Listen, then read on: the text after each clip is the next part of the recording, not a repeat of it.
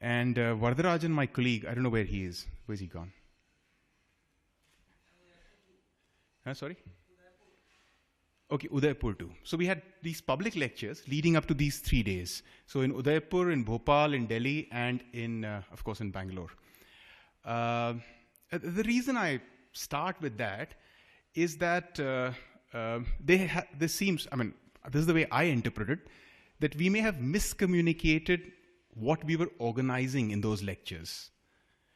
And if you're wondering as to why am I saying we may have miscommunicated what we are organizing in those lectures, is because they were completely sellout crowds. And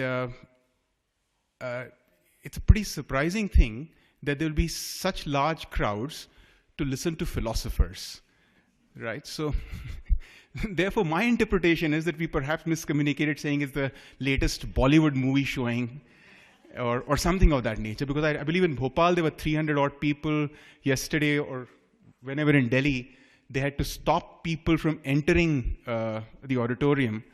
So that is really surprising.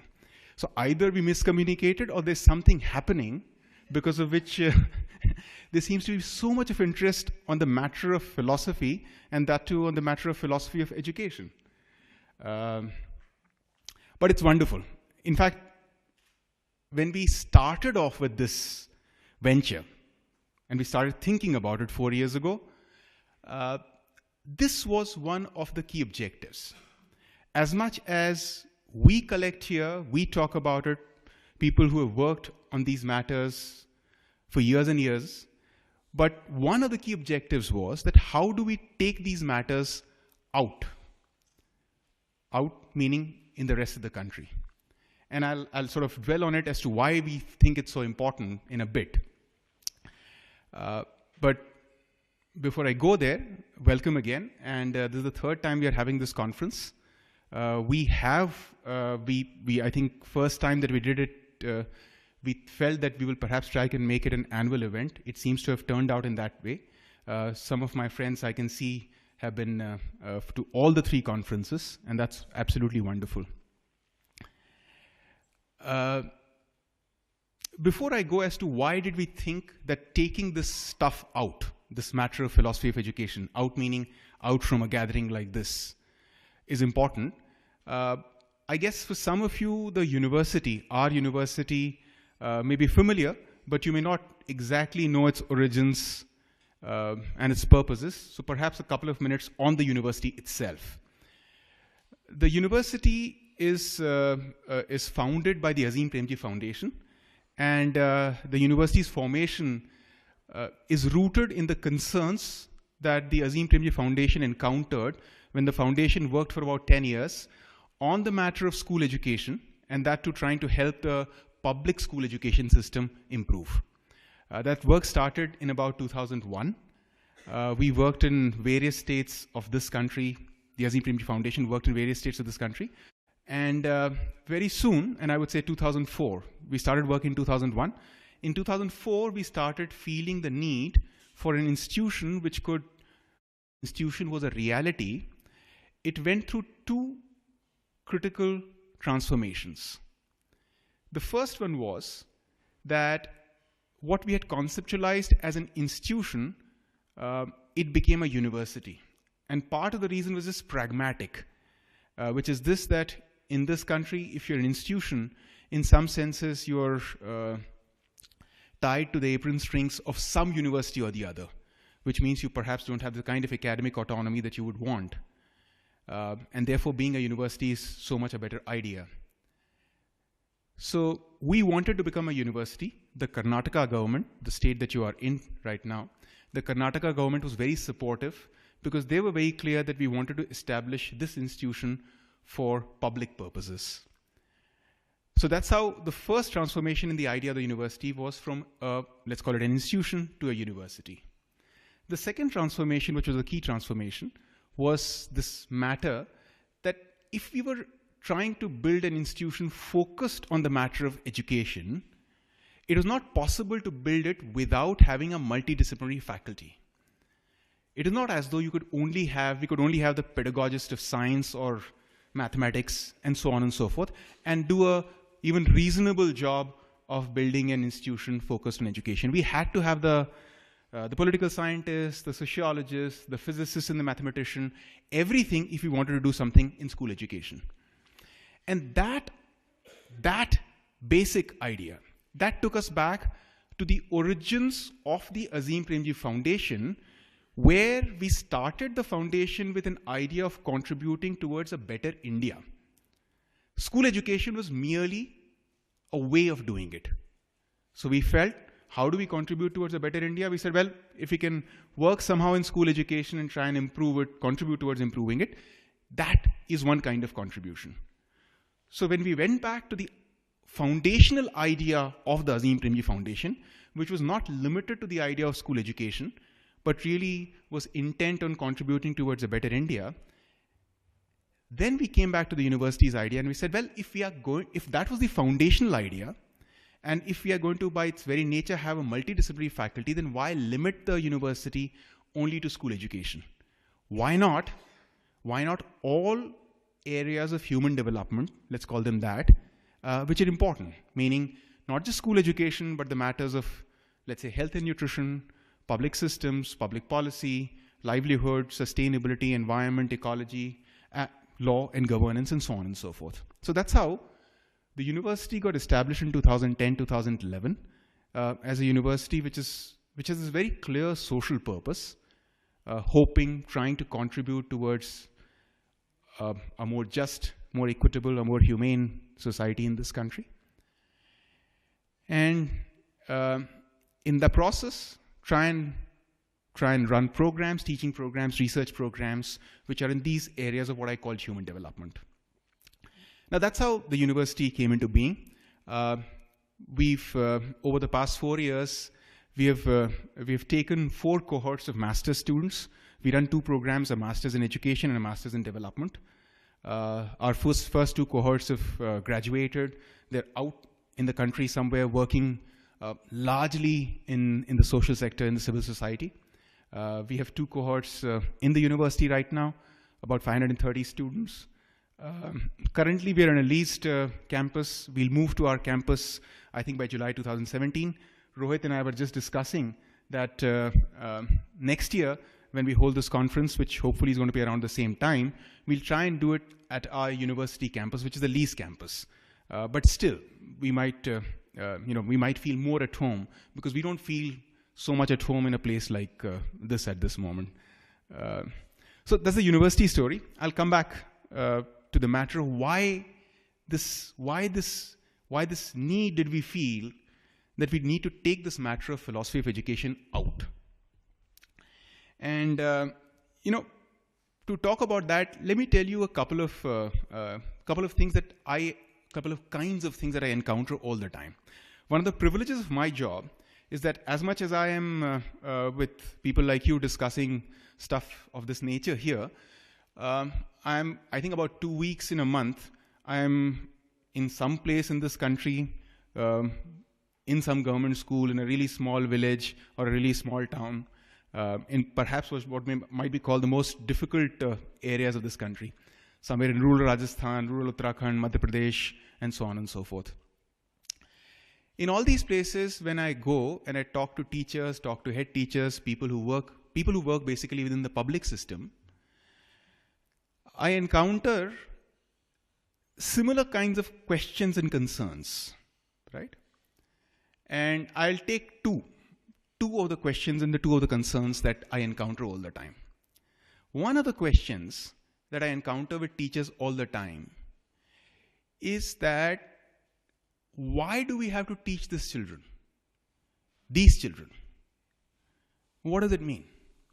What that means is that given our commitment to universalization of education, to inclusion, what has happened over the past 20, 25 odd years is the most disadvantaged or the very disadvantaged children are coming to schools.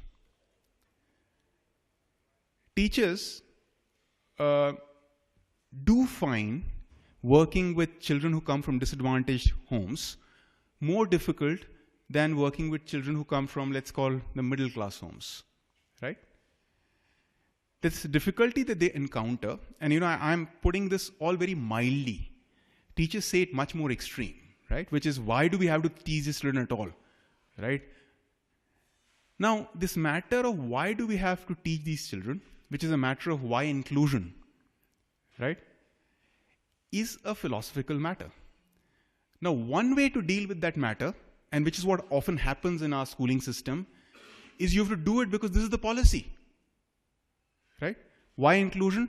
Why do you have to get the child from the most impoverished home in the village and make sure that she's coming to school and make sure that she's learning? Why do you have to do that? Because that is policy, right? Because this is an order from the top, right? Now, that's one way of dealing with the situation. And the other way of dealing with that situation is to try and engage with that question as to why do I have to do this, right? So that's one kind of a thing that one encounters all the time.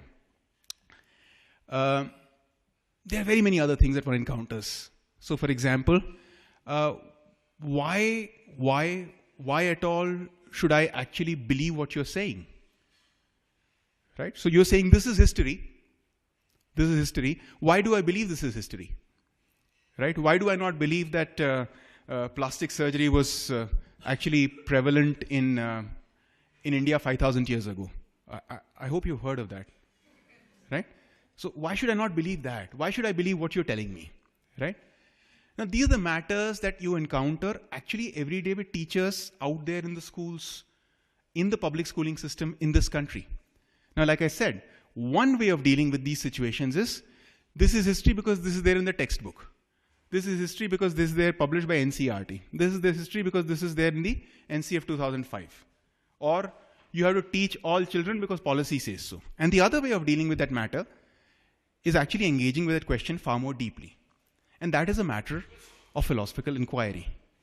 Now, this country's schooling system, more we encounter it, the more we deal with it, we feel this, I would call it desperate need, which is the engagement of people with such questions rigorously, systematically. They may not call it philosophy, because philosophy is a very heavy word. We can take it easily here in this crowd, but philosophy, the word, cannot be as easily digested in the world that I'm talking about. But whether you call it philosophy or whether you don't call it philosophy, it does not matter. The important thing is that rigorous systematic inquiry of these questions, which we will end up calling philosophy, is a desperate need out there. And I think that is a matter of larger discourse, which fosters such culture everywhere. And that is the reason because of which we felt that to the little extent that we can contribute, we must do it. We were committed to the matter of philosophy of education. We said we'll do this annual conference, but not just that. We'll try and take this out across the entire country.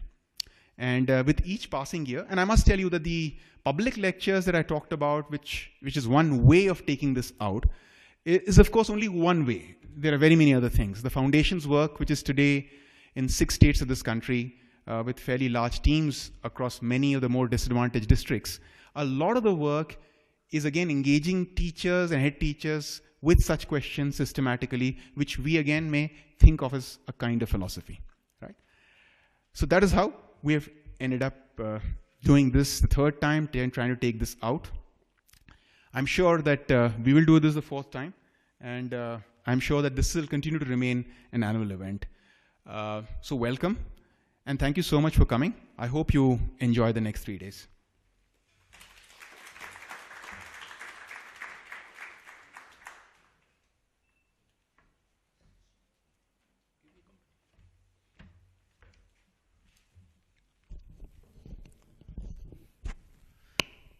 Morning, friends, and welcome once more. Anurag has covered many of the things why we have this conference every year. I'll add a few and share some information about the conference in general very quickly, as we have started a little late today. As Anurag expressed it, in another terms, the idea of the conference was to create a more deeper and more engaged kind of discourse on philosophy of education, and particularly in education. Also, the part of the idea is to bring that discourse to bear upon the policies and the practice of education, which is part of the discourse in that sense. A general idea in India has been that, of course, together with a very good and rich theoretical discourse, philosophy is always part of that, but philosophy as a little more distinct stream has been at the lower side, and that's one reason for this. In today's world, we also feel that there are many legitimate forces which influence education. For example, economic needs and conditions, the changing world, the technology, the various kinds of new things which are emerging. And to make sense of that all, and actually to bring some sort of coherence in the contribution of various other factors, again perhaps one requires a philosophical analysis of what we are attempting to do through education, which of these forces are contributing in that direction, and which of these forces need a greater analysis, and of course sometimes I also believe resisting. So this is not a claim that only philosophy contributes to this, but this is a claim that in constructing a, I do not know whether I should use that word, but a more complete theory of education, if the philosophy is absent, then there is a sizable gap. And perhaps there is also a gap or a problem of coupling all these perspectives together. So that is one kind of thing or idea behind it. One example for this could be that world over, perhaps education at this moment, and perhaps I do not know historically whether this is always has been so, but education at this moment seems to leave a void in the educatee's mind in terms of understanding life, its nature, purposes, how one should live, and understanding the self and its interaction with the world. Sometimes it seems to me, though I am putting it tentatively, that this kind of void which is left, that makes room for various not so acceptable interpretations of almost all the religions, and the immediate takes the precedence over the long-term and larger vision. So one job, perhaps, philosophical discourse could also be to keep the larger vision in focus and not allow people to forget that, which might be somewhat irritating for people. But I think philosophy is always mildly irritating in certain ways. Sometimes it becomes too irritating, and that's not good for philosophers. Now, coming to the conference, this is the third, as Anurag and Ajita have said. I just would like to say with you that in the first conference we got lots of papers, and there were very few papers which were focused on the philosophy or rich enough to draw on the philosophical themes. In the second conference we had papers blind reviewed, and there were more than 140 papers, but still there were 6 or 7 papers which were actually coming to philosophy. The third, papers were completely, blind review, and people from outside India were also involved in reviewing. And interestingly, the total number of the papers went down, but the selected papers through these more rigorous reviews increased. So it seems that the people who want to write papers the idea is being communicated that, okay, maybe a paper could be written in any discipline, but there has to be some thoughts and some rigorous analysis to do with philosophy and education in this. We got much less purely empirical descriptions this year than we got earlier. So it seems at the larger level, the people who are slowly sort of connecting themselves with this forum are starting thinking in a certain direction, which was one of the purposes of this conference. Another thing I would like to mention regarding this conference is that perhaps many people who are in philosophy of education and attend the two most famous philosophy of education conferences, one in US and another in UK, will notice that this conference has people who may not be philosophers of education, who are academics from social sciences and various other areas. The idea behind this is that we are much less concerned with the philosophy of education as a discipline, and we are much more concerned as philosophy of education as a practice which thinks about education and involves other people in it. It also seems to me that philosophy of education gets enriched when people, particularly from social sciences, interact. And the view of social scientists on education also, perhaps, I hope so, gets sharper and richer when they interact with philosophers. Therefore, we don't make a very sharp distinction between other humanity and social science disciplines and philosophy, as long as the discourse is focused on philosophy and education. The last thing I would say a few words about the conference is that every day we are starting at 9. Today we are finishing at 6:10. So this is a longer day. But the remaining 2 days we are finishing at 5:40 or 5:45. The format of the conference is deliberately to give about actually 1 hour to each presentation or paper, and so that there is enough time for the presenter as well as for the discussion. And for 2.5 days, 2 papers will be presented, one after another, and I mean discussion in between, and then there is a short break. So that's the kind of general format of the conference.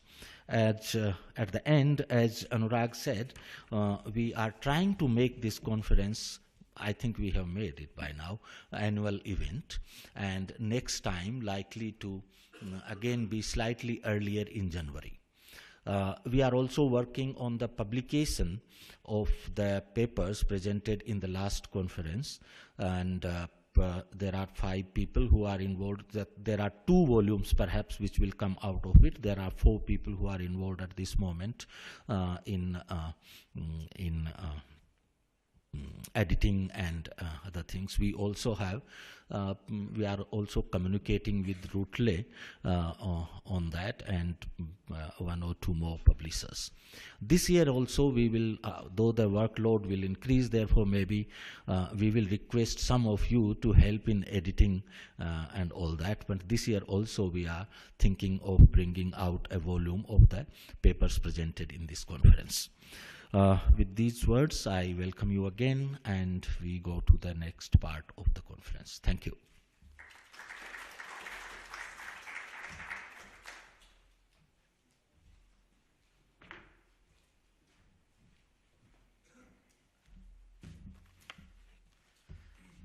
Thank you, Anurag and Rohitji. The theme for today is Human Nature and Education, Contemporary Concerns. You can pretty much see that in the brochure given to you. The day is divided into 4 sessions. About 8 papers will be presented today, and 2 papers per session. The first session is basically the keynote addresses will be presented in the first session, actually. We have today Professor Anthony O'Hare from the University of Buckingham, UK. He will be presenting on liberal education, human nature and the state, followed by Professor Nirmalangshu Mukherjee, Delhi University, Delhi, and his paper is titled Education for the Species. The keynote addresses this session would be chaired by Professor Venu Narayan from Azim Premji University. Now I call upon the speakers and the chair over to the dais. Can we please welcome them with a round of applause?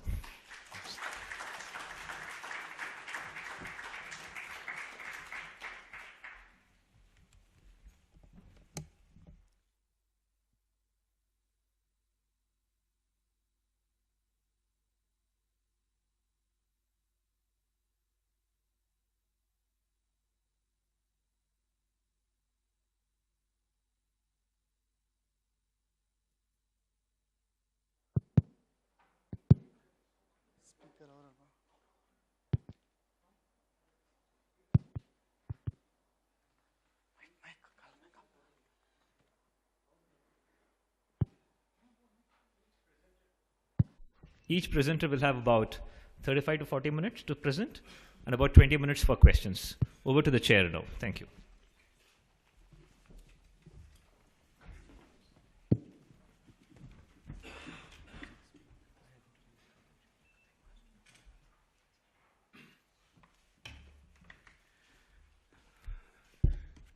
Good morning and welcome.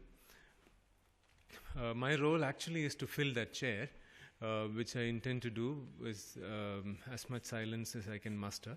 I'm very glad to welcome all of you to this session. And the first speaker is Professor Anthony Ohia. And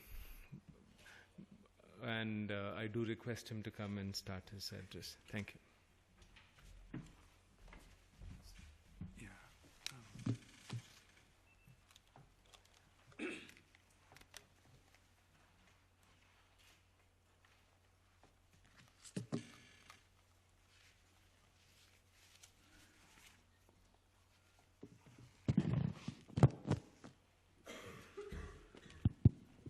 Right, well, I'm not being dressed to perform an Indian dance, but to open this conference, which I do with some diffidence.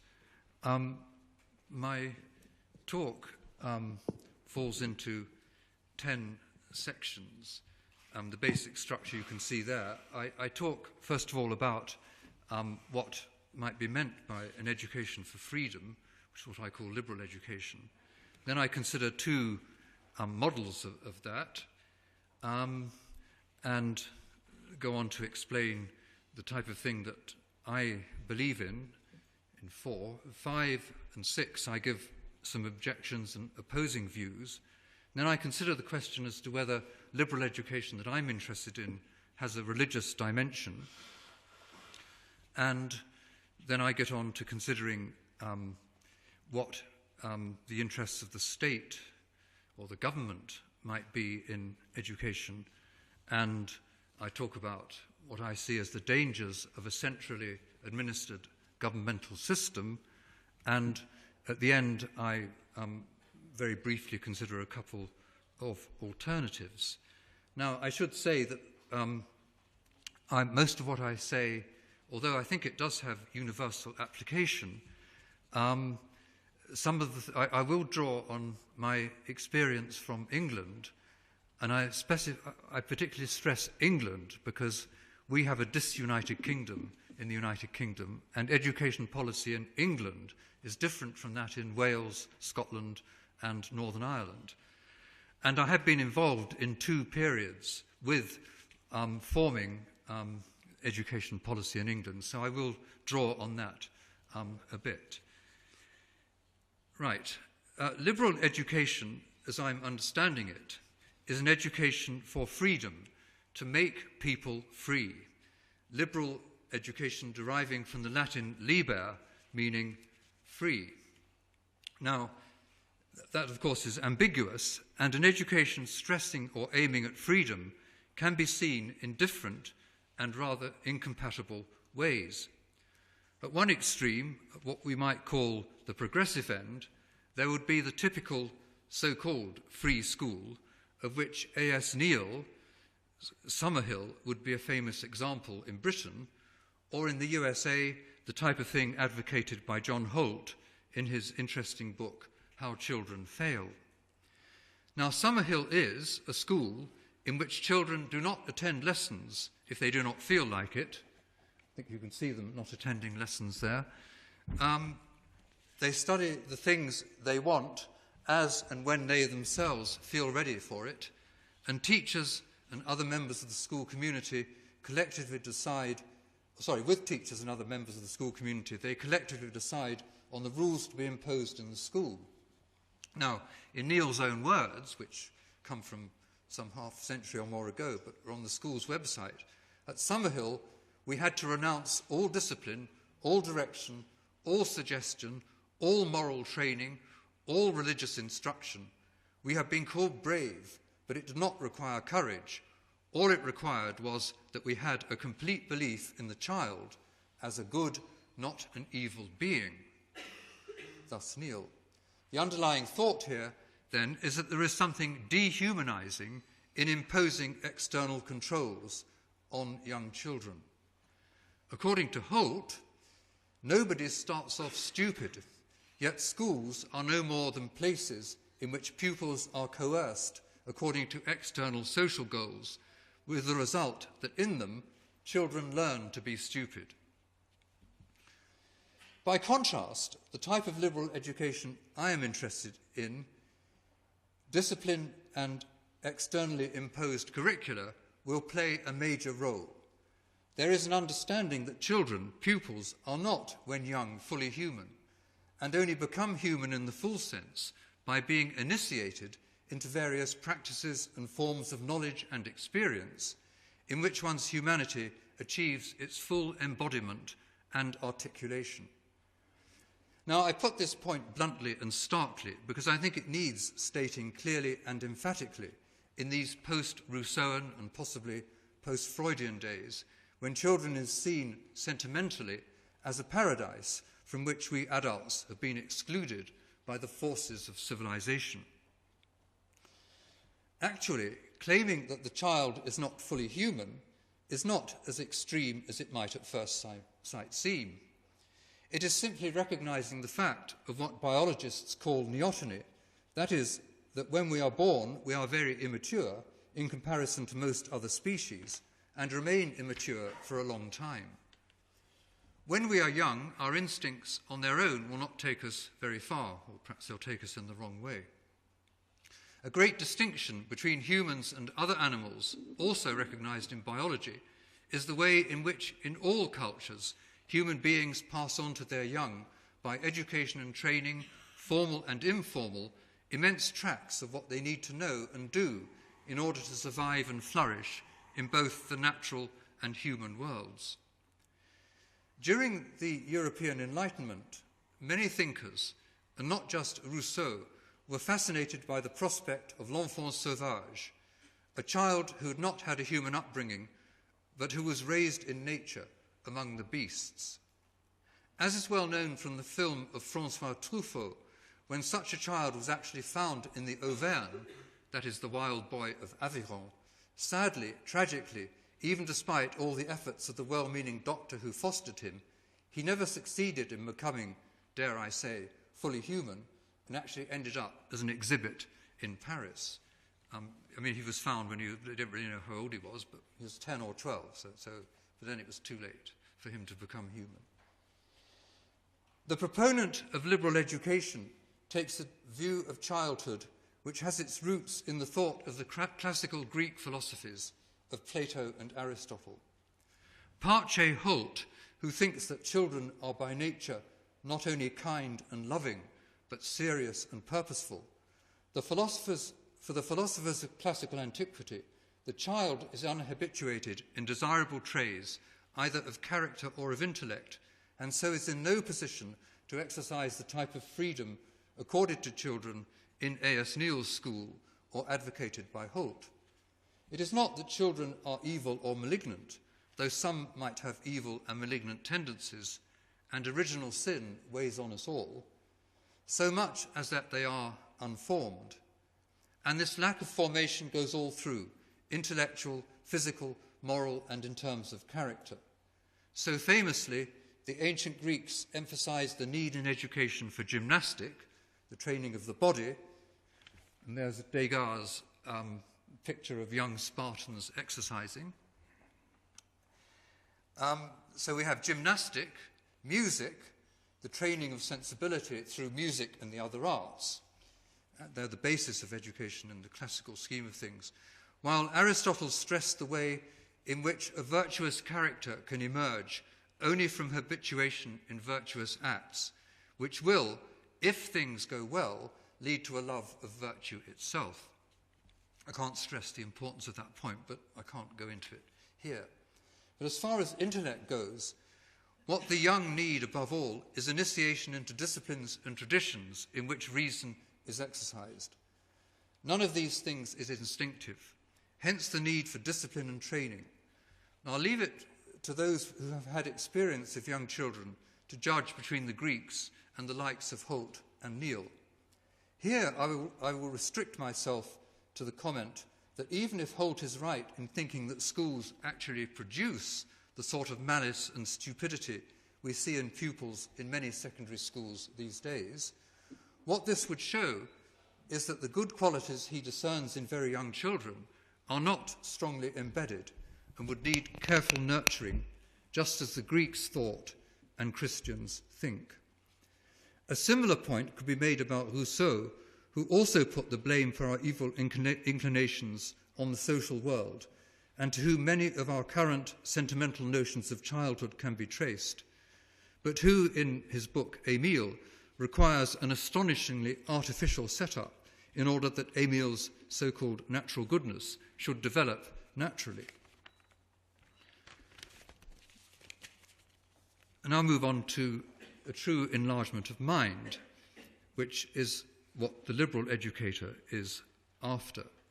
From the perspective of the liberal educator, as represented by, say, Cardinal Newman, or now we have to say Blessed John Henry, and of Matthew Arnold in the 19th century, in an education which truly frees the mind, if not the key element, will be an initiation into the best that has been thought or known, or said, in Arnold's words. As a result of such an initiation will develop that true enlargement of the mind, which is the power of viewing many things at once as one whole, understanding their respective values, and determining their mutual dependence, as Newman had it. Here, teaching and discipline are essential because the best, in whatever field, is not going to be picked up randomly. Much of it will be hard and different from anything the pupil will be familiar with or will pick up in his or her ordinary life.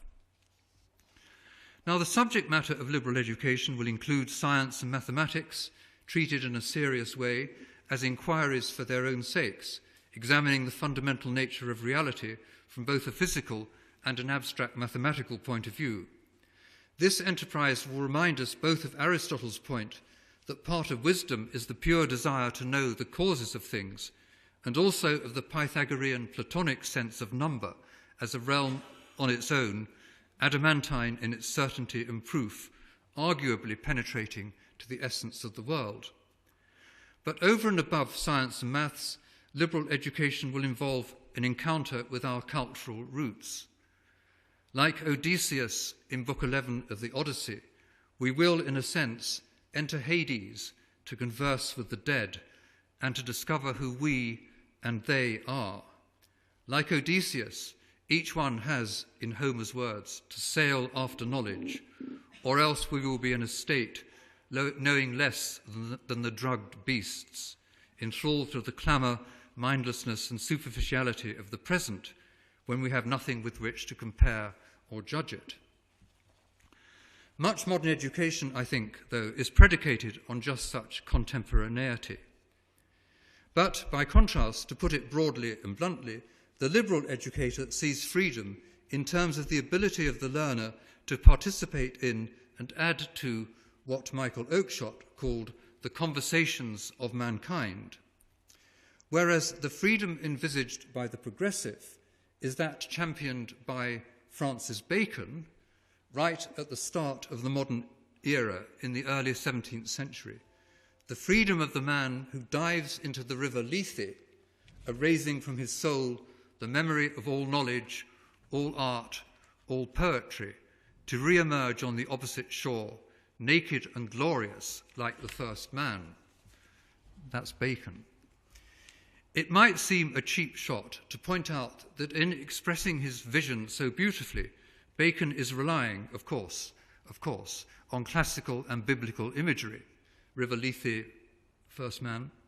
But it would not be a cheap shot to point out that Bacon was the advocate of a new science based solely on observation and experiment, which was supposed to look at the world anew and without preconception or influence from past authorities. For Bacon was a polemicist who referred to the knowledge of the Middle Ages and of the Renaissance as well, note, as consisting of idols, and who excoriated the intellectual influence of Aristotle. Bacon's own contributions to the actual new science of his day were less than nugatory, and he misunderstood the mathematical and theoretical nature of the new science he was supposedly advocating, which was actually very far from addressing nature without preconceptions. But we should not overlook the way in which the Baconian conception of science is a thoroughly utilitarian one in contrast to the view of Aristotle. For Bacon, the true and only point of science is to improve man's estate, as he put it, and the liberation is one afforded, if at all, by technique and technology, not by wisdom, as Aristotle saw as the end of science. It is not then surprising that Bacon should have been an opponent of liberal education, to the extent that he opposed the foundation of Charterhouse because its curriculum was to be based on the Greek and Roman classics. But as you can see from that picture there, he failed in that endeavour, and there you see pupils at Charterhouse playing cricket, notice in white, not in IPL gear. Bacon can be seen to be the first of one of many who've opposed liberal education on grounds of economic and scientific utility, including John Locke, Newman's bête noire in this respect. And we stand here at one of the big divides in educational thought between the followers of Aristotle and Cicero, the liberal educators, who see a virtue in knowledge for its own sake, and the rational life based on an education in such knowledge as an end in itself, a true freedom of the mind, and the utilitarians, Bacon, Locke, and their followers, who see education, and indeed knowledge itself, primarily as a means to ulterior practical ends. Now, a further element is added to the utilitarianism of Bacon and Locke by John Dewey. According to Dewey's pragmatist philosophy, the key notions for any human activity are problem-solving and growth. And don't ask me what Dewey meant by growth, ask Dewey, but I don't think you'll find an answer. Dewey had an inbuilt hostility to the past because, in his denial that there were any eternal or permanent verities, the legacy of the past was that of yesterday's solutions to yesterday's problems. Explicitly linking his thought to Darwin's theory of evolution, which he called the greatest dissolvent in contemporary thought of old questions, Dewey wanted everything, including philosophy and education, to address the intelligent administration of existent conditions. In the continuous flow of life in which we're all swimming, we must always be ready for new problems and ready through our education to experiment with new solutions. And for all Dewey's occasional nod to the great minds of the past, there is in his educational thinking, and even more in that of his followers, a relentless focus on the modern and the demands, or what they take to be the demands, of the present, which cannot be suspicious of any Arnoldian lingering over the best that has been thought and known. For Dewey, not only should education be directed at practical ends, today's practical ends and today's problems, approached in a technologico-scientific spirit, but it will be collectivized. As is clear from the Chicago school experiments of the 1890s in which he was involved, Dewey saw education in highly politicized terms, in which the community as a whole will participate in solving its problems.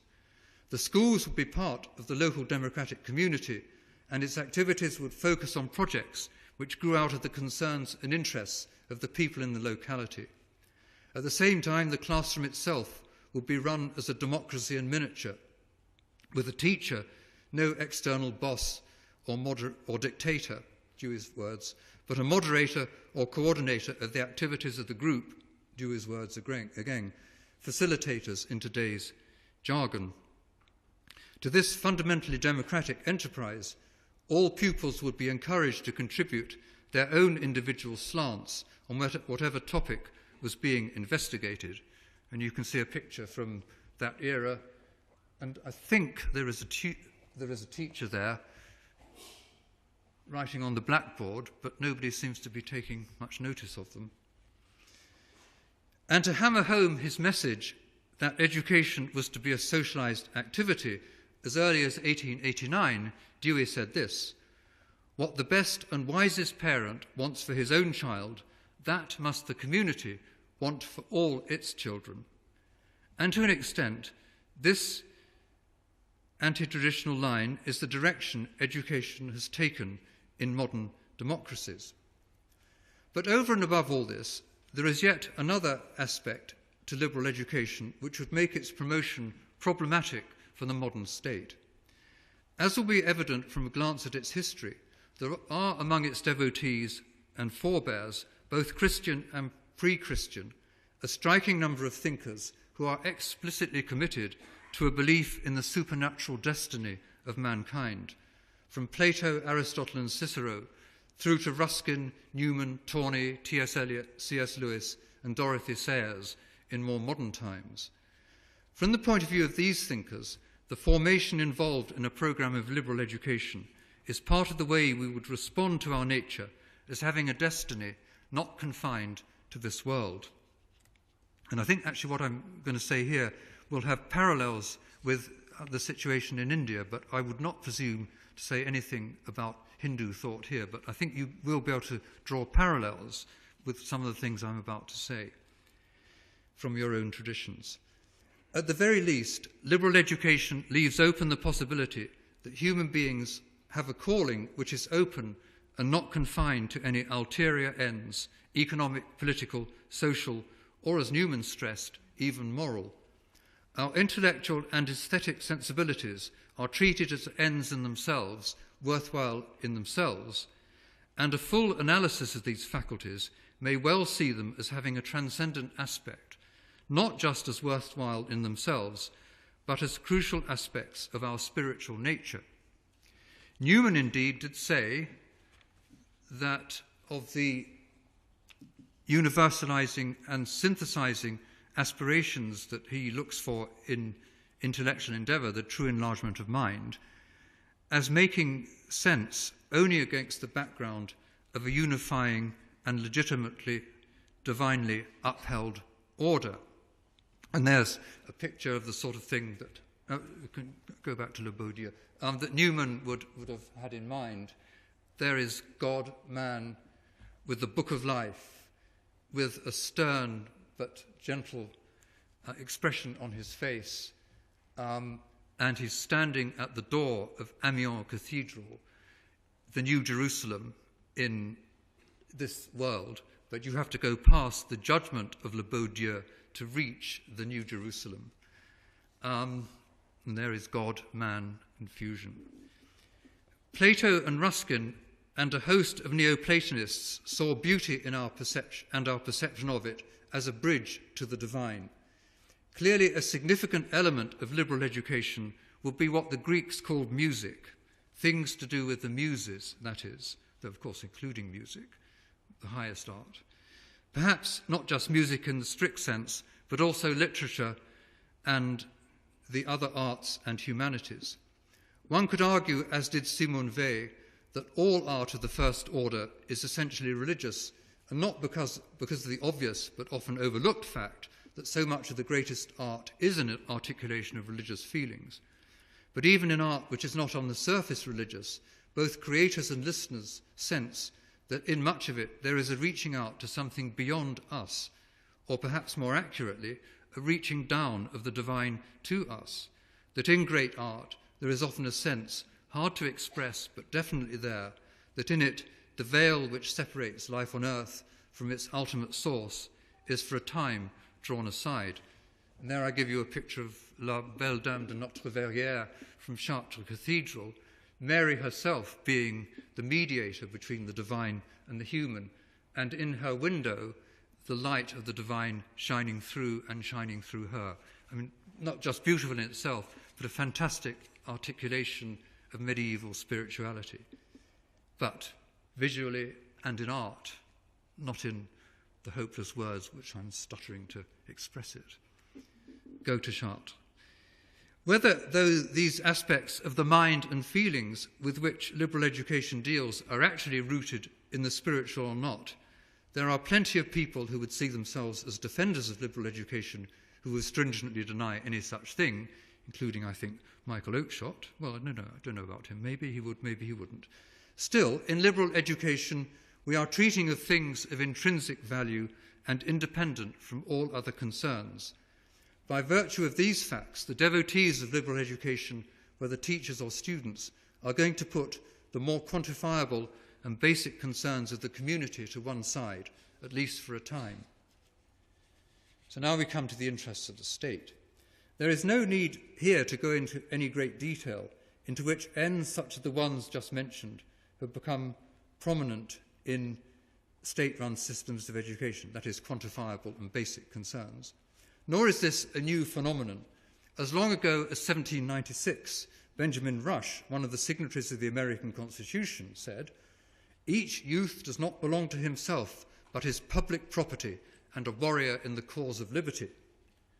Paradoxical as it may be to think of someone being public property in the cause of liberty, in the century following Rush's statement, public education, as far as it existed, was designed not only to prepare populations for work, whether mental or manual, in most industrialized countries, but also to promote, explicitly, to promote such causes as evangelical Christianity against Catholicism in the USA, nation building in general, Prussia and Germany, the values of the secular state, France, and in Britain, the production of a cadre of young people fit and apt for military service and running an overextended empire.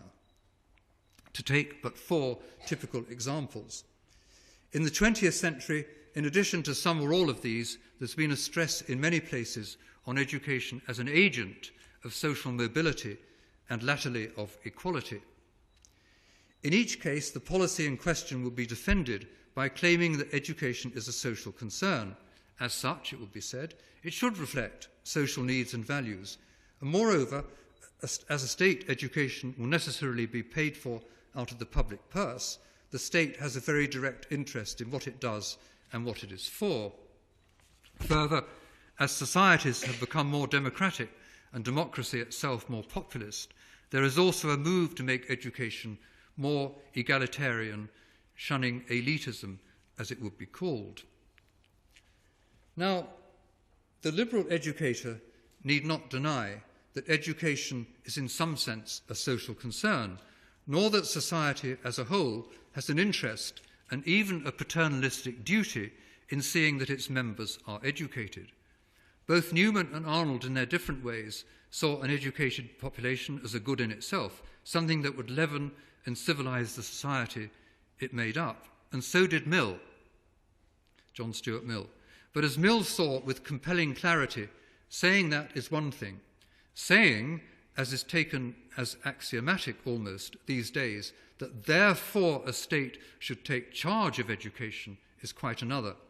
In Chapter 5 On Liberty, Mill warned that a general state education is a mere contrivance for moulding people to be exactly like one another, and in proportion as it is efficient and successful, it establishes a despotism over the mind, leading to one over the body. One may, of course, have doubts about the efficiency of the thing, but looking at the materials of the English national curriculum as it was under New Labour in the first decade of the 21st century, there could be no doubt about an intention of just the kind that Mill feared, an overwhelming and overweening drive within it to produce a certain set of attitudes on topics such as multiculturalism, environmentalism, citizenship, social justice, and even the European Union. Now, we've so far been treating the question of the influence of the state and its bureaucracies as if they were in some sense neutral phenomena, simply administering policies laid down by rulers and politicians in a disinterested way. In practice, though, we know, well, I know, because I've dealt with them, we know, you know, both from experience and from the findings of public choice theory, that bureaucracies are never disinterested players. They always have their own interests to pursue, their own empires to build up, their own influence and power to expand. No bureaucracy is likely to favour an activity whose aims and rationale are essentially in tension with a managerial bureaucratic approach, and also essentially to place its adherents at least one remove mentally from the state. The aims of liberal education certainly are to place people at one remove from the state, in that they involve values which are unquantifiable and which will seem to the managerial mind to be unaccountable, and aims which may well be critical of the forms of economic utility and social levelling beloved of the politician and the bureaucrat. Nor should we forget that the modern world and the politics of the modern state, above all, are aspects of what Plato called the great beast. The great beast is the public world, which can be pulled in any direction by the force of public opinion, without regard to truth or justice. In a populist democracy, public opinion is easily manipulated by propaganda and the mass media. Political leaders are demagogues, and they in turn are in thrall to all sorts of other interests and powers. Political parties exist, but as mass movements, concerned only with growing and furthering their own power, which is why Simone Weil so hated political parties. All this is highly corrosive of the type of individualism and the type of independence and serene individualism the liberal educator endeavours to foster. So we should not be surprised if the modern state hardly wants to cherish institutions of liberal education, but sees education rather in terms of aims of its own, be they nation-building, economic utility, social levelling, or whatever, or a combination of all of them. Now, I now make just a few very brief remarks about the possible ways through this. This is not the place, and be reassured, I'm not going to discuss the mechanics of an unregulated system of education in any detail, though some form of voucher system has occasionally received support from the political left as well as from the political right. In voucher system, parents would receive in the form of vouchers what they paid in taxes for the education of their children, with various top-ups in the case of poor parents and handicapped children. Such a system could be a godsend to the poor, particularly, for it is poor parents in poor areas who are most trapped in the monolithic and unresponsive government system, in which they have no option but to send their children to the poorly performing and undisciplined state schools which constitute so many of their community schools. In a system of education not run or controlled by the state, even if supported by the state, taxes in the form of vouchers, should the state still have a regulatory role? Here, I think, is the Achilles heel of the voucher system. For what the state gives in doling out by vouchers, it will then want to take away through regulation. Whether it would be possible within a voucher system for the state to manage to confine its role in the way just suggested, in the way I would suggest, is of course an empirical matter, whether it would be able to resist regulating the thing out of existence. Economists and public choice theorists who are highly sensitive to the self-aggrandizing tendencies of state bureaucracies point out that vouchers are just too much of a Trojan horse for the reasons I've just suggested. Maybe tax credits, where people are simply allowed to set school fees against tax, would be a more efficient, more genuinely liberal way. Or maybe, most radical of all, education should simply be left entirely to the private decisions of private individuals who would not be taxed for education. In such a world, no doubt, charities would provide education for the very poor, but also, as the work of James Tooley who I think is going to address this conference later, in his work in India, Africa and China has demonstrated small schools would spring up even in the poorest areas from the private initiatives of groups of parents, community groups and educational entrepreneurs who, even in these impoverished settings, often provide a better level of education than the competing government schools, which you'll probably hear about that from James later. In advocating whatever form of deregulation of education, the defender of liberal education will have to take on board the fact that there will undoubtedly be schools which he or she disapproves of. Here his position or her position will be liberal in a wider sense. We can all think of examples of schools which might crop up in a deregulated system. Schools for Scientologists or creationists or Islamists and the rest, which doubtless some will object to strongly. On this general point, I will just say two things before concluding. First, freedom in whatever sphere will always involve outcomes some disapprove of, but this does not mean that those making the choices do not have the right to make them. This is what freedom means.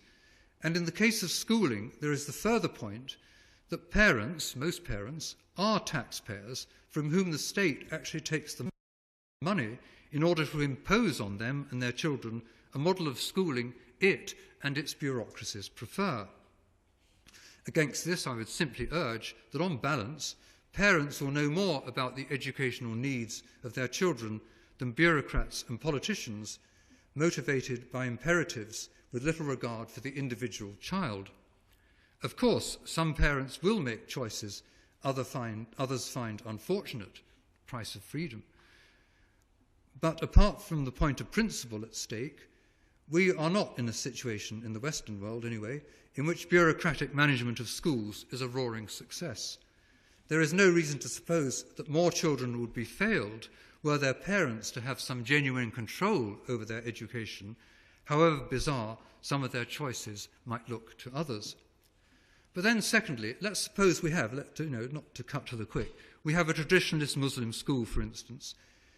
In a context of parental choice, it will be supported by the parents who sent their children there, otherwise it would not exist, which will be important educationally and in other ways, and a big advantage over the present situation in which many parents are unhappy with the schools the government forces their children to go to, but who have no way out. Of course, this Muslim school, traditionalist Muslim school, would teach things some people did not like. But then again, let's face it, many state schools do just that. Many state schools teach things I dislike intensely. And from them, there is currently no exit for the vast majority. As far as the teaching of what is disliked goes, there would, of course, be the normal application of the law to prevent incitements to violence, suppression of the rights of girls and women, vilification of minorities and the rest. So long as the school remained within the law, it is hard to see by what right even the best meaning of authorities could forbid the teaching of specific doctrines or worldviews. But equally, the vast majority of parents do want their children to enter mainstream society, whatever their own particular beliefs, and so there would be a pressure for an education which was not so bizarre as to make that impossible. And even where that was not the case, as with the Amish in parts of the USA, other things being equal, it seems to me, tolerance by society as a whole would seem more fair, more constructive, and more in a genuinely liberal spirit than attempts to suppress minorities by force or taxation, which is what external intervention amounts to. In sum, then, to conclude, supporters of liberal education, to come back to liberal education, ought to favour a system of genuine parental choice, stimulating genuine diversity of provision, because of the reasons I've given that the state will be inherently hostile to liberal education, with the state playing as small a role in education as is consistent with it that all children are educated and that in their education the law is upheld in a general sense and children are not subject to obvious physical or moral danger. Not only does liberal education view education as in principle autonomous, ideally, but for the practical reasons just considered, it is most likely to thrive where education is not run by the government. Many parents, of course, would not choose this form of education. But because, as we see in the independent sector in Britain and the USA, schools promoting the vision of liberal education are popular with parents, even with parents who do not fully understand it, enough indeed for liberal education to flourish, at least in those places. Given, though, that education in most Western democracies is run predominantly by the government, and in many cases increasingly intrusively, and that we do not have a voucher system or anything permitting genuine parental choice for the vast majority of parents who cannot afford private schooling, the best hope for liberal education would seem to lie in whatever private sector of education is allowed to exist. Meanwhile, as things stand, the best plan for liberal educations who want to do more than simply teach in whatever setting they can would be to campaign for greater levels of autonomy within their national systems of education. And I'll just end by saying that I am in fact myself the governor of 5 schools in a very deprived area of London, state government schools, in which we are indeed trying to promote a vision of liberal education, including the teaching of Latin, which is of course only on the whole the preserve of the independent sector in Britain. So there may be things that could be done even within the state system, but that would require that the schools are derogated from various regulations and edicts of the government. Thank you.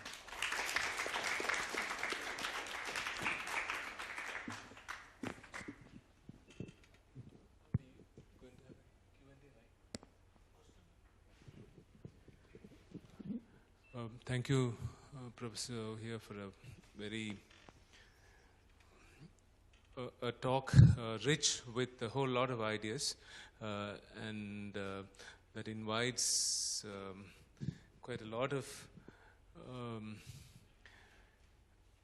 questions from the perspective of a country which is still struggling to understand what the limits of state intervention in school should be, and which is at the same time rapidly privatizing in school education. Now, I would invite the audience to ask questions. Yeah. And could someone hand over the mic, please?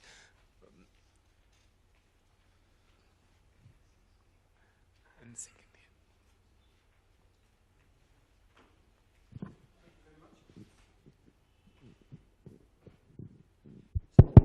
Now it's working. Thank you. Thank you very much for the presentation. I have 2 questions, I think. The first one is a question of clarification with regard to John Dewey. So I was wondering how you're situating Dewey between the proponents of liberal education on the one hand and its enemies like the utilitarians, because on the other hand, Dewey is, of course, in line with empirical research, with an emphasis on empirical research and experience and so on.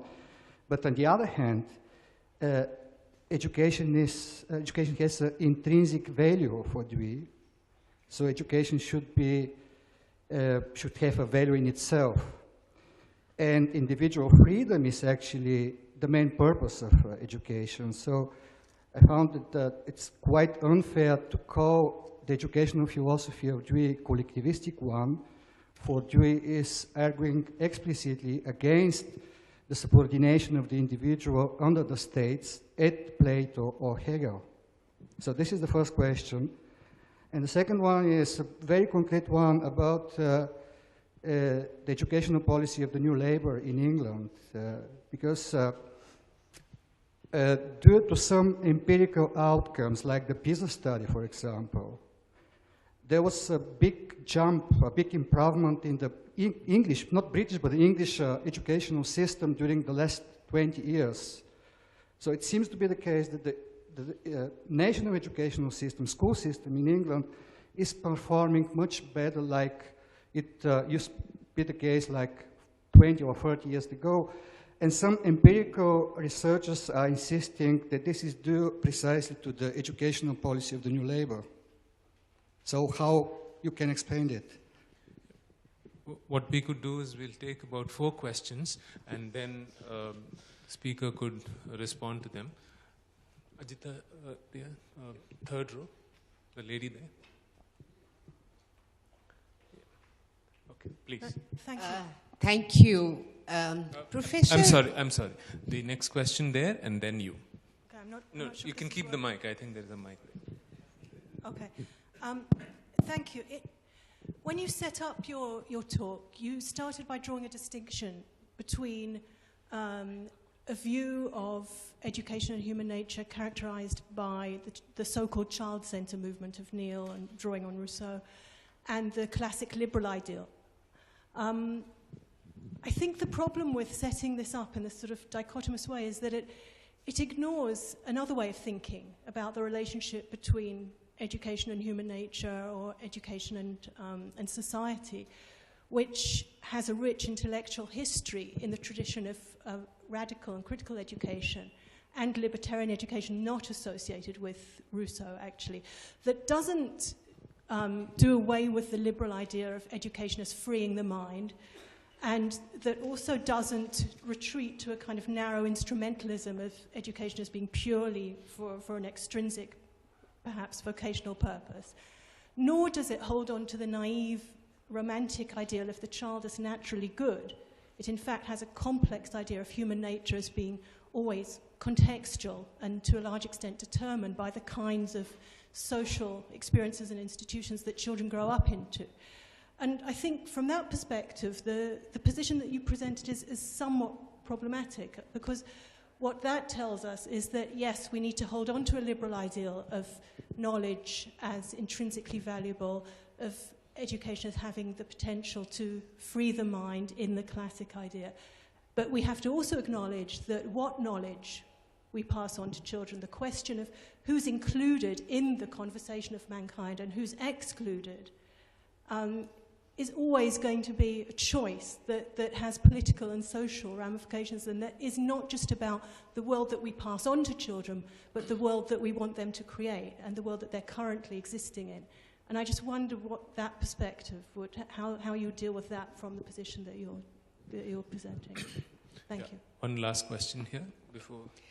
I assume that you are not advocating the complete withdrawal of the state from providing for educational opportunities, but within that, the state responsibility to provide educational opportunities, you are defending, and very rightfully so, autonomy from any kind of imposed state diktats. Because autonomy is a dangerous word. I know it is central to liberalism, but does it also imply autonomy from the market? I mean, that is the first question that I'd like to ask you. Secondly, you mentioned the Greek notion of education in passing, but and you related it to beauty and aesthetics.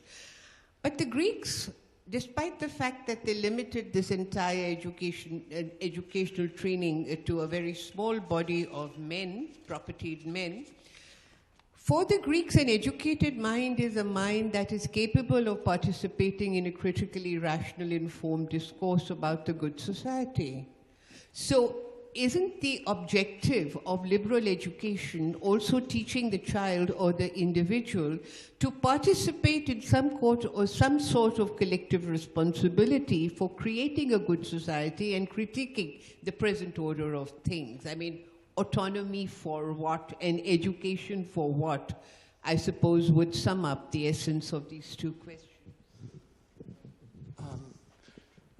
Okay.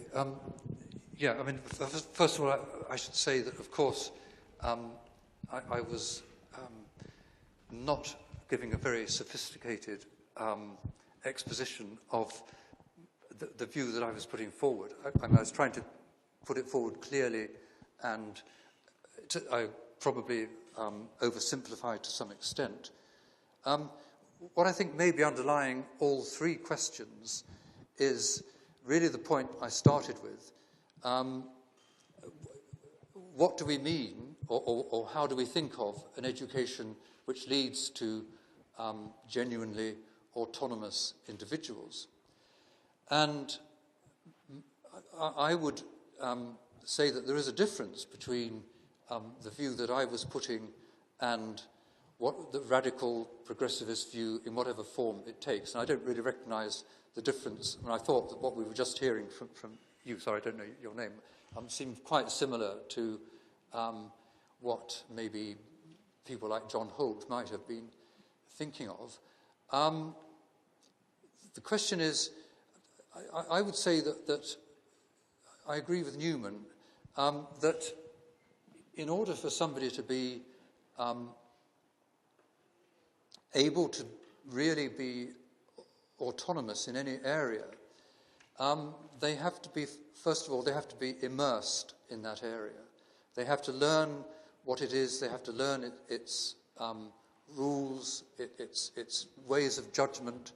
Many of these things are unspoken, like in science. I actually rather agree with Kuhn in some ways that you only become a scientist by doing science, because scientific judgments are not axiomatizable and they're not things that can be picked up from outside. You have to learn the practice. So if you want to be autonomous in any sense in regard to science or have any understanding of what science is, you have to actually do it. And that implies a subjection of the mind of the pupil to the authorities of the time. Of course, these authorities at the time are changing and will change, and if somebody is immersed in the practice, then they may well lead to changing it. I'm not suggesting that any of these things are static, and similarly, that's how I would try to deal with the point about, I know the question, whose canon, whose great books, etc. Yes, of course, that's not a closed question, and it's the question in which the person who is being educated will make their own contributions and change the canon, probably. Not that I really believe in a canon, but they will change the idea or the corpus of works that people want to immerse themselves into. Having said that, you cannot understand Western civilization without, I say, and of course most people here will disagree with me, but you cannot understand Western civilization without reading Homer. You cannot understand European literature without reading Virgil. These are just the keystones, and other similar works, Aeschylus from Greek. These are the keystones, the works to which people return. And Shakespeare, of course, went back to Virgil. Dante had Virgil as his mentor, going through Inferno and Purgatorio. And Virgil was, of course, trying to outdo Homer. I mean, the whole thing is a continuous stream. Milton trying to outdo the whole lot of them, which only a boy from St. Paul's School could ever have thought of trying to do. So there are some things in this current, and I'm sure this is true with culture in India, which are always going to be there, and which, if you want to take part in the conversation in a way that frees you from, as I said, the seductions and immediacies of the present, you have to immerse yourself in those things, not so as to drown, but so as to be able to swim. And of course the hope is that some of these people that have done these things will play a part, as Aristotle wanted, in civic life. So I'm not saying that education doesn't have, in a certain sense, participation in civic life as an extrinsic goal. What I would urge is that the goal is treated as extrinsic, and one's participation in civic life, as indeed one's happiness and fulfillment, which may come as an indirect result from these things, though of course it may make you unhappy too. Don't forget that Socrates was unhappy. And we're supposed to admire Socrates rather than the fool. Education makes people unhappy. It makes them unhappy at least because they realize that there are goals which they can't achieve, which some of us think. I'm just reading Goethe's Faust this morning, and I think that the great thing about Faust was that, as Goethe did, of course, that he was never satisfied. that is a mark of our humanity. So the education makes us unhappy. So don't go away saying, we want education, so long as the children are happy, it's all right. It's not all right. It's only all right if they're unhappy enough to want to go on. So, but anyway, leaving that aside, I think that the kind of maturity and intellectual maturity that should come, doesn't always, from liberal education, that will play its role in improving public life and public discourse. But what I'm arguing against is trying to go straight to those goals without going through the core thing for its own sake, because it is worthwhile for its own sake. We'll take 2 more questions from the back, one there, and yeah, last.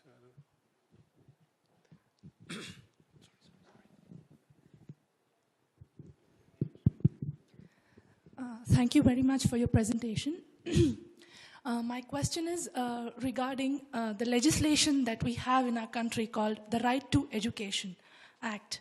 So I want to know, in the context of your ideas on liberal education, how do you see this legislative approach or a right-based approach as a demand or as a I don't know, as an entitlement demanded in terms of understanding whether it is useful or whether it has any role to play in the liberal education idea of liberal education or the project of liberal education. One more question. Yeah, right here.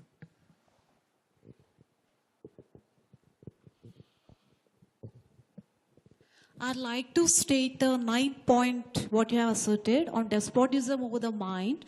The question is, the quote that you have quoted about John Stuart Mills, a general state of education is a mere contrivance for moulding people to be exactly like one another. How is it possible to mould the people to be exactly like one another? My beliefs so different, your beliefs so different. Is there any solution that we can mold the people in a similar way? My thoughts are different. Thank you. Okay, yes, I did say, I did qualify what Mill said by saying insofar as it is successful. And thankfully, in many ways, education often isn't very successful. That is, that children are, of course, very good sometimes at resisting things that are imposed on them. And I mean, I know many people who go to religious schools, Catholic schools or Protestant schools, who their education actually enables them to escape from the dogmas which they're taught. So I don't actually think that education can entirely succeed in moulding people to be exactly like one another. My point, not my point, Mill's point, is that, of course, his general premise was that in a liberal society you needed diversity of opinion. And the truth would only emerge through competition between different views, different theories, and so on. And that's one of the reasons that he objected to a general state education that was not really going to allow diversity to flourish. Having said that, of course, actually, I don't know what the situation is like in India, but in my country, there is a great amount of attempting to mould people to be exactly like one another in effectively outlawing certain questions and expressions, types of speech, and so on, which I do think actually has a very authoritarian and rather unpleasant feel to it. And that is, of course, also exacerbated by the education system, in which the Secretary of State for Education lays down various things about what she, in this case, thinks that teachers ought to be teaching on matters of sexual morality. So, I mean, and teachers who disagree with that, I don't know what will happen to them. I wouldn't like to be in their shoes if they started to say what they actually thought and were denounced for that. So there is actually a climate of censorship which exists within educational and also in the state system generally of activity within Britain. So I mean, I think that Mill's fears are realizable. As to whether children have a right to education, as far as I would use rights talk, yes, I mean, I would agree, of course, that they do. I want all children to be educated. I want them to be educated in a way far wider and broader than they usually get, which is one reason why I've spent a lot of time working in these 5 schools I was telling you about, mentioned.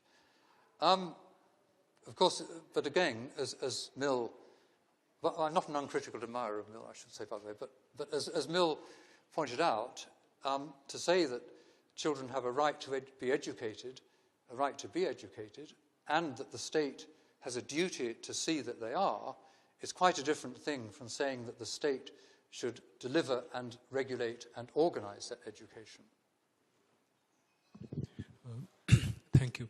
We'll now go to the next part of this morning's session, talk by Professor Nirmalangshu Mukherjee, and then followed by a few questions. Thank you.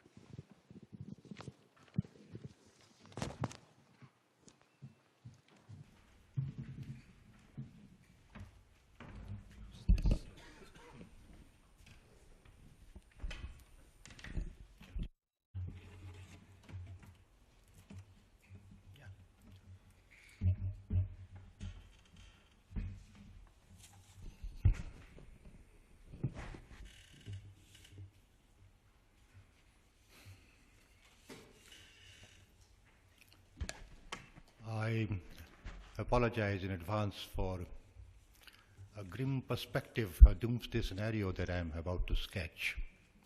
But I thought articulation of this anxiety has some point, because that's probably the only civilized means available for dispelling it by reflection. As was pointed out, education makes us unhappy.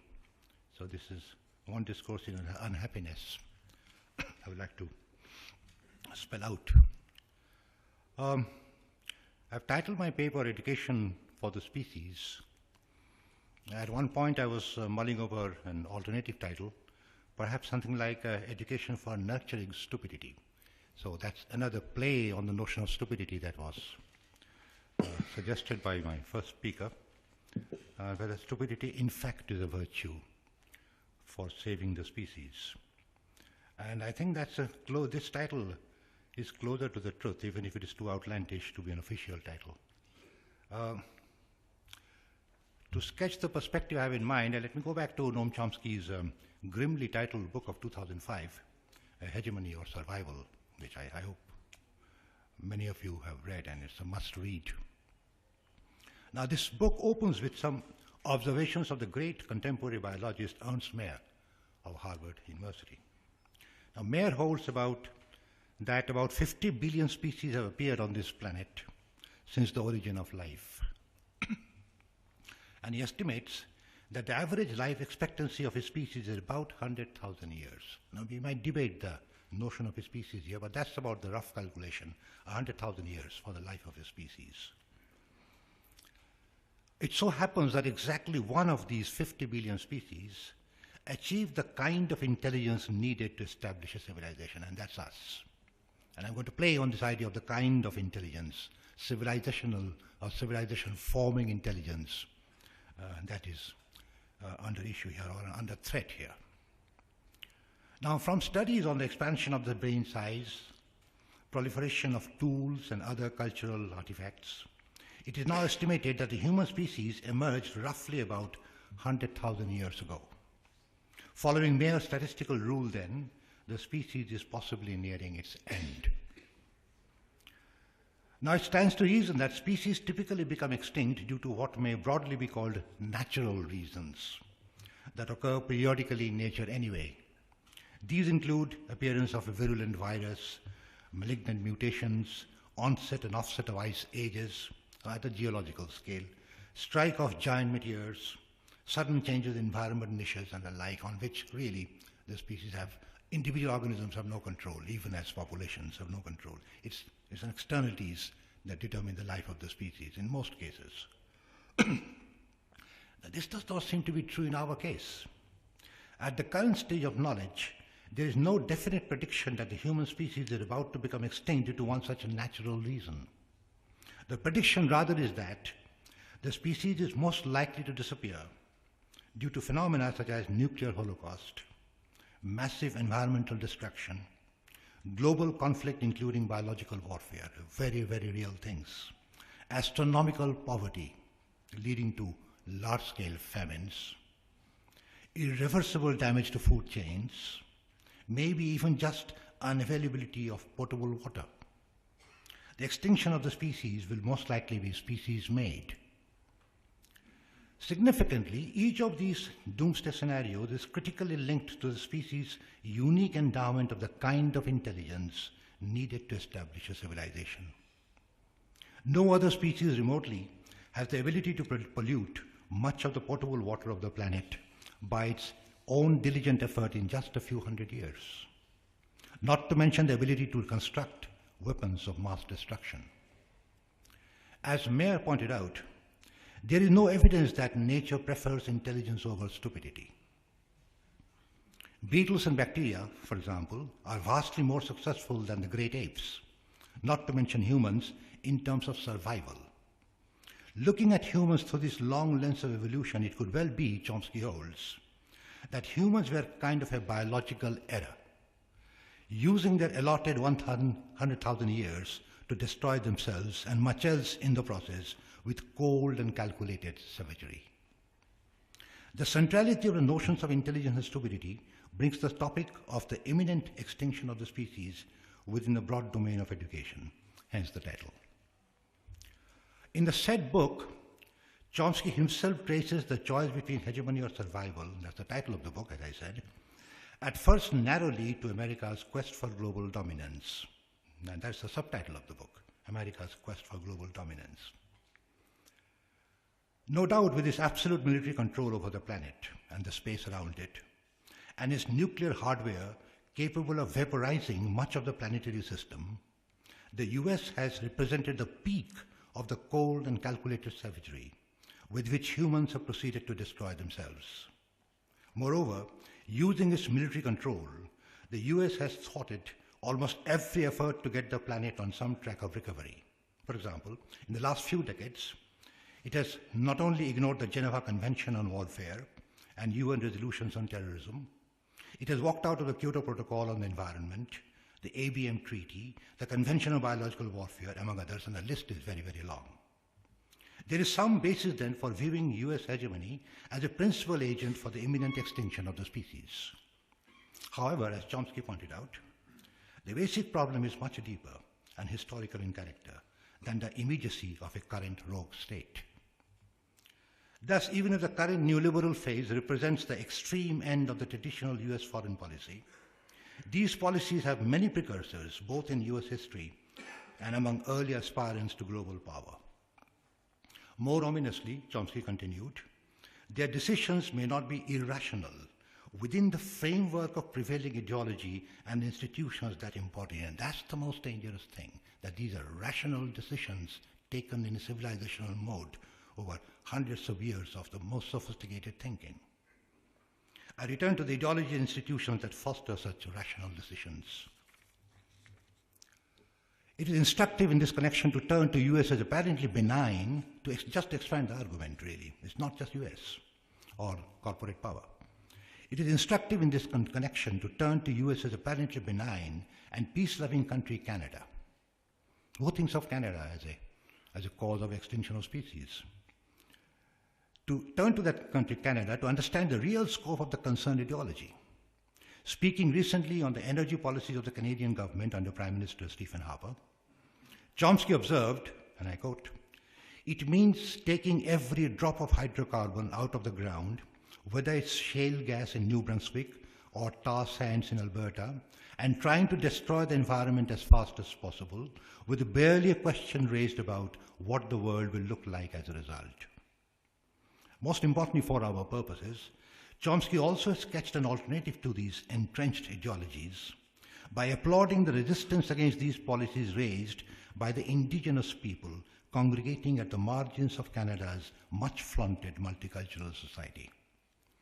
It is pretty ironic, Chomsky remarked, that the so-called least advanced people are the ones taking the lead in trying to protect all of us, while the richest and the most powerful among us are the ones who are trying to drive the society to destruction and to the species extinction. The general lesson is hard to miss. Notice the expression, all of us. The resistance to the extraction of hydrocarbon by the indigenous people not only saves the environmental niche of these people in New Brunswick or Alberta, it is protecting all of us, the species. In contrast, the rational choices enforced by the ideologies and institutions controlled by the rich and the powerful is driving the human race towards extinction. I'm told the annual budget of the Harvard University is about $100 billion, single university. It is thus an issue about the salient authorship of knowledge. The issue of knowledge emerged vividly nearer home in the jungles surrounding the Nyamgiri Hills in the state of Odisha. And I was hoping that some of the people involved in that brilliant struggle will be here. Now, these hills contain about, for those who don't know, these hills contain about 72 million tons of high-grade bauxite, the source of aluminium, which the mining giant euphemistically called Vedanta wants to extract to feed into giant factories built on this land. After years of resistance by the local poor, mostly tribals, who had lived on this land for thousands of years, and much manipulation and show of muscles by the state, financed by the mining oligarchy, the government was compelled to organize a referendum for 12 carefully selected villages when the fate of thousands of villages was involved. The government hoped that by carefully selecting the 12 villages, they will ensure the vote in favor of Vedanta. And that's a constitutional requirement that you have to have the majority of the people must agree for the deforestation that is involved. Anyway, so these 12 carefully selected villages.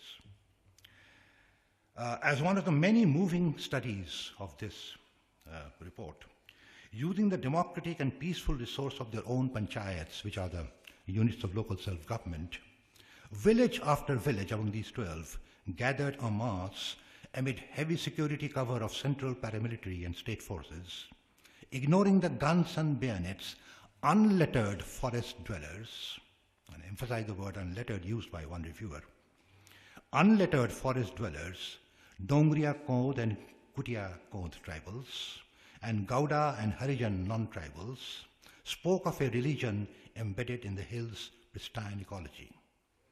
They told the district judge, appointed observer to the meetings by the apex court, that mining will destroy their god and their source of sustenance. Over 100 perennial streams, fruit trees like those of jackfruit and mangoes, spices like turmeric and ginger, wild roots, tubers and mushroom, apart from the land for shift and burn cultivation, dongar, where they grow an inviable mix of native millets, pulses and oil seeds. Having said this, each village unanimously rejected the Vedanta project. Nyamgiri Hills survived. Mark the word unlettered used by the reporter. The people themselves ratified the view of their own stupidity. The people themselves ratified the view, so Tunguru Maji, a Kutia Kond tribal, while speaking to the judge, declared at his village council meeting that we will die like Birsa Munda and Rindo Maji. Both Munda and Maji led tribal uprisings against the British, mostly on the same causes, similar causes. If you don't give up now, we are a Murkhya Jati, illiterate people who will never listen to you. This illiteracy, the absence of letters, the stupidity of the ancient belief in protecting a god of the hills might just provide the answer to the question of whether the species will survive after all. What does this scenario mean for education policy? What does it mean exactly to prioritize and adopt the knowledge systems of the Murkhya to save the species and the planet? In the limited time available to me, I will try to understand what these questions amount to. No grand solution at all. Ever since liberal education became the agenda at the turn of the last century, and we saw a very fine presentation on this just now, education of the poor and the marginalized has concerned a range of progressive writers. Some of them were discussed with A.S. Neil and others. I will briefly touch upon two of them outside the modern European, modernist European context to expand the argument really. So Rabindranath Tagore from India and Paulo Freire to suggest why these responses to the issue of survival of the species are inadequate. Namely, these progressive responses are inadequate. Tagore was deeply troubled by the extreme elitism of the British enforced education system that catered only to the children of the privileged. As is well known, he was also deeply critical of the kind of education that was imparted, the question of kind of education that was raised from the audience, I think, quite justifiably. As is well known, he was also deeply critical of the kind of education that was imparted, the rote learning that Paulo Freire later identified as the banking method, those who have read the Pedagogy of the Oppressed. Instead, Tagore advocated an enlightened and elaborate version of education for fullness, he called it, Sarvangin Shiksha, that included not just the education of the intellect, combining the most universal aspects of Western and Eastern high culture, but also the education of feeling for the other, that extended to feeling for nature and cosmos. In this sense, he criticized the one-sidedness of the education that only imparted bookish knowledge in a narrow, pragmatic sense. His conception of education did not reject the ideals of Western enlightenment, but sought to embed it in a wider conception of learning that he thought embraced the whole human. Purno Manush, that was his concept. Now, there is no convincing evidence that the knowledge systems that constituted Tagore's conception of Sarvangin Shiksha included the knowledge systems of the unlettered, even in its margins. So his lament about the absence of the poor from the field of education may be viewed as a humanitarian lament. Why aren't they achieving what we have already achieved? It's a humanitarian lament, and I stress the word humanitarian because Paulo Freire, as you see, gave another word called humanist. Not really a humanistic one, to use the distinction suggested by Paulo Freire, and to which I return. In fact, there is evidence that Tagore viewed the poor and the marginalized as ignorant, dull, and voiceless, to whom language needs to be imparted. Hope needs to be aroused in those broken hearts. So, Eishom muro mlan mukhe dite habe bhasha, ei klanto bhagno buke jagiya tulite habe asha, for those who know Bangla. And the knowledge that is supposed to enlighten the poor is the high culture knowledge already imparted to the elite. Needless to say, this task of pulling the poor out of their misery through Sarvangin Shiksha required novel educational practices such as teaching in mother tongue, using local flora and fauna as examples, active agency of the learner, the Tapovan model of shunning bounded classrooms and holding learning sessions in the open air and so on is all very familiar. Yet the knowledge that was so imparted, the kind of knowledge we're talking about, the knowledge that was so imparted consisted of the products of the elite high culture, from the Upanishads to modern science, via literature, art, and sophisticated musical form, via the Virgils and the Homers and the Shakespeares to Newton and so on. And on the Indian side, on the Vedanta, down to, I don't know, Ramakrishna. I think the point about the ultimately elitist character of Tagore's otherwise enlightened conception of education can be strengthened with an example of educational practice that appears to contradict my claim. And I'm very honored to mention it to you because I could not locate any official document for this, but I can recount this curious practice from my own experience as a student in Tagore School at Shantiniketan. So I recall, Every afternoon, children from Pattabhavan, that's his school, were transported in the university bus. And it was it was an American company called Dodge in those days. The Dodge buses it had a nose like that of a dolphin, and it was a squarish kind of thing. We used to call it Paunruti bus, the bread bus. Okay. So that was only one bus in the university in those days. That is talking about mid-60s. So every afternoon, children from Pattabhavan were transported in the university bus in batches to Shilpa Sadhan at the rural setting of Sriniketan, that was a couple of kilometers away from Shantiniketan, the location for rural education and reconstruction, to which Tagore put huge emphasis. There we sat down on the floor to learn about woodcraft, papier-mâché, basket weaving, lacquerwork, and so on, from the ill-clad, impoverished, but highly skillful village artisans themselves. During that period of active hands-on learning, some of the rural folk were our teachers. Our education thus included some of the knowledge systems of the unlettered and a reversal of the class role. No wonder this novel education practice was soon abandoned due to logistic reasons. It's not there anymore. Yet the point remains that the appreciation and adoption of rural culture was restricted to the crafts of a folk nature. Elite high culture still formed the central ingredient for the development of sensitive intellect. It was an afternoon sojourn once a week, and even that was abandoned without much lament from any quarters that I know. Several decades later, Paulo Freire addressed the issue of resistance to the ideologies and institutions of the elite more directly. The task for education, he felt, was to reverse the process of dehumanization in which the oppressed found themselves. The process of dehumanization tries to present itself as a historical fact. The stupidity, the inherent stupidity. So it has to be taken care of. And so the struggle for humanization, for the emancipation of labor, for the overcoming of alienation, for the affirmation of men and women as persons, is made to look like meaningless. Now, this struggle is possible, of course, only because dehumanization, although a concrete historical fact, is not a given destiny, but the result of an unjust order that engenders violence in the oppressors, which in turn dehumanizes the oppressed. Now, so what should be the aims of humanization? What's the mode of struggle that can be enforced through education? Familiar things. Freire elaborates following George Lucas, that a revolutionary educational practice aims to, and I quote, explain to the masses their own action, to clarify and illuminate that action, both regarding its relationship to the objective facts by which it was prompted and regarding its purposes, as was pointed out. The more the people unveil this challenging reality, which is the object of their transforming action, the more critically they enter that reality. In this way, they are consciously activating the subsequent development of their experiences.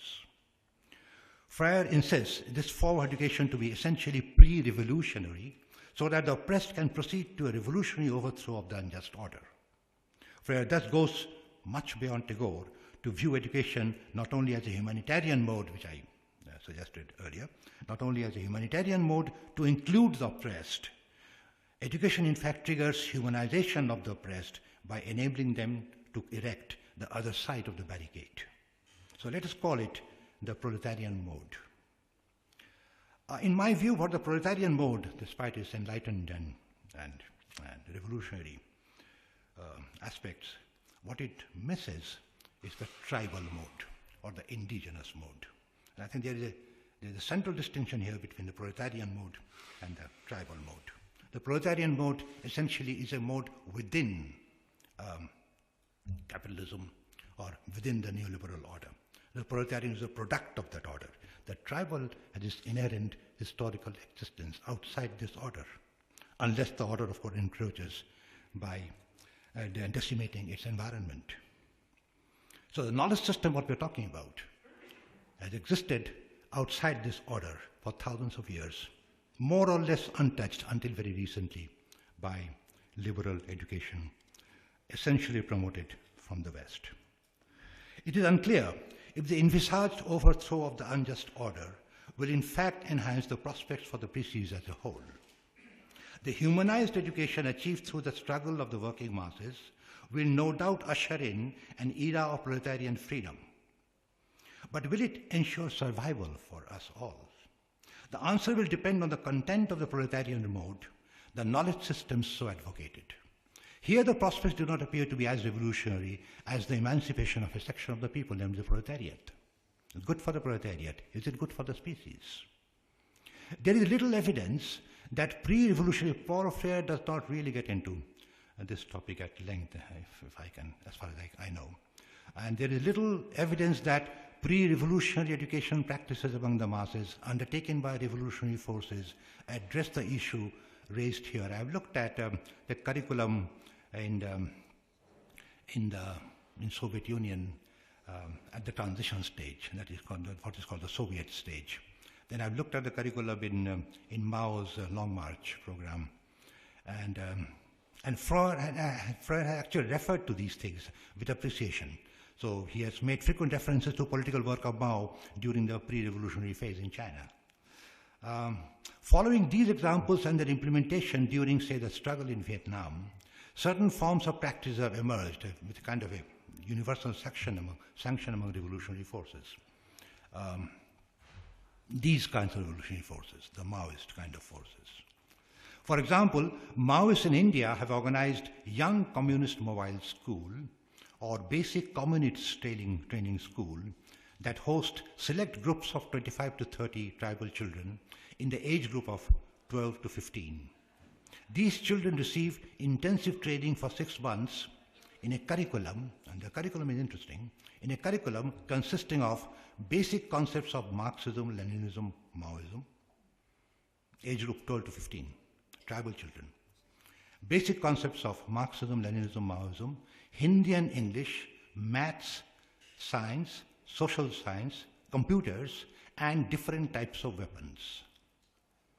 Although the pupil concerned consist entirely of tribal children, there is no evidence that the ancient knowledge systems of the tribals form any significant part of the curriculum at all, except that these instructions are done in Gondi or on other mother tongues available.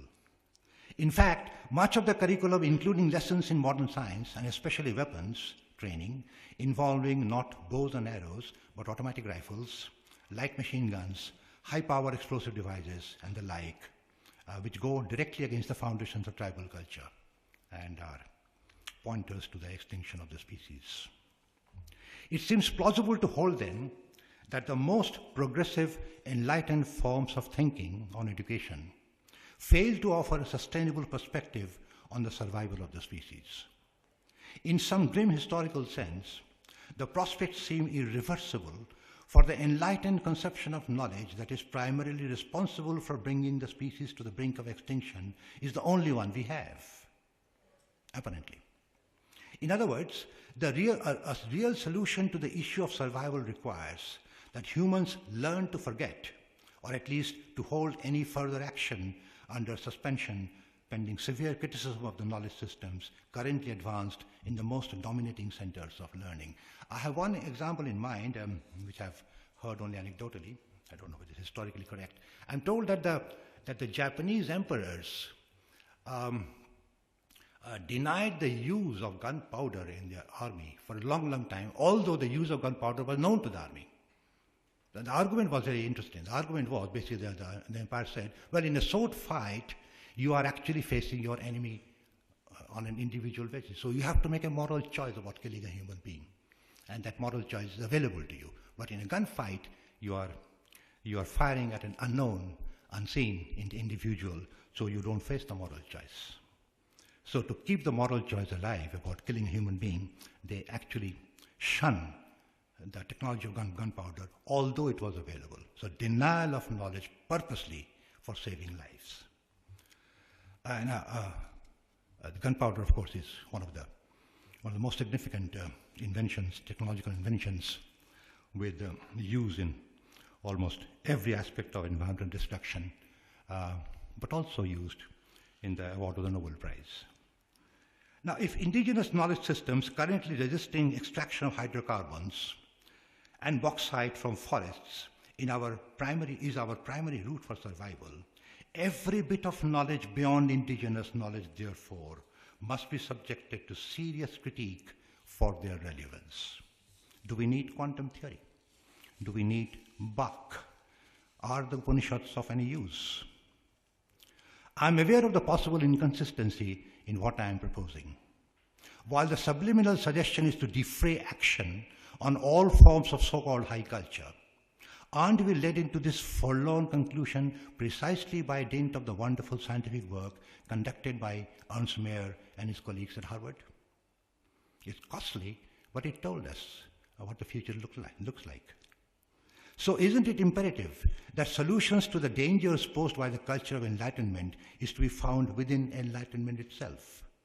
I don't know what the answer is, but it seems that the very notion of enlightenment could be viewed as problematic until prominent space is found within it to incorporate indigenous knowledge as an instrument for the survival of the species. Thank you.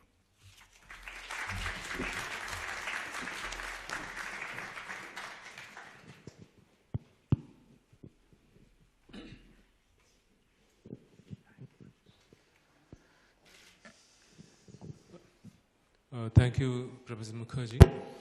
We will now have we invite a few questions from the audience.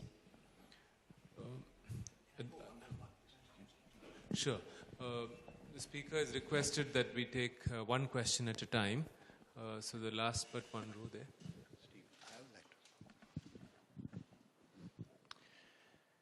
Thank you for a very important talk.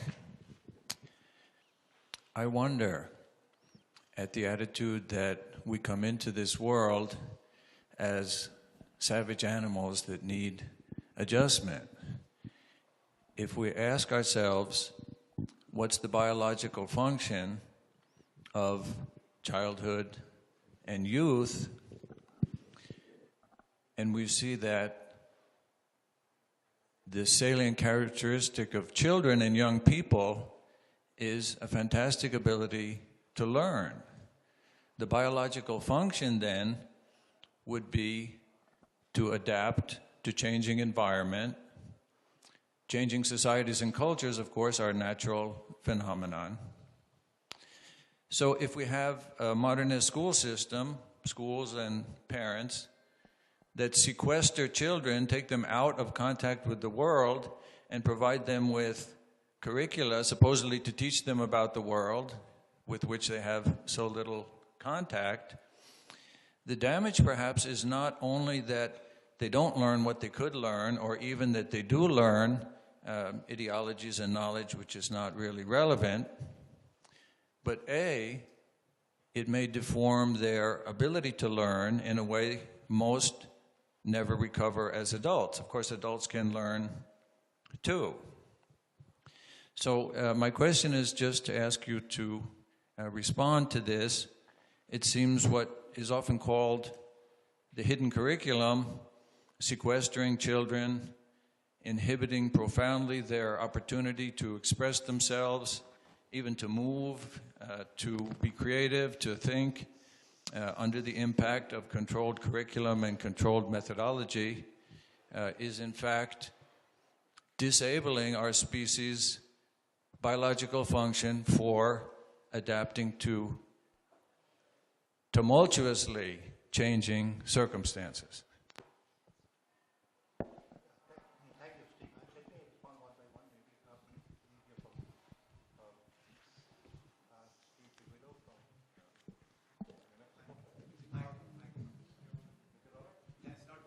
It's not working?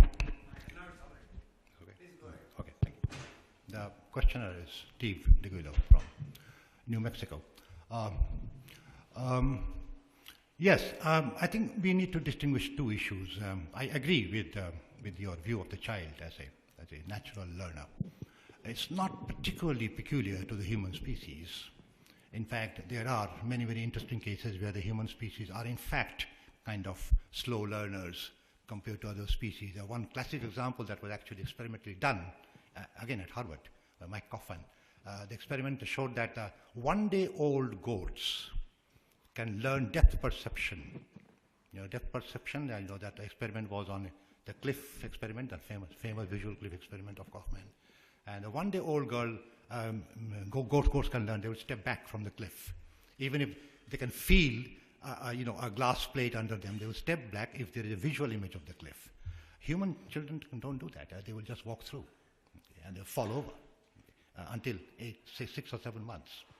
So learning is part of the biological mechanism built in, and very fast. And very young songbirds begin to coo with their very ineffective throat, begin to coo and try to imitate, and therefore showing that they have recognized the complexity of the melody of the parents, of the conspecific, and almost right after birth. So learning, of course, is a device that nature has planted in organic systems in a rather wonderful fashion. But I'm not quite talking about the natural ability to learn, that aspect, which is so important, of course. What I'm talking about is indigenous knowledge. So it is adult knowledge that I'm talking about, stable historical knowledge that has been reached after, hundreds and, not hundreds and thousands, thousands of years of reflection on flora and fauna and natural habitat, and has reached certain forms of stability. And they have, very sophisticated, their own high cultures about the Niyamgiri Rajas and the songs, if you listen to them. They have their own music. The music does not have the huge technological elaboration of different kinds of strings and percussion instruments and the concert halls and all that. They just sing directly with their voice, with hardly any instrumentation. But the quality of the songs and the content of the songs tell you what the level of their stable, historically salient high culture is. So we are talking about adult knowledge here. Okay. I mean, it's quite possible that even in the case of the acquisition of this knowledge by tribal children, there are the same problems about curbing the natural instincts and so on. I don't know how the learning goes on, but at least it's not enforced by a direct school system that does it somewhat more structurally and with social sanction. So that's not the issue, really, although I appreciate the issue. The issue really is, what does it mean for us to think of that knowledge, to prioritize that knowledge that seems to create the conditions for resistance to the forms of knowledge that are creating the conditions for the destruction of the species.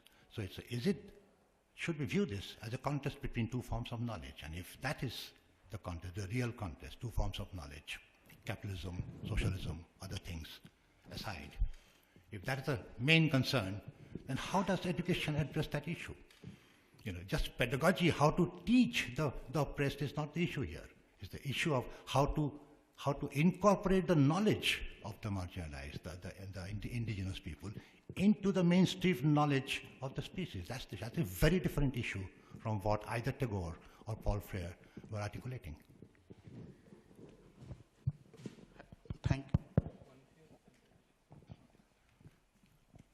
Thank you. I have a question. Thank you for both the speaker. It's really insightful the way you talk and the insights you give on the liberal education. I have nice to hear all those thoughts. But from your speech, I found that it's very nice talking here in this conference room, and outside there is a war going on for the survival of the fittest, the survival of the species. And if this war is going on, not only within human, but with the other species, okay, who will survive? There is always a quest, how to survive in this world. And when freedom is also limited by law, we have a law all around, so we are not totally free or independent. We cannot choose everything whatever we want. And when education costs us, not only in terms of money, but in terms of our most important resource, which is time, in this sort of scenario, how do you see freedom of liberal education will propel, or we can reach to heights? Because you also said that we sometimes learn, and very often afterwards we unlearn, and we forgot the things, because education doesn't create impact what actually it creates, it should create. So how both of you sees the point because laws limit our freedom. Survival is one of the basic needs. We cannot talk in this ambient space, the outside going on. And thirdly, education really costs us.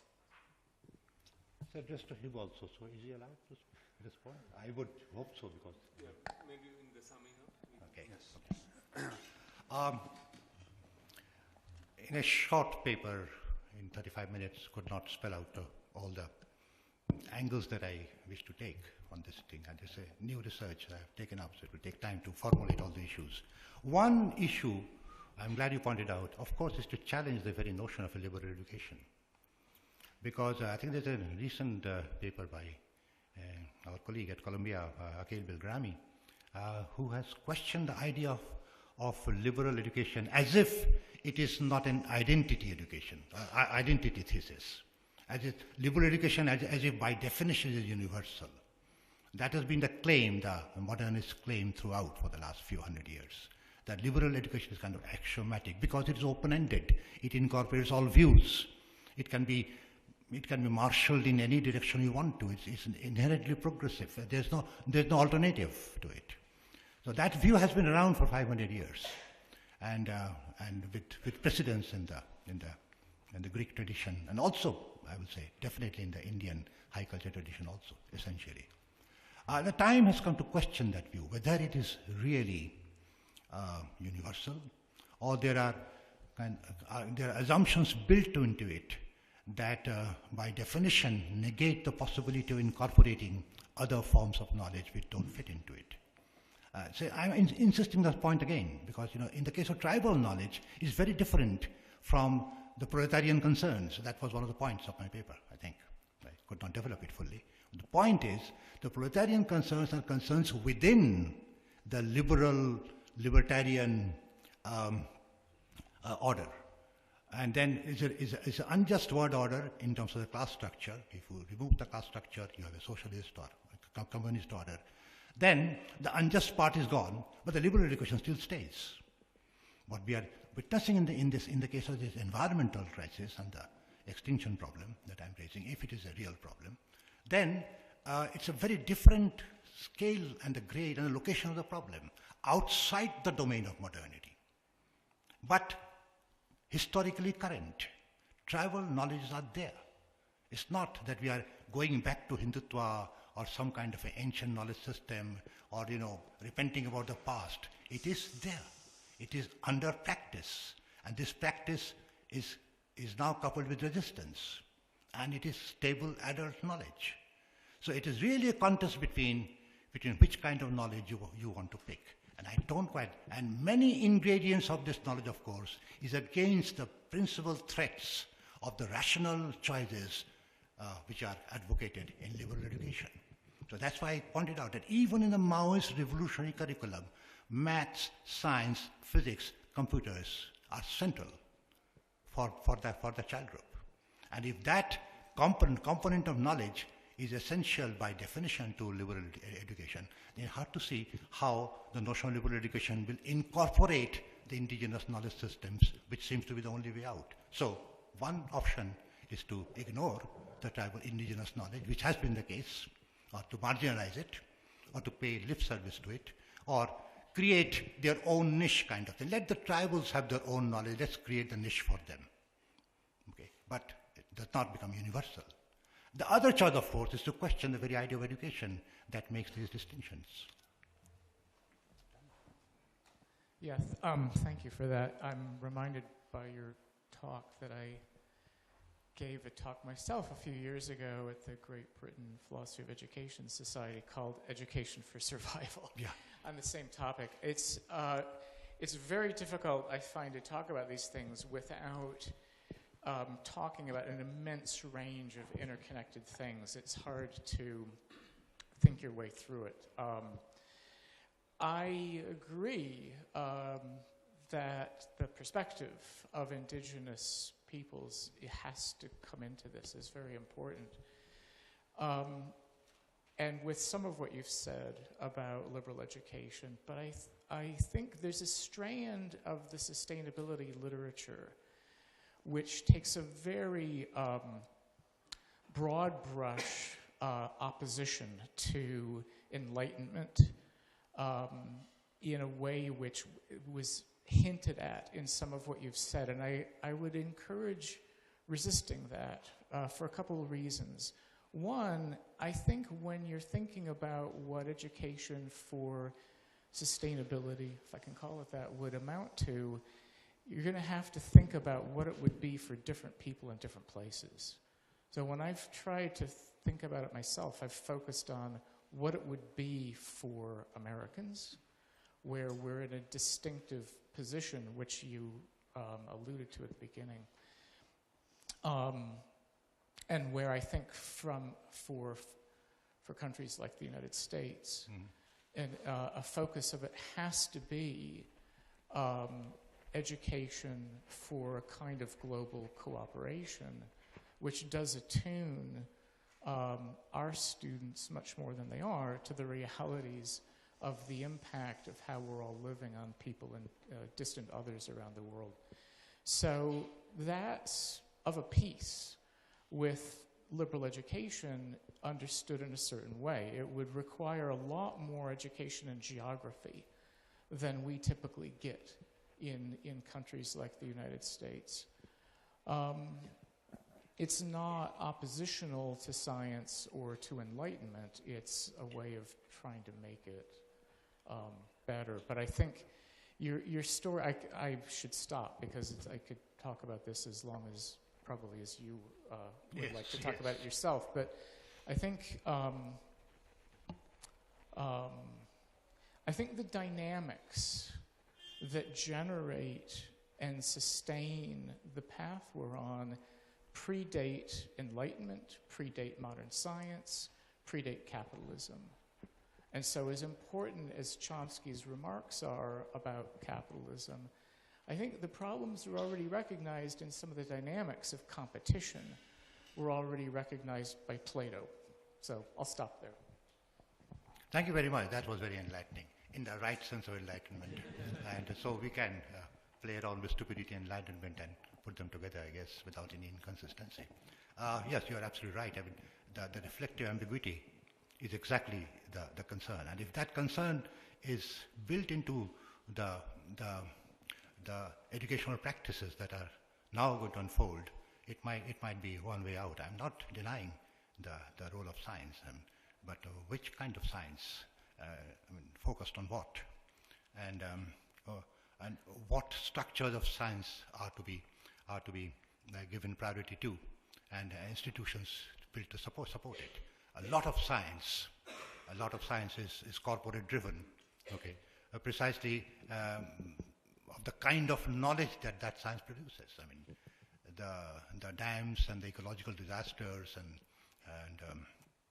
the bauxite mining and the attendant factories are not built by the corporates. They provide the funds. It's built by the scientists, the technologists, the engineers, and the great minds, and there are differential equations to be solved, and so high culture is involved at every step of these things. So that's the whole point. But the same high culture can also be used, of course, to challenge some of these more motivations. And the choices are not easy at all, because it will now require a huge lot of research to find the alternatives, research in technology and science, and in philosophical thinking and in social thinking. Okay, apart from the context of resistance that needs to be to continuously, that will give voice to the demand for these new forms of knowledge. Where is the funding for this going to come from? That's the challenge that Chomsky sees very, very clearly. Where's the funding? Because now we need an alternate laboratory to do these things. So, and one aspect of the ambiguity can be addressed by simply harnessing back the stock of knowledge that we already have. In some sense, we already do it. For example, in the choice of agriculture, for example, we can get into the details now. In the choice of agriculture, for example, we do ask the local crop producers, the forest dwellers, and the people who have been cultivating for centuries about the choice of the crop, about the choice of the density of the soil, about the cropping season, and so on. Okay, so their knowledge is actually a feedback. And wherever this kind of knowledge has been violated by universalization of high-yielding varieties and so on, disasters have happened. So we are now going back to those kinds of local production systems activated by traditional local knowledge. So there are cases where these things are already happening, but not at the level, not at the crucial junctures of destruction, and nothing against the military warfare, for example. So those sciences have to be developed. Last question, please. Ajit here.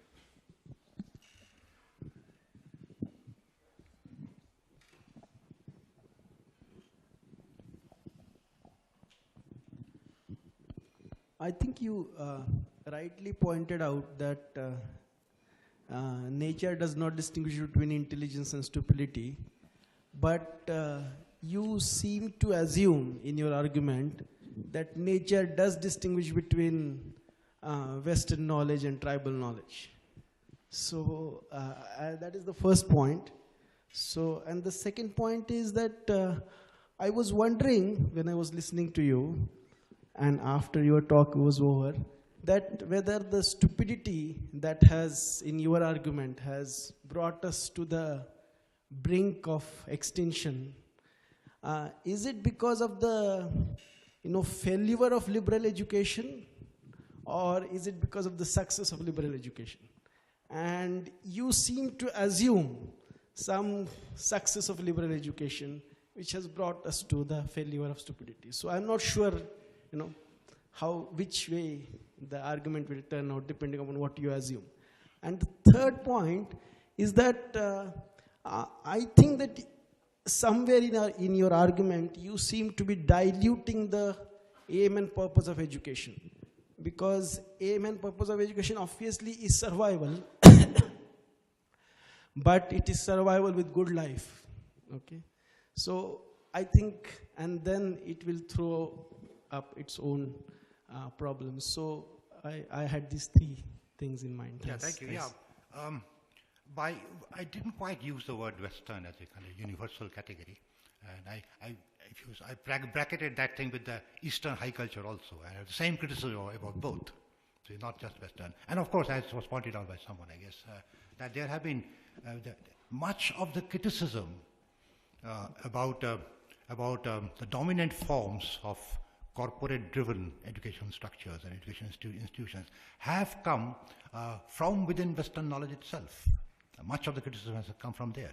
And you can find traditional cultures with the same kind of effectiveness within Western societies. I mean, maybe the indigenous people in Canada are kind of marginalized, but someone mentioned the Hutterites and the Amish people, very central to that. I mean, we have many kinds of Amish and Hutterites. If you study the actual history and actual location, they are at the center of society in many, many cases. They have their own schools, they have their own traditions of knowledge. So, you're absolutely right. I mean, there's no point in making a big deal about Eastern, Western, or Western and tribal and those binaries. They don't have much meaning. What is significant, of course, is what is the dominant influence. Okay, and I think that the concept of a liberal education has become the dominant one in that sense, that you cannot do without it, because that's an absolute value for the species. That's what I'm challenging, because that simply does not fit well with the tribal life. And if it can be challenged, then maybe the notion of good life, which is also fostered by this same liberal education, can also be challenged. What is good life? So if everything is under challenge, then actions can be defrayed. That's why I gave that Japanese gunpowder example. It is actually fair. Everyone has knowledge of nuclear. Why is there such popular resistance to nuclear reactors as so-called peaceful use of the nuclear energy? Why is there such a resistance to that? Because ultimately, if we think about it, it is a resistance to the availability of that knowledge. That even if we know that we can produce nuclear energy, okay, we are just not going to do so because we don't know what the consequences are for the species. So I think these questions have to be discussed more thoroughly, I guess. I'm sorry to play spoil sport and stop the session at this point, but we will have opportunity to interact with the speakers at tea time. Okay. Thank you.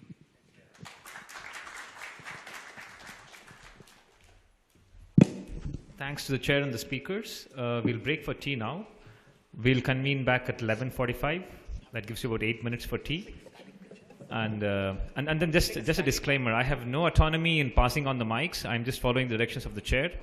If you want to ask questions in the next session, please make friends with the next chair, who is Professor Amita Chatterjee now. Okay, thanks.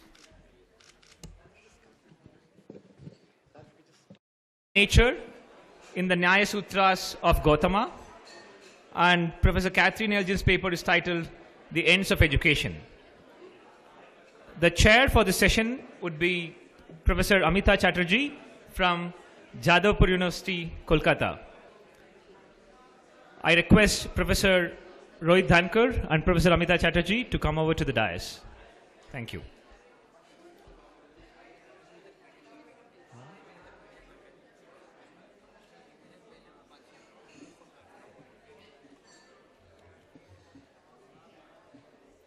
The speakers would have about 30 minutes for presentation and 20 minutes for question and answers. Thank you. Over to the chair.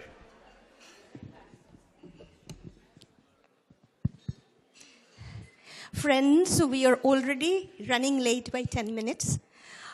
So I will request the speaker to present his paper right now, just giving a two-sentence introduction. And as you must be all knowing that Nyaya philosophy is an ancient Indian orthodox philosophy. And Nyayikas are famous for their theory of inference, their theory of action, their theory of perception.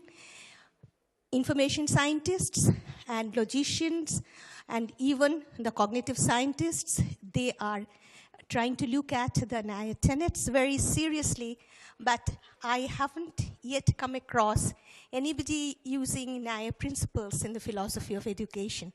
So we are all waiting very eagerly to listen to Professor Dhankar's presentation. Over to you, Professor Dhankar, now.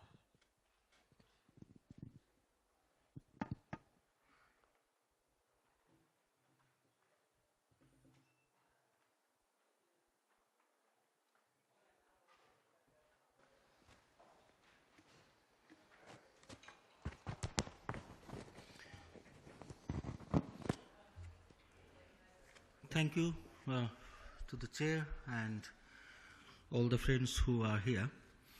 I am new to Nyaya and Indian philosophy.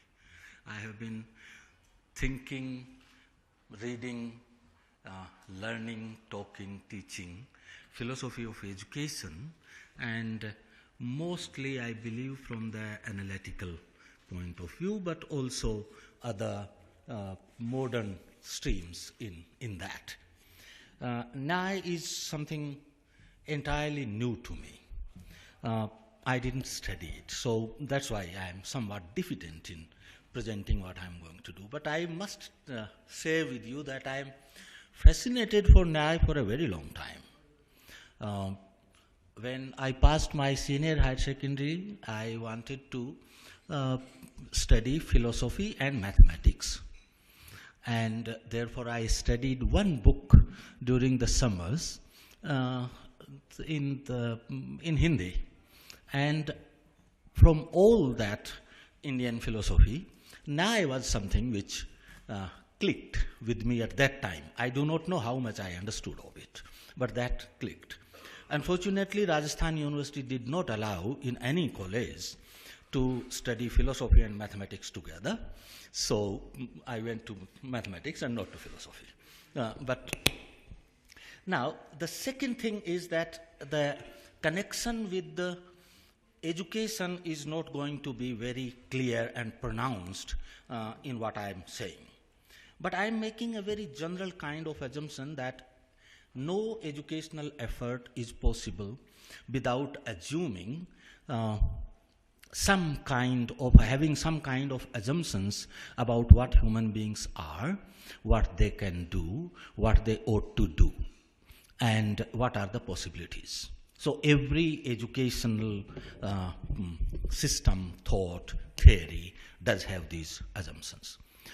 On the reverse side, if you change your notions or understanding of human being, then sooner or later that should reflect in the educational theory and practice if we assume that human belief system has any link or any influence on human action.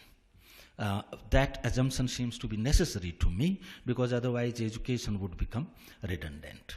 So apart from that, I'll say very few things about the connecting what I'm saying just now. In this connection, and for last about 2 years since we were interested in Indian philosophy, and we had a summer school on Indian philosophy and education. So this was the background in which I got interested in human nature in Nyaya, or notion of human being in Nyaya. Interestingly, I find Nyaya Sutras very well organized text. Now, whether that is organized later on or whether the Sutrakar organized it himself, that is, I'm not certain, but the way they are, though there are some sort of, some sutras might go forward or backward, but overall, they are extremely well organized. And in the very first sutra, first and second sutra, Nyaya Darshan actually announces its purpose. And first sutra, it announces its purpose as Nisresha. This is a Sanskrit word. I'll come to that. And in the second, this is Apvarga. Often, both the words are translated as the ultimate goal or ultimate good.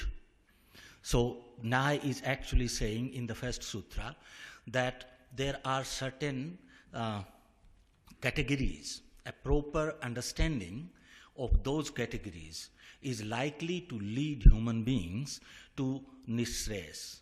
For Nisresha, you have to understand those categories. You have to have proper knowledge of those categories. We will talk about those categories. At this moment, this is more sort of, we can leave it blank. In the second, it talks of, Apvarga is more often translated or more directly, clearly translated as release from all, or salvation from all suffering. Professor Dayakrishna thinks that these two terms should be translated not as the same, but they are two very different terms. And he quotes Bhasya and Vartika. These are old texts on Nyaya, on this. However, I must say with you that later on in the same book, he talks of both the terms as if they are synonymous. But it makes sense to me, therefore I will take the first, in the first chapter what he argues. Now, Nisresha, he talks of the final goal of any system of knowledge. And from the Sutrakara, he gives examples that the final goal of political knowledge is to rule. The final goal of, if we carry the analogy in the present day world, final goal of economics or the knowledge in economics would be prosperity. I do not know, it also could be profit, whichever way. Final goal of physics perhaps is relatively more clear, and that would be understanding and describing this world. And therefore, every knowledge system can have its own final goal. And you come to reach that final goal when you know certain categories about, we will talk of that categories as I said, as you study that. Now, Apvarga he defines as final goal of the Adhyatma Vidya, which could be translated as science of the soul or spirituality maybe, but spirituality has slightly different meaning. Therefore, let's call it the science of the soul. So the understanding of the soul, that will lead you to salvation or release from all suffering. Being in education, I am interested more in Nisresha rather than Apvarga. That could be my bias, and I'm not saying that the Sutrakara is making that argument. But I would be more interested in sort of ultimate goal of a knowledge system and what it says to us about the world. With this little preface, one or two more things. The epistemology of Nyaya is very well discussed, and this is mostly when you ask people to talk about Nyaya, this is Pramana Shastra or the epistemology. So I'm not talking much about the epistemology today. I would talk more about how Nyaya Sutras see human beings. Another limitation is that at this moment, I cannot claim that this is the Nyaya view. I'm saying that this is the view in 3 or 4 books which I got time to consult. One is a very old book and has lots of problems in this, Satish Chandra Vidyabhushan's translation. And the second is Ganganath Jha's translation with the Vatsayan Bhashya. And the third is Professor Dayakrishna's book and some references to here and there. So this is work in progress, and therefore any suggestions to look at alternative views would be very welcome. It seems to me that Nyaya gives a sort of very crisp picture of how they think of human being in Sutra 119. And this sutra is basically to do with that if you want to achieve your object or ultimate goal, then what are the things you should know or try to know? What are the prameyas? Now, prameyas are translated in 2 ways.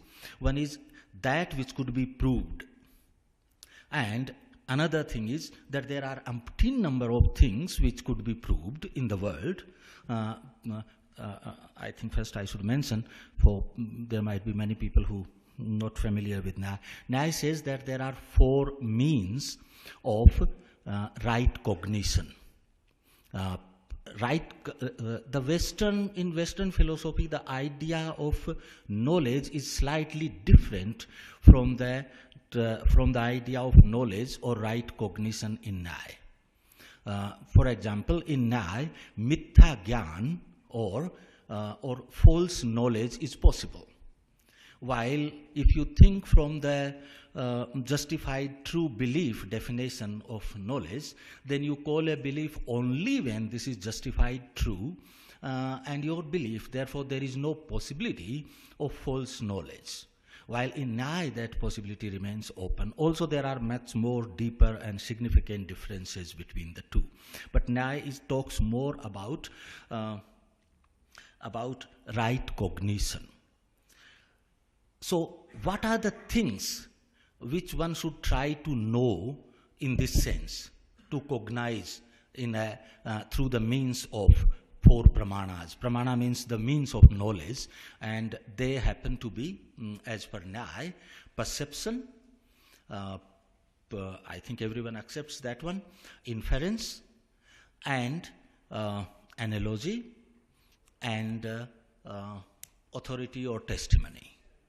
Now, all knowledge, according to Nyaya, comes from these sources, and through these sources, you are supposed to, if you are interested in Apavarga, that is release from all suffering, then you should be trying to understand, have true knowledge about these things. That's what this particular sutra says. Nyaya counts 12 things in that, and they are interesting. Soul, body, sense organs, things. Things here are the objects of cognition outside in the world.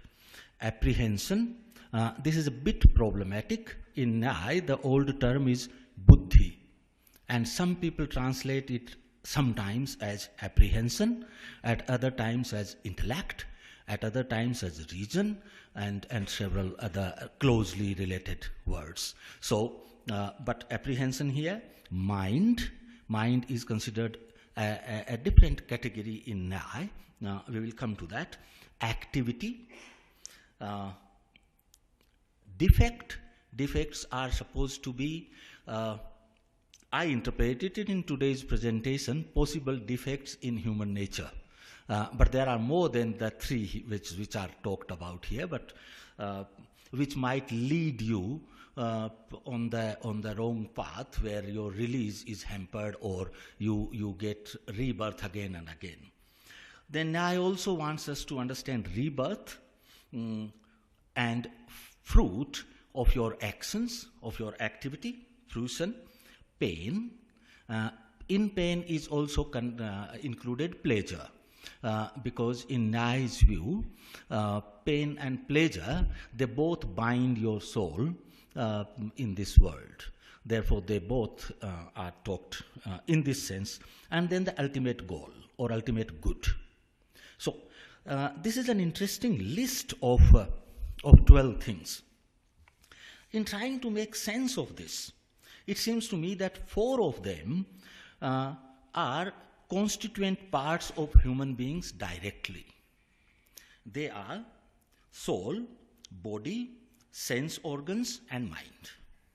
These are, we as human beings seem to have a soul, in Nyaya's view, a body, sense organs which are part of the body, and a mind. Buddhi, as I said, is problematic. In some translation and discussion, sometimes it seems that this is an independent, permanent category.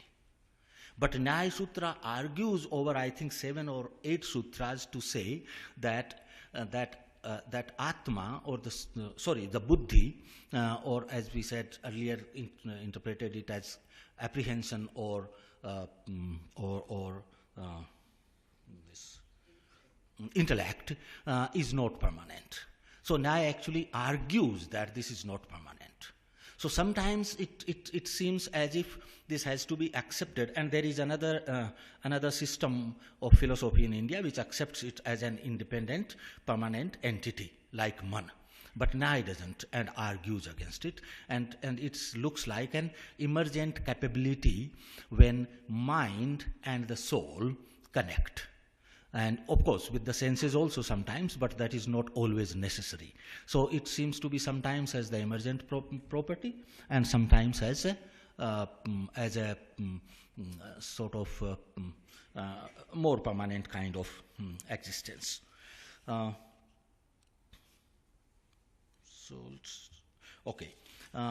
Another category in this list is the objects or the things. That is not constituent part of human beings, but that's what in the outer world human beings deal with. So this single term object seems to indicate about the world outside to which human beings interact. There is another term in these 12 is pravritti. That seems to be human capacity or capability to do something. Pravrittis are divided into 2 parts. Pravrittis of the mind, for example, being angry or hating someone, or affection could be, or an activity of mind and activity of the body. So another category is faults or dosha. Dosha is a Sanskrit term which means something being that means a fault. And it seems that the faults, these are possible flaws in the human nature.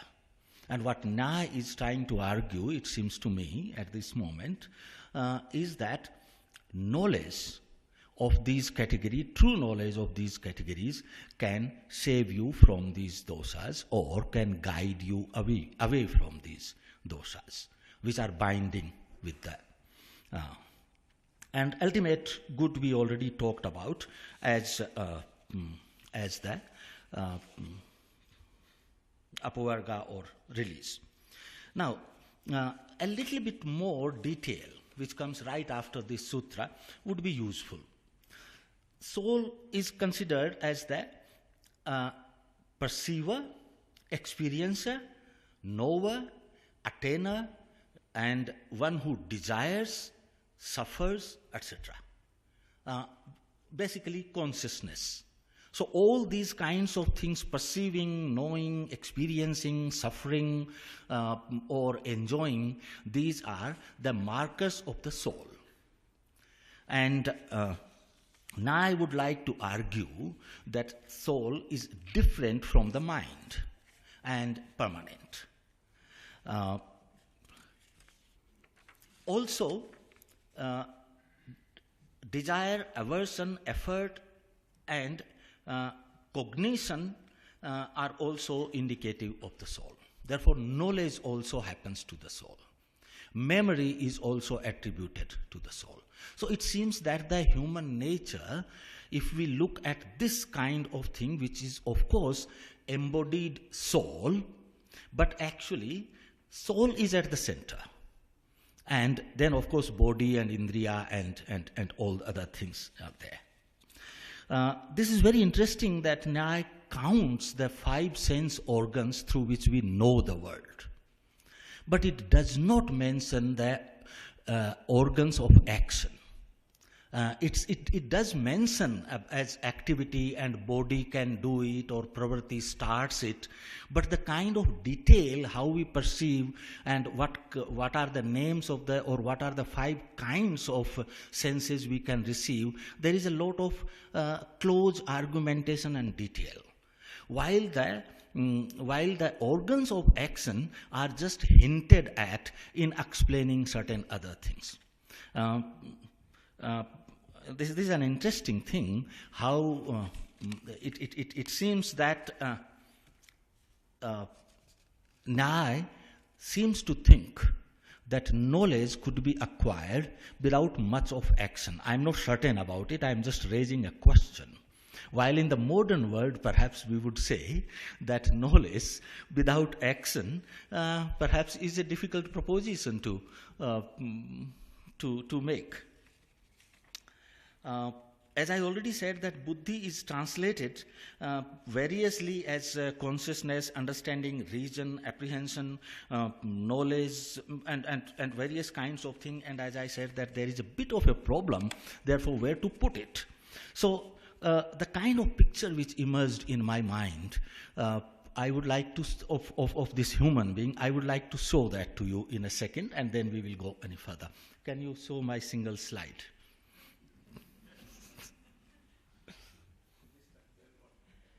Yes, I'll try to.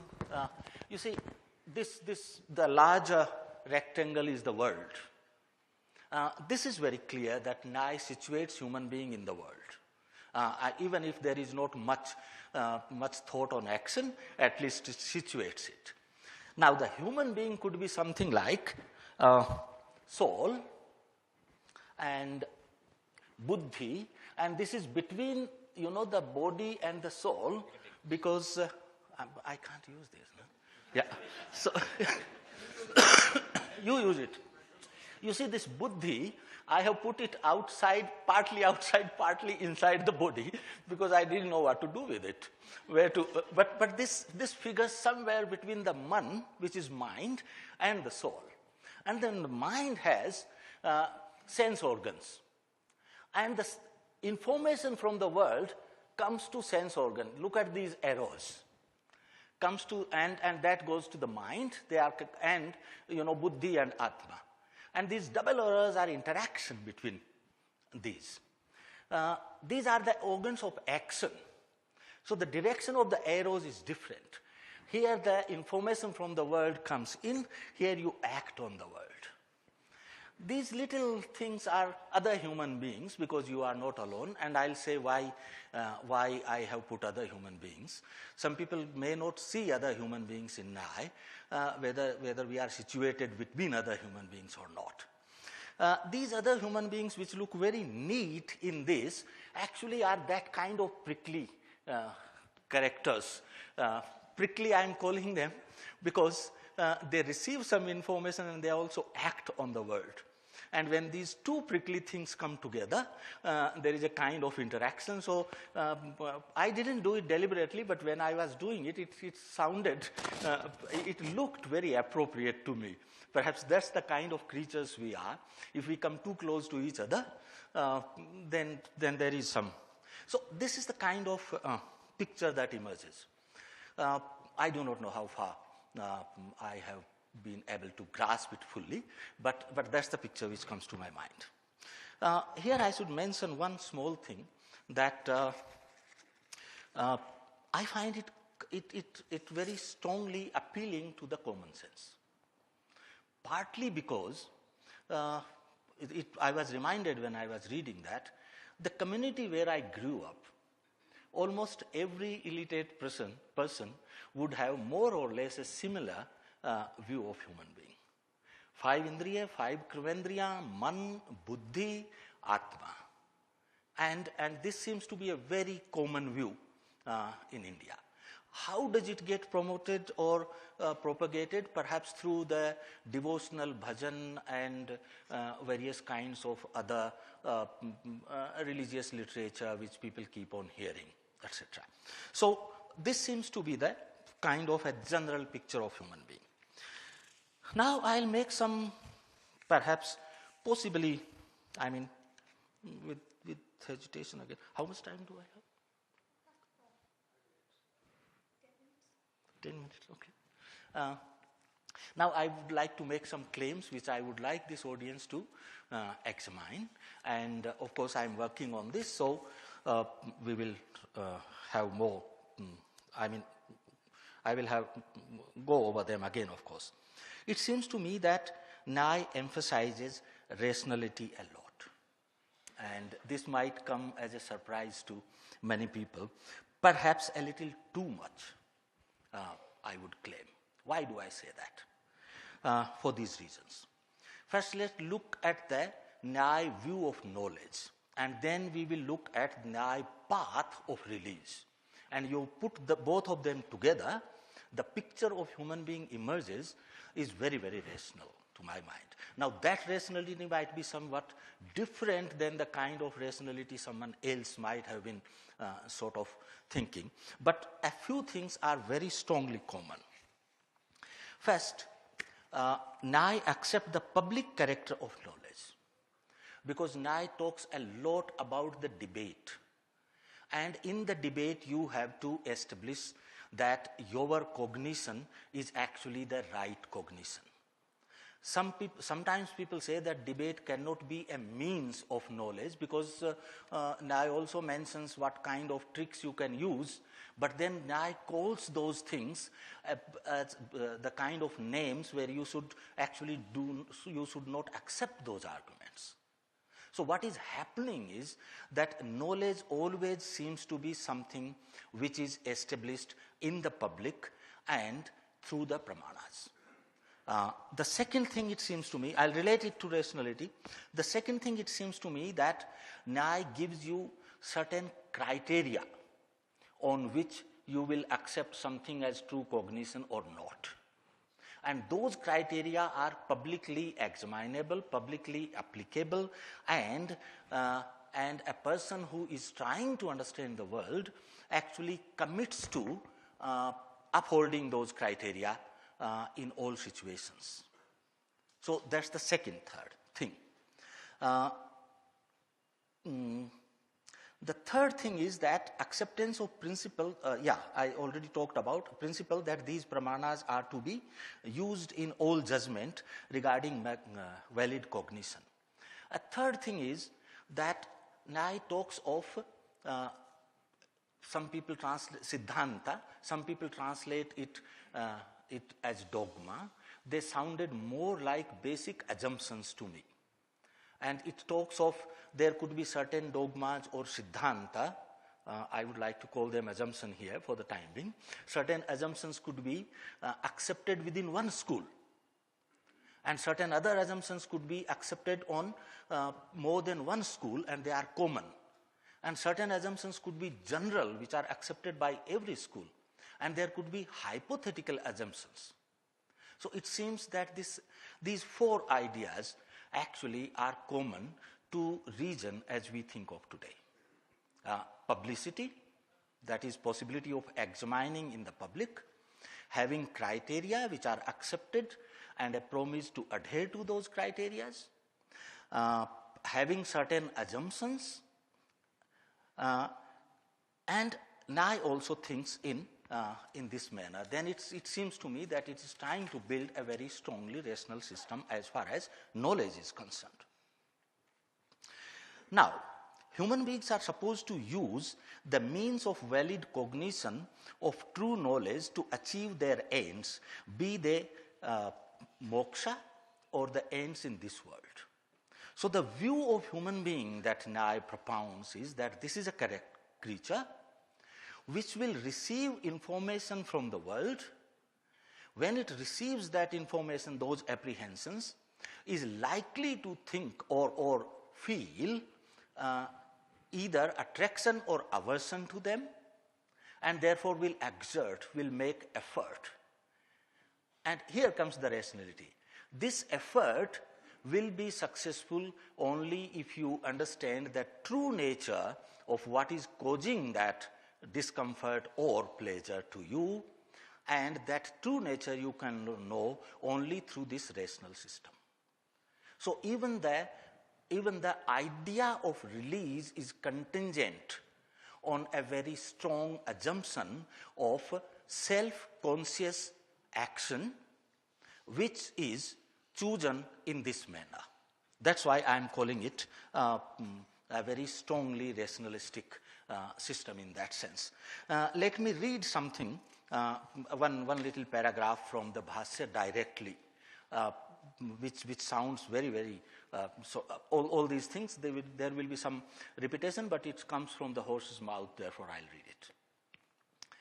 The instruments or the means of right cognition must be regarded as rightly effective, because it is only when a thing is known by means of an instrument of right cognition that there is a possibility of its giving rise to fruitful and effective action. So if the knowledge is not coming from this means, then your action is not likely to be fruitful. As a matter of fact, nothing can be known except through an instrument of cognition, nor can fruitful exertion be aroused except when things have become known. As it is, only when the agent has cognized a thing by means of an instrument of cognition, and he desires either to acquire or to get rid of it, and the effort of the agent stimulated by this desire to acquire or get rid of the thing known is what is called exertion, and this exertion is called fruitful when it becomes related to result, and it can become related to result only if you use the pramanas in arriving at right cognition. That's the reason I was sort of proposing this idea. One or two little things very quickly. I must stop in 2 minutes, so I'll say two things very, very quickly. It also seems to me that reason is being proposed as the counter to the possible faults in human nature, because the faults are supposed to be affection, aversion, and stupidity. Of course, Nirmalanshu will tell me that stupidity is something to be cherished, and therefore this might be counterproductive. But this system seems to propose, against these faults. Now, is the reason in Nye, in this sense, totally instrumental? This is a larger debate, and the instrumental and not instrumental actually is not very clear concepts, we know it, but I wouldn't go at this moment. Now the real question I'm asking myself as a teacher is, what if we take the self as an emergent property of the body and not as the eternal soul? And take the self, the mind, and the intellect to be part of the same sort of property which is emerging. This is not unheard of. If you look at Locke, then reception of the sense, spontaneous discrimination and several other things, and then operations of the mind on ideas, these all are imagined. Even if you look at Kant, I wouldn't go into the details, but the sensibility and the capability of forming intuition and then through imagination connecting it to concepts which are produced by understanding. So with somehow these kinds of different faculties are imagined by different philosophers. They seem to be necessary to analyze the knowledge in a certain sense. Now, which one of them do you consider a permanent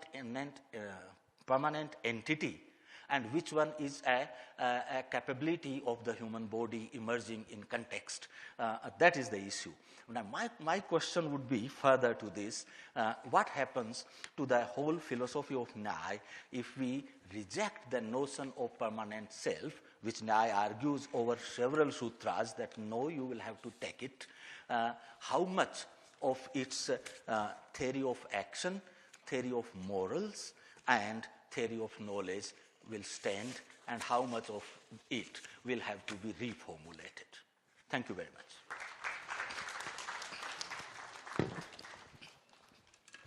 Thank you, Professor Dhankar. Your presentation is really very, very provocative, at least to the scholars of Indian philosophy and Nyaya, and I therefore invite questions from the audience.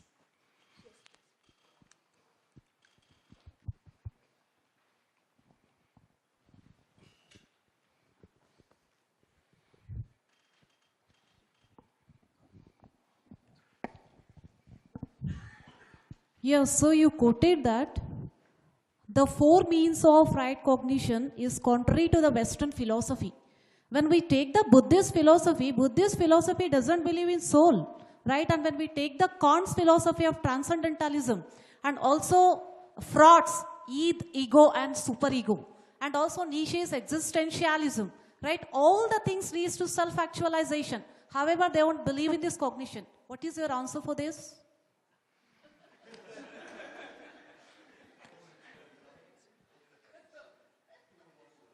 Let's collect a few. I'm not certain I understood properly, but it's okay. Yeah. Hello. I'm wondering where Nyaya puts emotion. I mean, emotions and feelings are a characteristic of mind or of the soul. At least in local parlance, man is described as chanchal, and it is man which gets sad or happy or whatever. But soul, like you said, is a more permanent entity with a more permanent characteristic.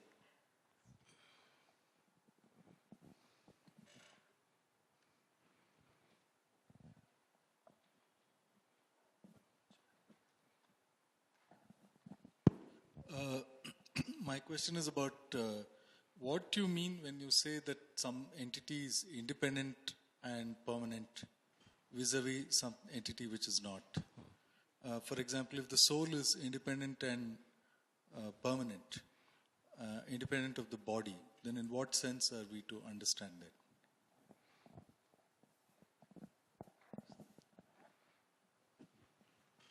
Any other question?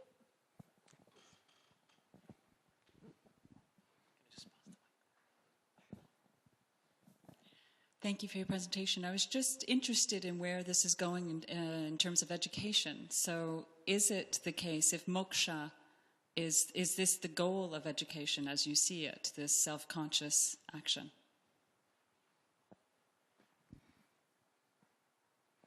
Okay, there are four. So Yes, I think you take this four first, and then if we have time, we can. Yeah, I'm aware that Buddhists don't have in their philosophy soul. And why I give the Western example was because what is happening within human mind, there seem to be recognizing certain faculties. I was somewhat aware about that. What are the Buddhist faculties? I am not very much aware of them. That is part one.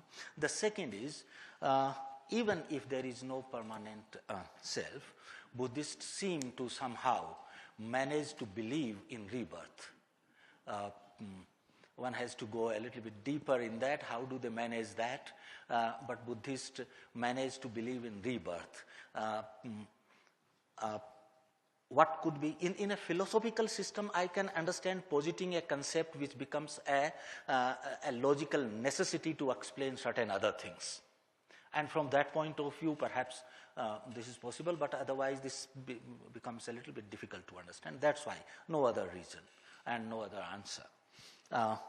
Emotions, you see, in Nyaya terminology, many of emotions would be considered a dosha, I suspect. You see, all these aversion, affection, and stupidity we can leave out. In aversion and affection, perhaps you can see most of the emotions. And Nyaya seems to claim, at least in one sutra, that the body is the site of emotions. So if you were asking where do they arise, then perhaps man and body. If you are asking what is their place in the conceptualization of human being, then I'm not entirely certain, but I have a very strong suspicion that many of the emotions would be seen as fault or dosha by Nyaya. Certainly, because if you can classify them into aversion and affection, largest number of them could be done. And don't hold me responsible for that. Then independent and permanent. You see, if you talk of from the Nyaya's point of view, when they are talking of pramanas and perception and trying to explain it, they seem to argue strongly about certain things as an independent entity, which perhaps you have to go to fully explain it to perhaps Vaiseshika, into the metaphysics which Nyaya accepts.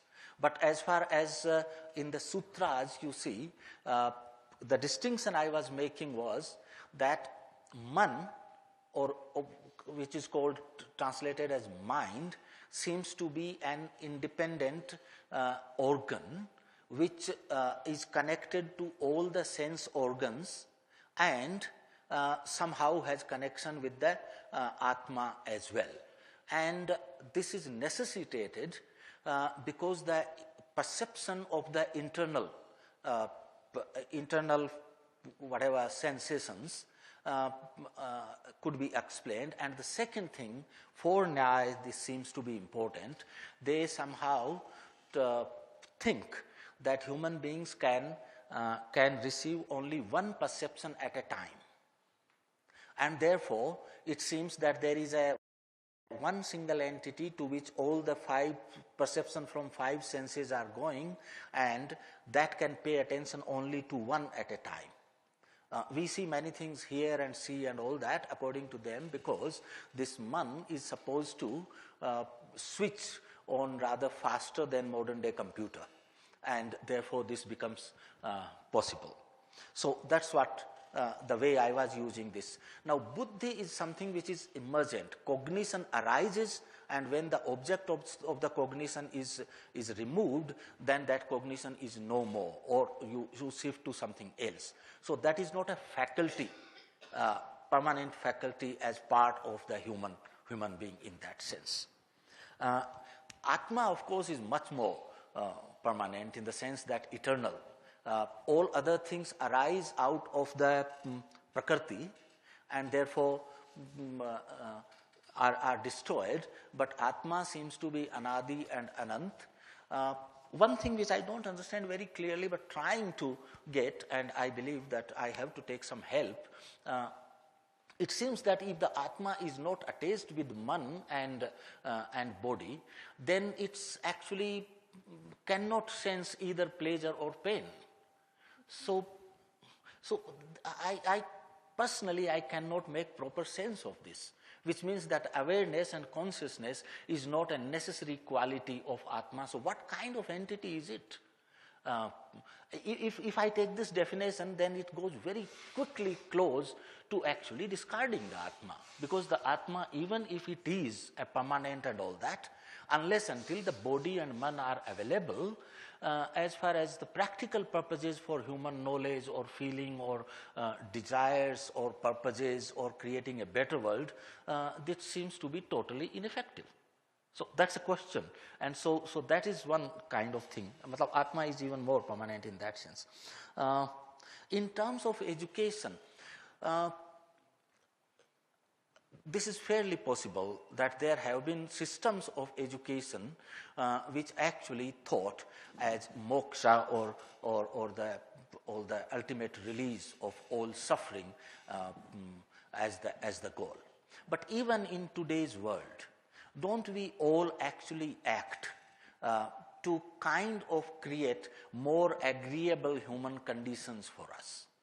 So in one sense, we all do want release from the suffering and move more towards the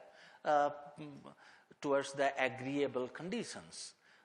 Now, that may not be the sole purpose of human being. Some people think that this is very hedonistic. Today we don't have time, but I think it could be successfully argued it may not be entirely hedonistic. And what we consider as altruistic motives, maybe one can explain them in terms of this particular trait of human being. So if you look from that angle, then much of Nyaya's theory of psychology or feeling, etc., much of Nyaya's theory of knowledge and much of Nyaya's theory of action actually could shed light on our educational thinking and activity. I have not been able to work out because I took initially too wide a canvas in my ignorance, and I haven't been able to do justice to that. But that seems to be possible. As I said, this is part of the work in progress at this moment. Our time is over, so we cannot take any more questions. And I disagree with Professor Dhankar in many points, but there is no time to enter into any debate now. I'll just mention 3 points. One is this, that Nishreyasa and Apavarga, yes, these two you can distinguish, but Nishreyasa includes other ends of human beings also. Say, for example, wealth and desire and dharma or morals. But if you consider moksha, then it becomes synonymous with Apavarga, because in the Nyaya system, Apavarga is nothing more than freedom from pain or suffering. The second thing is this, that the Nyayikas do not admit any organs of action, but they think that actions can be explained without positing any special sense organs.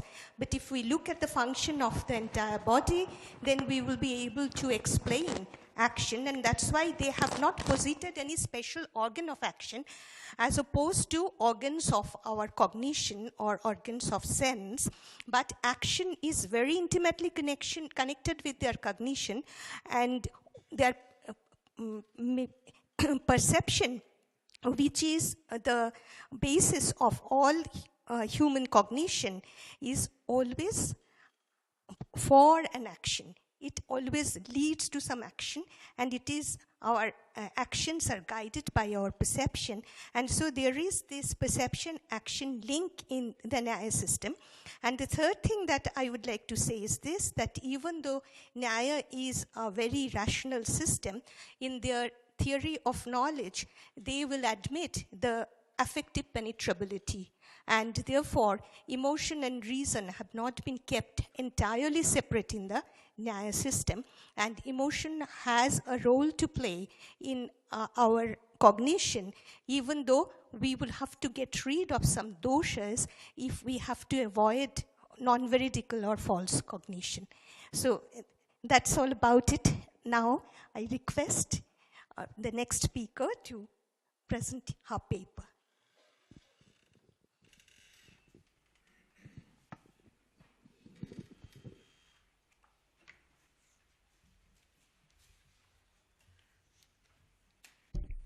Education, where the basic question is, what are we trying to do? Or what should we be trying to do? So let's begin. Many animals learn from experience. They learn where to forage, whom to flee, where to find mates. Some, such as lions and wolves, learn to work collectively to pursue their prey. Some evidently are taught. Lions apparently teach their cubs how to hunt. But human beings do more. We learn not only from those nearby, but from people remote from us in time and space. We can do so because we've developed languages and other symbol systems that enable us to communicate our ideas, to express our feelings, engage in cooperative enterprises, and rationally evaluate our own and one another's actions and ideas. Moreover, we need to learn to do these things. Individual members of our species are poorly equipped to fend for ourselves. We heard about the goats earlier. And zebras who rarely, basically they learn to run and fend for themselves shortly after birth. But we have extended periods of dependency. One might even argue that our dependency is lifelong. We live in communities and rely on one another to provide goods and services that we cannot provide for ourselves. Unlike other animals, we have and we need a heritage, a constellation of evolving understandings, practices, institutions, and techniques that we learn from past generations and then modify and transmit to future generations. This means that education, broadly conceived, is as distinctively human as any activity. And it's vital. Without a suitable education, a human being probably could not survive. It does not follow that a human being could not survive without schools or homework or final exams. But we have to learn much of what we need to know, and we have to learn how to learn much of what we need to know. To a considerable extent, this requires being taught. Whether homework, final exams, and schools figure in that, the best way to teach things remains to be seen. Our reliance on education raises important questions. What can we know? The answer to this requires investigation into the nature of knowledge. What can we learn? We need to investigate the physical, psychological, and social factors that facilitate or inhibit learning. We also need to investigate whether different methods are effective for different populations or at different stages of development. How does a person learn? To answer this requires devising methods that would enable us to investigate learning. Do we need to then develop a science of education to discover such effective methods? Or is it sufficient to rely on the other sciences, psychology, neuroscience, sociology? Then we must consider what's worth learning.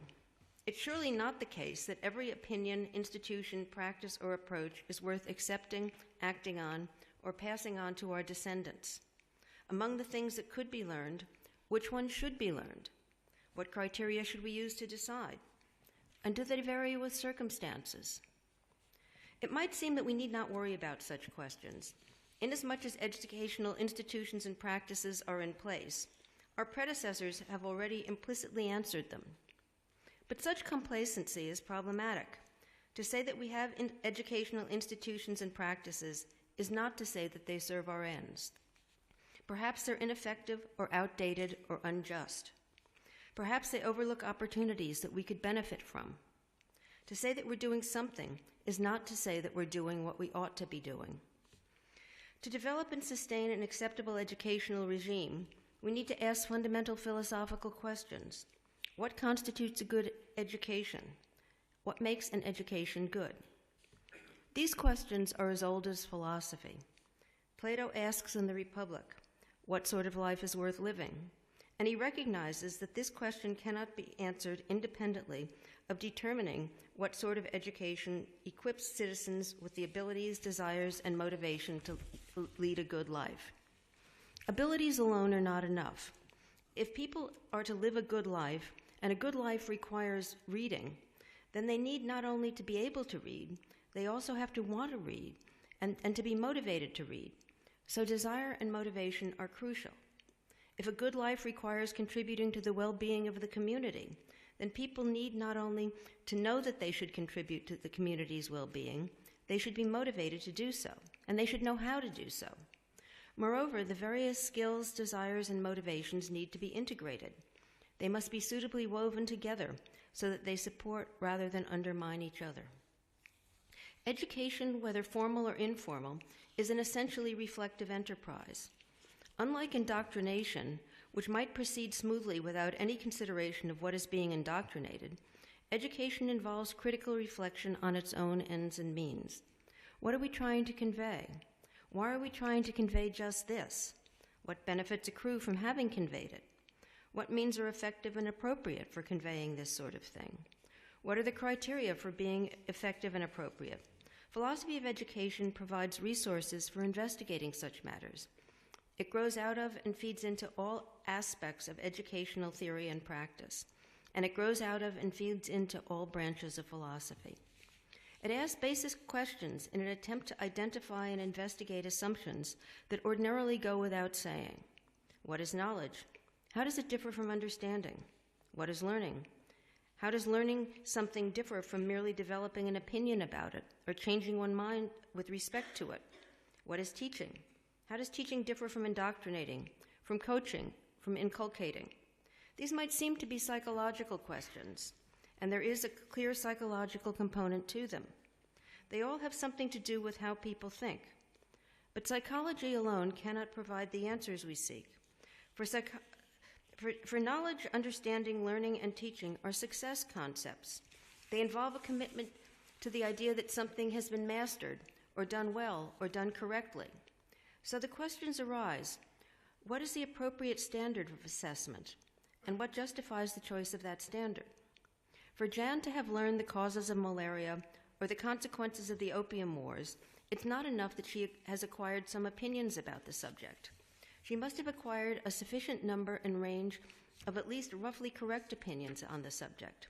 She must have done so in a way that involves cognitive activity, rather than, for example, as the result of a kick in the head or an implant in her prefrontal cortex. Perhaps, in addition, the way she came to have her opinions or can now support them must afford some reason to think that they're correct. Then she can give a credible answer to the question, how do you know? Obviously, a lot more analysis is required to explicate exactly what it takes to have learned something. My point here is that to understand what's required for knowing what it takes requires knowing what kind of accomplishment learning is. And that's a normative question. What have you mastered? What have you done? Other questions naturally accompany these. What sorts of things can be learned, taught, known, or understood? What sorts of things should be? What are the necessary conditions for learning, teaching, knowing, or understanding? To what extent are these questions contextual? Do they, for example, vary with developmental level, with historical era, or with the cultural milieu? And to what extent are these questions moral? This last question is not so strange as it might appear. Perhaps a certain way of inculcating beliefs would, for moral reasons, not count as teaching. Although coercion and operant conditioning or surgical implants might bring it about that a person believes something, it's not obvious that someone who's undergone such a procedure has actually learned or been taught anything. An appeal to the student's capacity to think and a respect for a student's intellectual autonomy seem required for bringing about a change of mind to qualify as teaching her. Advertising and propaganda attempt, in Plato's terms, to influence us unawares. That is, to get us to adopt certain beliefs without being aware of what leads us to adopt them. In effect, such methods intentionally bypass the critical faculties. This is disrespectful of us as intellectual and moral agents, even if the content conveyed is correct and the beliefs are valuable ones to impart. Education demands responsiveness to reasons. It should equip students to ask for reasons, to recognize reasons, to provide reasons for their beliefs and actions, and to be skeptical of claims when no adequate reasons are available. When an assignment looks arbitrary, students often ask, why do we need to learn this? They suspect that there's no good reason. Sometimes, unfortunately, they're right. A topic or approach or task may simply have been unthinkingly carried over from one era to the next. Perhaps there was once a good reason, but that reason no longer carries weight. For example, information used to be relatively hard to come by, so it made sense to teach important facts that students would, or very well might, need to know. That meant requiring them to memorize a lot of facts. But with the advent of laptops, smartphones, and other technological marvels, information is readily available. Many of the facts that people of my generation had to learn no longer need to be learned or taught. If students require the information, they can easily find it out. This alters but does not simplify the educational task, because easy access to information creates the problem of having to evaluate information. Since much of the information available online is unreliable, students need a new set of skills. Rather than being able to take it for granted that their source was, like the reference books of old, officially checked for reliability before it was published, students now need to be able to provide their own checks. They need to learn how to tell whether the information they're accessing is credible. This creates a new set of challenges for educators. How do we teach students to be judiciously skeptical of the information they access, to properly assess it for plausibility, well-groundedness, and evidential backing? Sometimes the answer to why do we need to learn this is not the obvious one, but there is an answer. Typically, students assume that the answer should be in terms of the content being taught. It's important for you to know this information or these facts, but that's not always so. In the US, many middle school students are expected to memorize state capitals. This is virtually useless information. They will likely never need to know the capital of North Dakota, and if they do, they can easily look it up. What's the point? It turns out that there is a good reason for this assignment. Although knowing the state capitals is not particularly worthwhile, it's desirable for students to develop the ability to memorize a relatively long list of unrelated bits of information. State capitals just constitutes a standard but effectively arbitrary list. It's just something to learn. Still, the question, why do we have to learn this, is legitimate. We have to have an answer. If the answer is simply because I said so, or because the Ministry of Education said so, or because this is the way it's always been done, or because it will be on the exam, the students are not being treated with respect.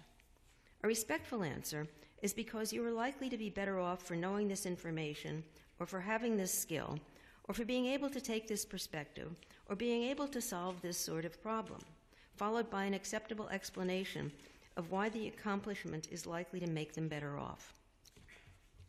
At the heart of philosophy of education lies the question, what's the goal of education? What exactly are we trying to do? There may be multiple answers. Perhaps education as a whole serves multiple ends, or perhaps different spheres of education serve different ends. But if we do not seriously examine this cluster of questions, we'll be at a loss to know how to design our educational practices, policies, and institutions, for different designs serve different ends. John Dewey argued that universal public education is necessary for a democracy. Having the right to vote will not do the citizens much good if they do not have the resources to decide for themselves who to vote for.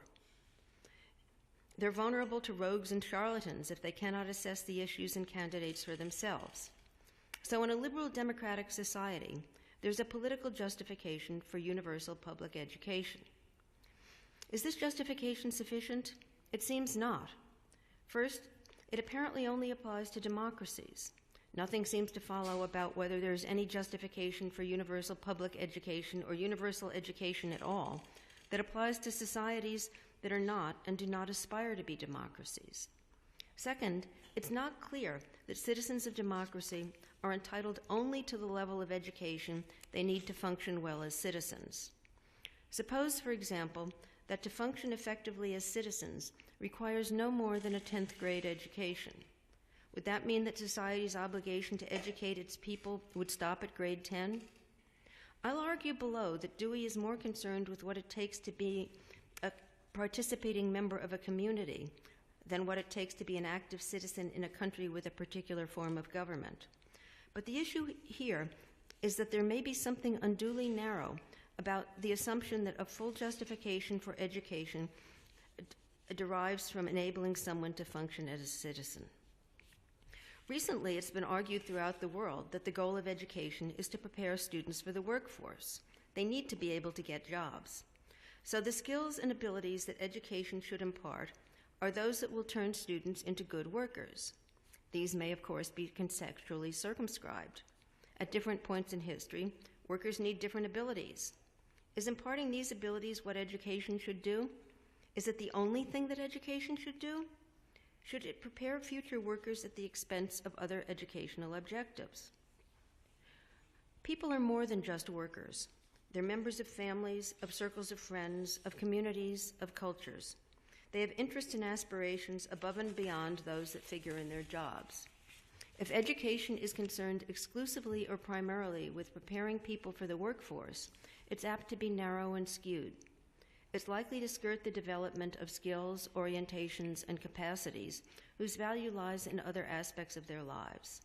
It would thus fail to equip them with the resources they need to be good parents, friends, students, citizens, amateur artists, athletes, and appreciators of the various ways in which human beings can excel. Moreover, if preparing people for the workforce is the overarching objective of education, we face an extraordinarily daunting task. Once it was reasonable for educators to think that they knew how to do this. In the 14th century, if a man was a farmer, he could take it for granted that his sons were going to be farmers and that they would farm the land in much the way that he did. So he could teach his sons how to farm, imparting his skills and know-how, thereby equipping them with for their place in the world. But today the world is changing rapidly. We have very little idea what specific skills and abilities the workforce will need in 20 or 30 years, when our students will still be working. Thus, insofar as we're preparing our students to be workers, we're preparing them to work at something we know not what. This involves identifying and imparting a quite different set of skills from those needed to learn to know how to farm or cook or fix cars or program computers as we now do. It requires that we equip our students with higher order skills that enable and motivate them to learn how to learn, and to recognize when established ways of doing things have become outdated or could be improved. Aristotle contends that man is essentially rational. If rationality is the human essence, then the end of education should be to enable each human being to function as a rational agent. Then each would realize his essence and be able to perform his proper function. This might require more or different skills, propensities, and orientations from those that are required to enable each of us to function as citizens or members of the workforce. To see whether the Aristotelian position is a viable philosophy, provides a viable philosophy of education or figures in one, we need to explicate and justify a conception of human flourishing, where to flourish is to function well as a rational animal. To do that, Rawls suggests, is to satisfy what he calls the Aristotelian principle. He says, other things equal, human beings enjoy the exercise of their realized capacities, their innate or trained abilities. And this enjoyment increases the more the capacity is realized or the greater its complexity. A person takes pleasure in doing something as he becomes more proficient at it, and of two activities which he performs equally well, he prefers the one that calls on the greater number of more subtle and intricate discriminations. End of quote. He then goes on to say, quoting again, presumably complex activities are more enjoyable because they satisfy the desire for variety and novelty of experience and leave room for feats of ingenuity and invention. End of quote again. If this is right, and if enabling people to flourish is an aim of education, then we need to enable students to continually improve performance and refine abilities to make subtle and intricate discriminations. We might wonder, though, whether there even is such a thing as human flourishing. I do not mean by this that we should wonder whether human beings flourish. Plainly, some do. The question is whether there is a unique way of human flourishing, such that all human beings who flourish are in some important respect alike. The ancient Greeks thought the answer was yes. Flourishing must be characterized at a level of abstraction so that the relevant features could plausibly be general. But there was a single good, the good for man, that was the aim for all, and that all who were successful achieved. The conviction that there is such a single good waned with the Enlightenment. Different people, it seems, flourish in different ways. They want different things. They consider their lives to go well when they achieve different objectives. So if the Aristotelian principle holds, it must be modulated to recognize that different people seek to satisfy it in different domains. This marks an important change that is highly consequential for education. For if there is value in people living lives that they considered good, rather than in thinking that the educational establishment, society or the ministry or the family, should set the goals out from the outside, then education should enable and equip students to set their own goals. In Rawls's terms, education should enable people to determine their own conception of the good and equip them to pursue that good, their pursuit being limited by the rights of others not to be harmed and to have the same liberty to pursue their own conceptions of the good. A person's conception of the good is a scheme of ultimate ends that she reflectively endorses, whose achievement would, barring disaster, result in a life that she considers well lived. Formulating and pursuing a conception of the good requires a variety of abilities that children and some adults lack: information, foresight, the capacity to rationally assess alternatives, and so forth. Rawls is sometimes criticized for overlooking this fact. I don't think this criticism is sound, given that he was attempting to characterize the moral features of fully functioning members of a well-ordered society. Children are not yet fully functioning members of society, and some people never will be. Still, the criticism points to an incompleteness in Rawls's account, and one that is significant for the philosophy of education. What more is needed? Here it pays to turn to Amartya Sen. He maintains that to be able to form what Rawls calls a conception of the good, people need a range of capabilities. Some are inborn, others are acquired.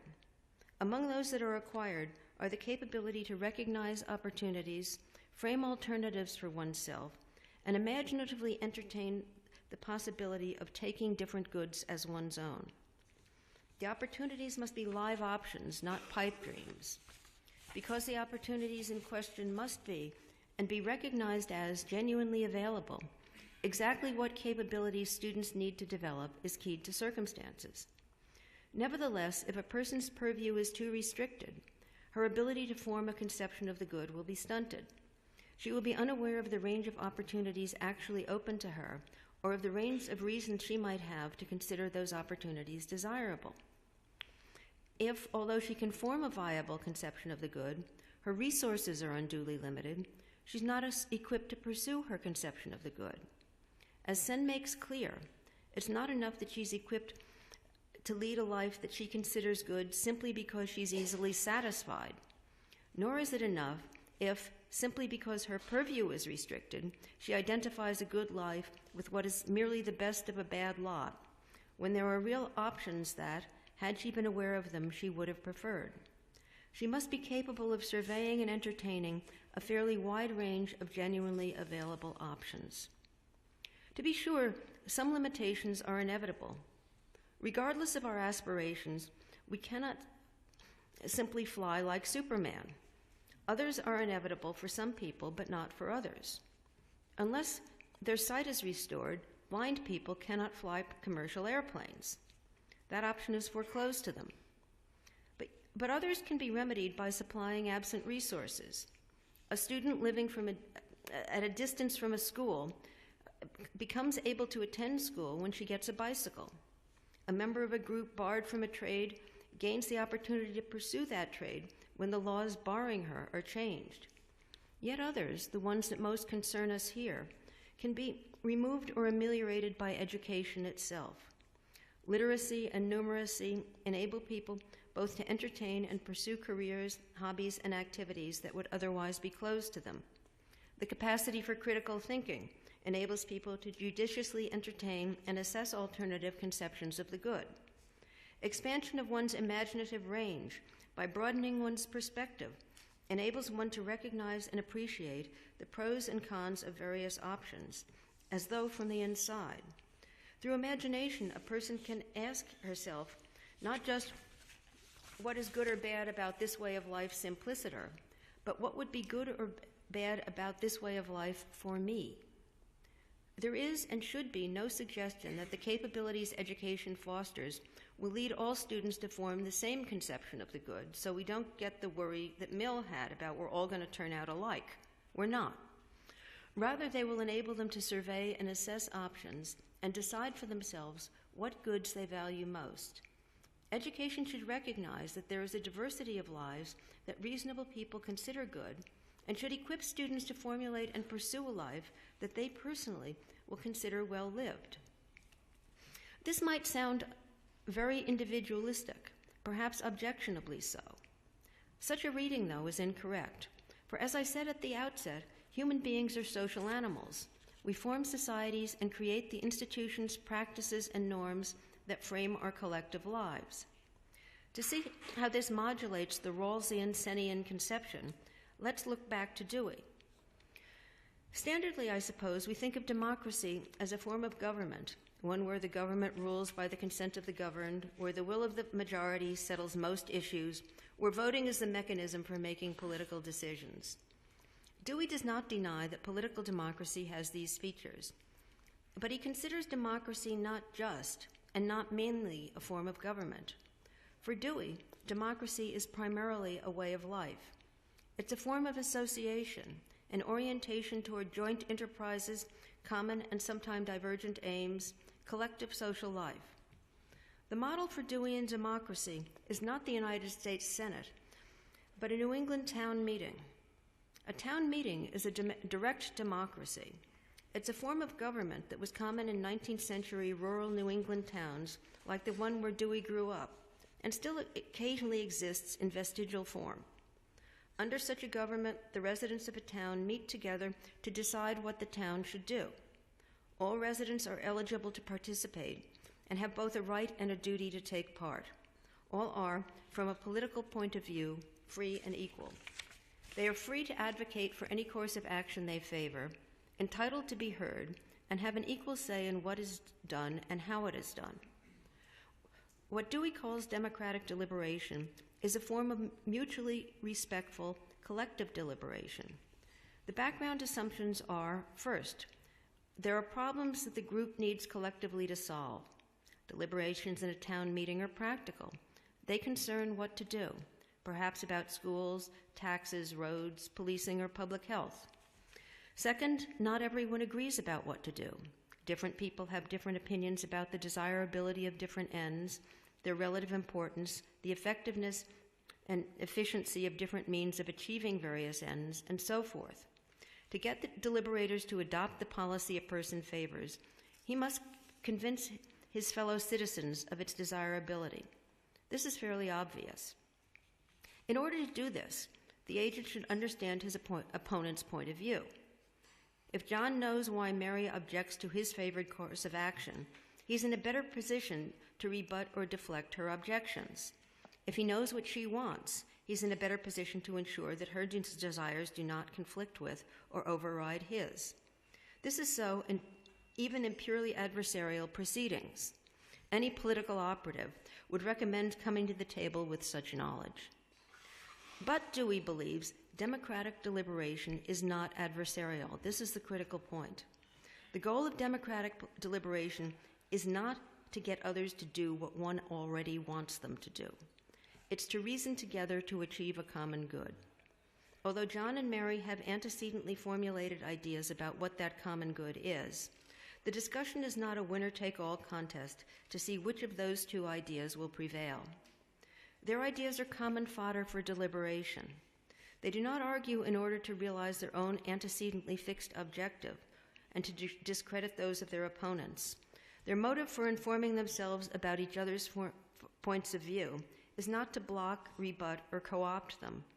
Rather, if they understand one another's points of view, they learn what each other's interests and objectives are and why each thinks those interests and objectives are worth pursuing.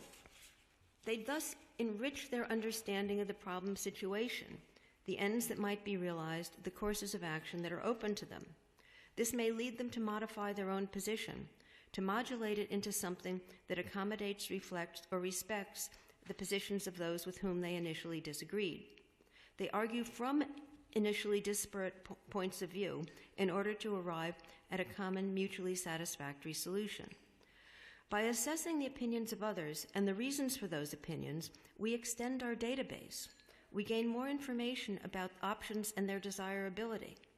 So rather than seeing those who disagree with us as opponents, Dewey thinks, we should see them as allies who, by envisioning things differently, extend our epistemic range.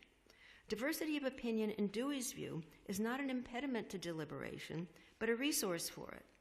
If so, undue deference is a vice.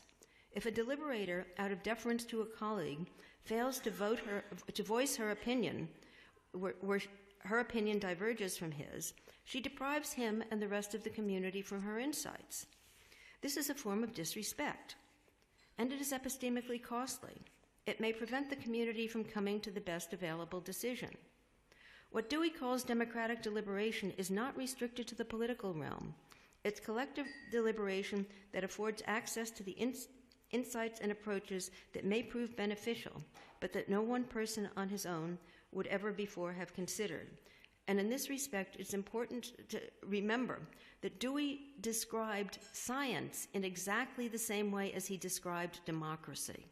And it was because of an appreciation for the method. And the key in the method is free and equal people working things out together, assessing the information collectively. As I've characterized it, democratic deliberation is a way that people should work together to solve common problems and achieve collective goods. But there's considerably more to it than that, because Dewey's democratic deliberation is essentially educative. It's a way, perhaps the best way, to learn from one another. By reasoning together in a context of mutual respect, deliberators draw out one another's insights to figure out what to think. By reasoning collectively about how to figure out such things, they collectively devise and revise methods of inquiry and standards of acceptability. So by participating in democratic deliberation, students learn from one another. And by learning how to participate in such deliberation, they learn how best to learn from one another. Since participation is required, learners are not passive. They contribute to the ongoing debates. Their ideas are fodder for those debates. They are insights that might be endorsed, modified, or rejected as impracticable, unfounded, or simply not the best of the ideas that have been proposed. Nor are the students mere proposers of ideas. They also function as critics of those ideas and formulators of ideas that no one has yet entertained. So they learn how to take a critically reflective stance to their own and other people's ideas. One needs to have a particular set of skills to avail oneself of the resources that democratic deliberation provides. Very roughly, deliberators need to be adept at both giving and taking reasons. This is something they need to learn to do. Deliberators monitor the results of their procedures and modify their practice in light of those results. If, for example, they find that one approach leads to animosity, to endless debate, or to outcomes that on reflection they consider regrettable, they revise it in hope of doing better. Gradually, the standards of collective debate evolve as they recognize that the reason that it makes sense to offer are the reasons that their interlocutors should be expected to endorse, or at least to seriously entertain. And these depend on the diversity of opinions among those with whom they're deliberating. The evolution of the practice of collective discourse and the rules and constraints deliberators consider it subject to are accepted for the nonce as reflective of what they currently think is the best way to deliberate about their collective lives. But the best way for now is not necessarily the best way for always. So the rules and procedures themselves are open to reconsideration should new ideas be suggested. At the heart of Dewey's conception of democratic deliberation is a deep-seated mutual respect. Deliberators respect one another in taking each other's views seriously and in taking responsibility for their own views so that they're worthy of being taken seriously. Their deliberations display critical reflectiveness about ends and means. The fact that a course of action accords with the tradition is a point in its favor, since it's some evidence that that course of action has worked well in the past. But since deliberators need to look forward as well as back, they must consider whether circumstances have changed in such a way that what worked well in the past will not work so well in the future. This is not to deny that they can appeal to experts, but if they do, they need to accompany their appeal with intersubjectively agreeable reasons for thinking that the chosen expert in this case is trustworthy. Fallibilism is required as well. Deliberators must be willing to revise previously accepted conclusions in light of their consequences and to revise or reject them if things did not turn out as they hoped. There's no guarantee here. That's the news. If democracy is a way of life, these virtues, which are at once cognitive and moral, should characterize our relations with one another, our relation to our shared problems and our common world generally.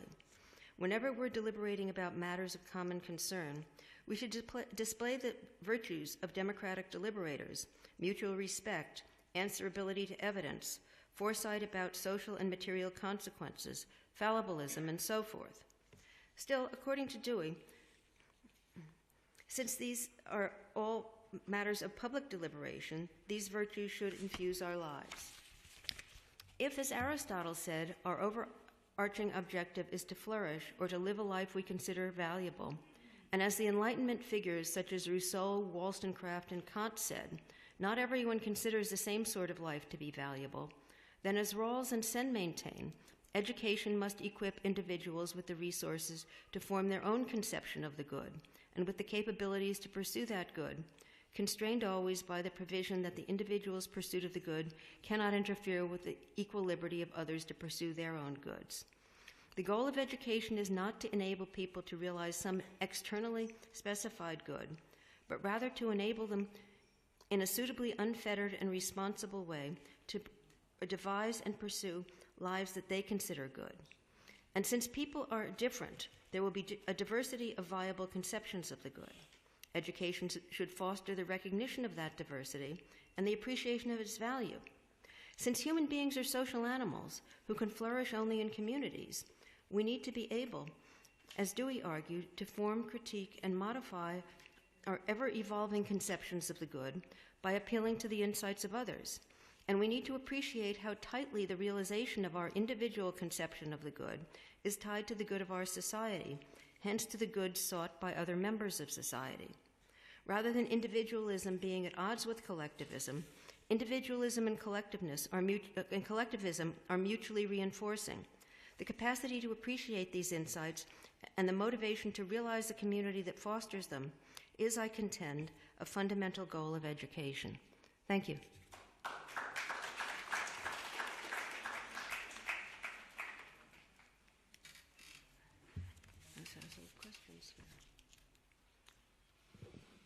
Thanks, Professor Edgin. Yes, please. Question.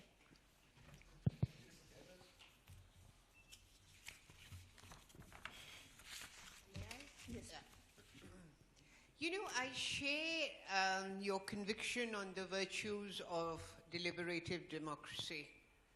The problem with, and I'm a political theorist, I'm not a philosopher of education.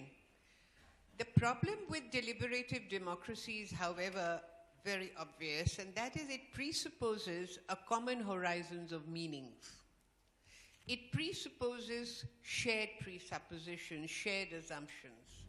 It becomes extremely difficult to enter into a dialogue with anyone who seems unreasonable from our or even our collective point of view. Because the problem with liberalism is it espouses toleration, but it cannot tolerate what is not liberal or what is illiberal. I mean, we are familiar with that. Now, it strikes me that in a multicultural country like the United States, or in a plural society that is India, the crucial issue is to is to enable children to enter into a dialogue with people who have been probably stereotyped by all kinds of perverse images.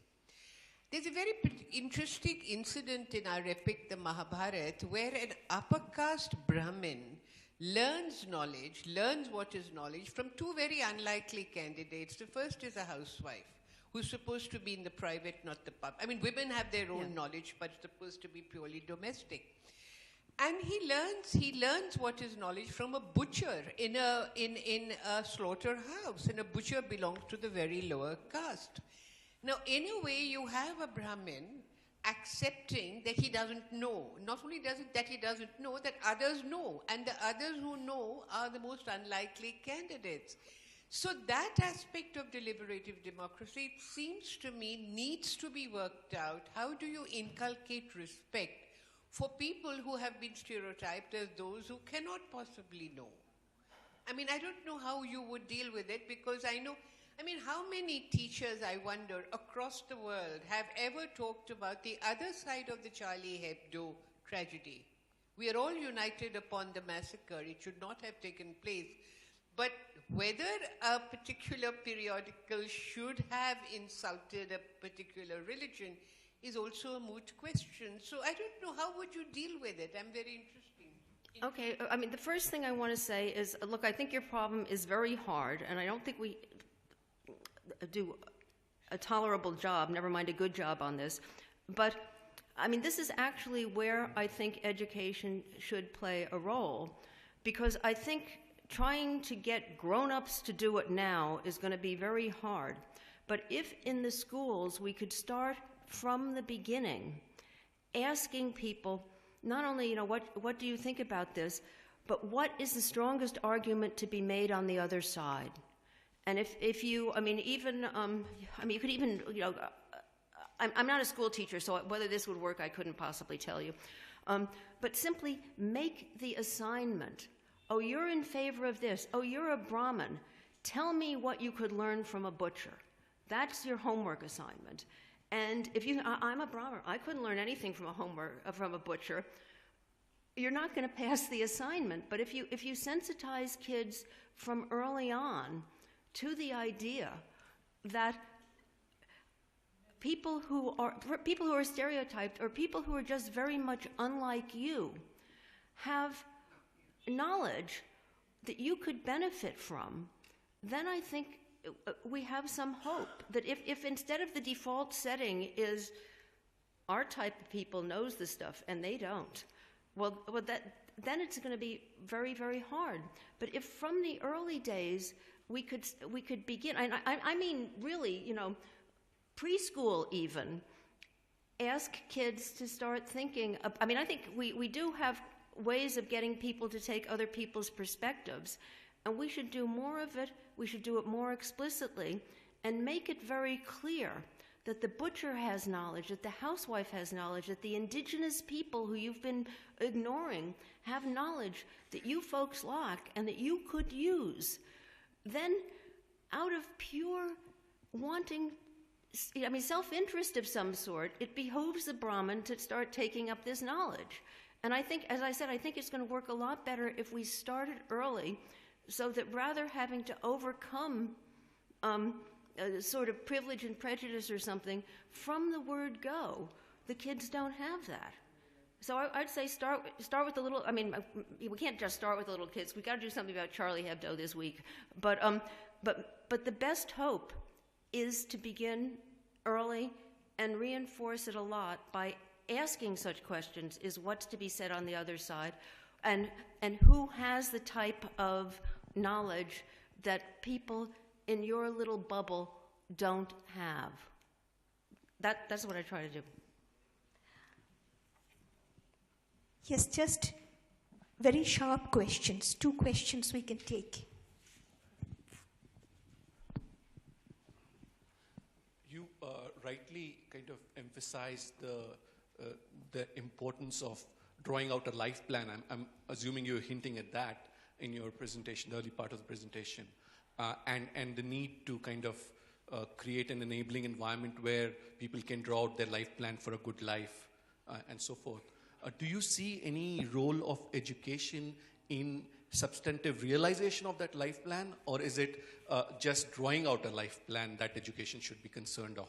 And if it is to be concerned about a realization of that life plan, you talked about contextual, drawing out a life plan, but I'm talking of a contextual, I'm reversing it and saying contextual realization of a life plan. Right. Then what role should education play in that? Okay, there are at least two elements here. First of all, I think it's got to be that education does more than just enable people to draw out life plans, because in order to actually have, we need what this capabilities Sen is talking about. So you can't just sort of say, I want to be an astronaut.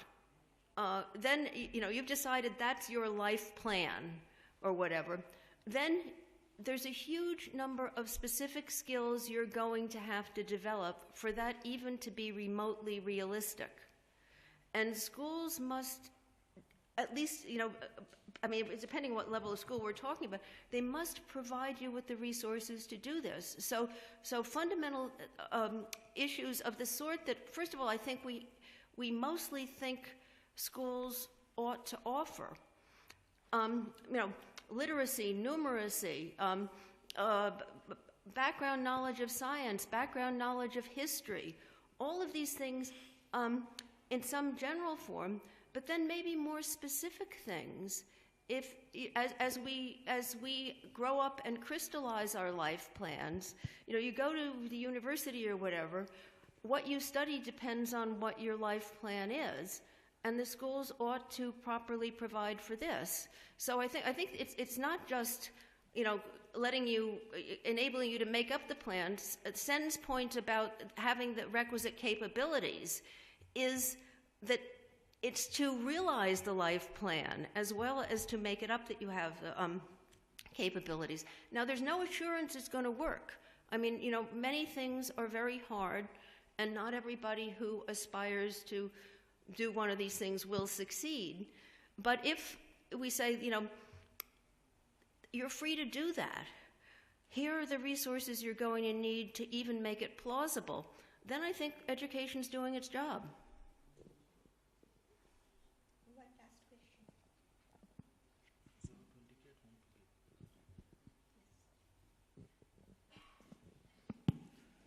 Thank you for your talk. Actually, this is related to the first question in some ways.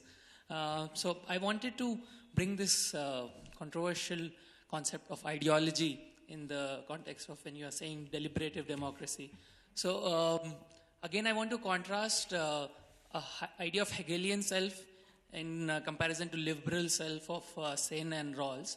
So if you take that Hegelian self as being influenced by the historical and cultural consciousness on which then Zizek develops and says that this global consumeristic ideology is kind of giving me this normative demand of having fun all the time or being happy, unbridled, and that is a very hedonistic claim in some way. So in that context, are we ready to be in a deliberative dialogue with the tribal who's saying, leave your comforts and come to the nature, or Gandhi who is saying, take up poverty?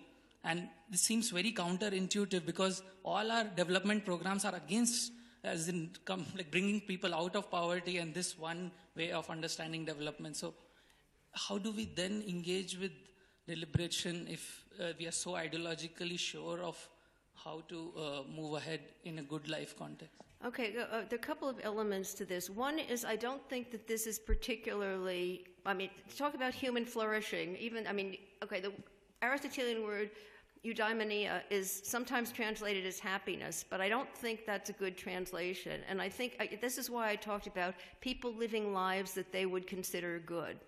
I think Gandhi lived a life that he would consider good. And by the way, we should consider it good too. But I don't know that he was happy all the time.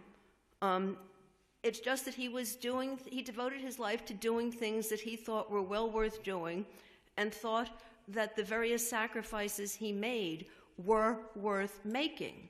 That's a life that somebody considers good, where happiness isn't the unit of measure. So I don't think we have to worry about this thing getting particularly hedonistic. The second question is about competing ideologies. And it does go back very much to the first question, because I think, I mean, insofar as we are all human, we can talk to each other. And I think that the ideal would be that however much ideologies compete at one point, we ought to be able to backtrack to something shared behind those ideologies. So the ideology isn't going to be a stopping point. It's very hard. And, I don't think, that we can kind of do it on the bus stop and get very far. But the idea that, look, somehow or other, there's some convictions of importance that we share. Let's use that as a basis for our deliberation. You move to this ideological position, I move to that one. But if we start this open deliberation with some common commitments, then I think progress can get made. It's going to be slow. It's not going to be that we solve the problem overnight, but I think we can make some progress if we don't say that the ideology is the stopping point, and once we've come to that conflict, there's just no more to be said. Then we just start dropping bombs or something. I think that's just false. And again, I mean, one of the things I would go to is sort of fundamental things that people want in life, like the well-being of their children. If you say, look, we're both after that, it's not much, but it's a starting point. And then you start hoping you can take some baby steps to more commonality, or more, if not even commonality. It's not like I'm insisting everybody agree with each other, but simply that we have, I guess, clusters of things that are mutually worthy of respect. So your way of doing things is not my way of doing things, but that doesn't mean I have any principled objection saying you're just wrong. I'm just saying, different ways you can go from here. And I think that's the best we can do. But my main point is the best we can do is actually a lot better than many people think it is. When you say, but there are these fundamental disagreements, there are shared, there are conflicting ideologies, there's nothing more to be said. Maybe it's just me. I think there's always more to be said. And we have to keep talking till we figure out where we can get a foothold. So, on this optimistic note of, dialogical convergence, we end this session. Thank you once again.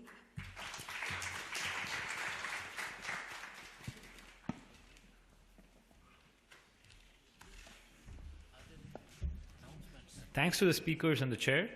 We're going to break for lunch now. Lunch is being organized at the pool side. You have to go to the lobby and go straight, actually. Okay? And we'll start at 2:30, right? Sensibility, Affect and Embodiment by Sharon Todd. Sharon Todd is from Maynooth University in Ireland. And it'll be followed by Hari Narayanan from Indian Institute of Technology, Jodhpur, who will speak on embodied nature, lessons for educators. This session is going to be chaired by Randall Curran, who's from University of Rochester, USA. So I welcome the speakers, and the chair will take over.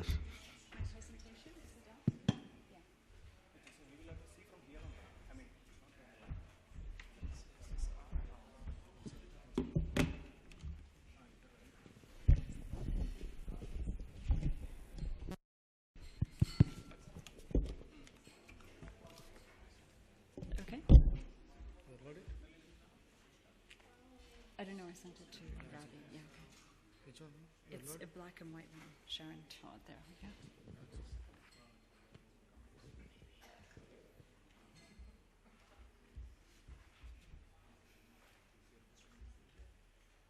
There's usually some little icon or something. It's named, That's great. Okay, thank you, everybody, and thank you to the university for inviting me here. It's been a great experience. I was in Bhopal before this, and I'm just really enjoying myself. But I must apologize. I'm having a wave of jet lag right now, so I'm hoping that I can keep on task and not let my brain kind of fizzle out somewhere in the ether. What I'm going to present to you today has to do with some thinking that I've been doing around the new materialisms in education in particular, and also trying to find a language that works against the instrumentalism that we find so often in education. And so I've been looking at questions around embodiment and particularly questions around sensibility or sensation. And I start off with a quote from the philosopher Emmanuel Levinas, who writes, "Sensibility is the breakup of every system." It's that, it seems to me, which kind of resists, if you will, the conventional systems and the conventional ways we have of thinking about education. And questions of embodiment, it seems to me, and materiality have recently been the theme of much contemporary discussion in educational practice and research methodology and theorizing in education. This body of literature has largely focused on sort of the materiality of the human body. And bodies are on par with the objects with which they interact. So embodiment and materiality from these theorists' perspectives, which are mostly informed by feminism and the philosophy of Gilles Deleuze, as well as some of the work going on by Jane Bennett, as well as Karen Barad in physics. And embodiment and materiality are not so much woven together in their view as they are mutually constitutive, each change calling forth new possibilities for subjectivity.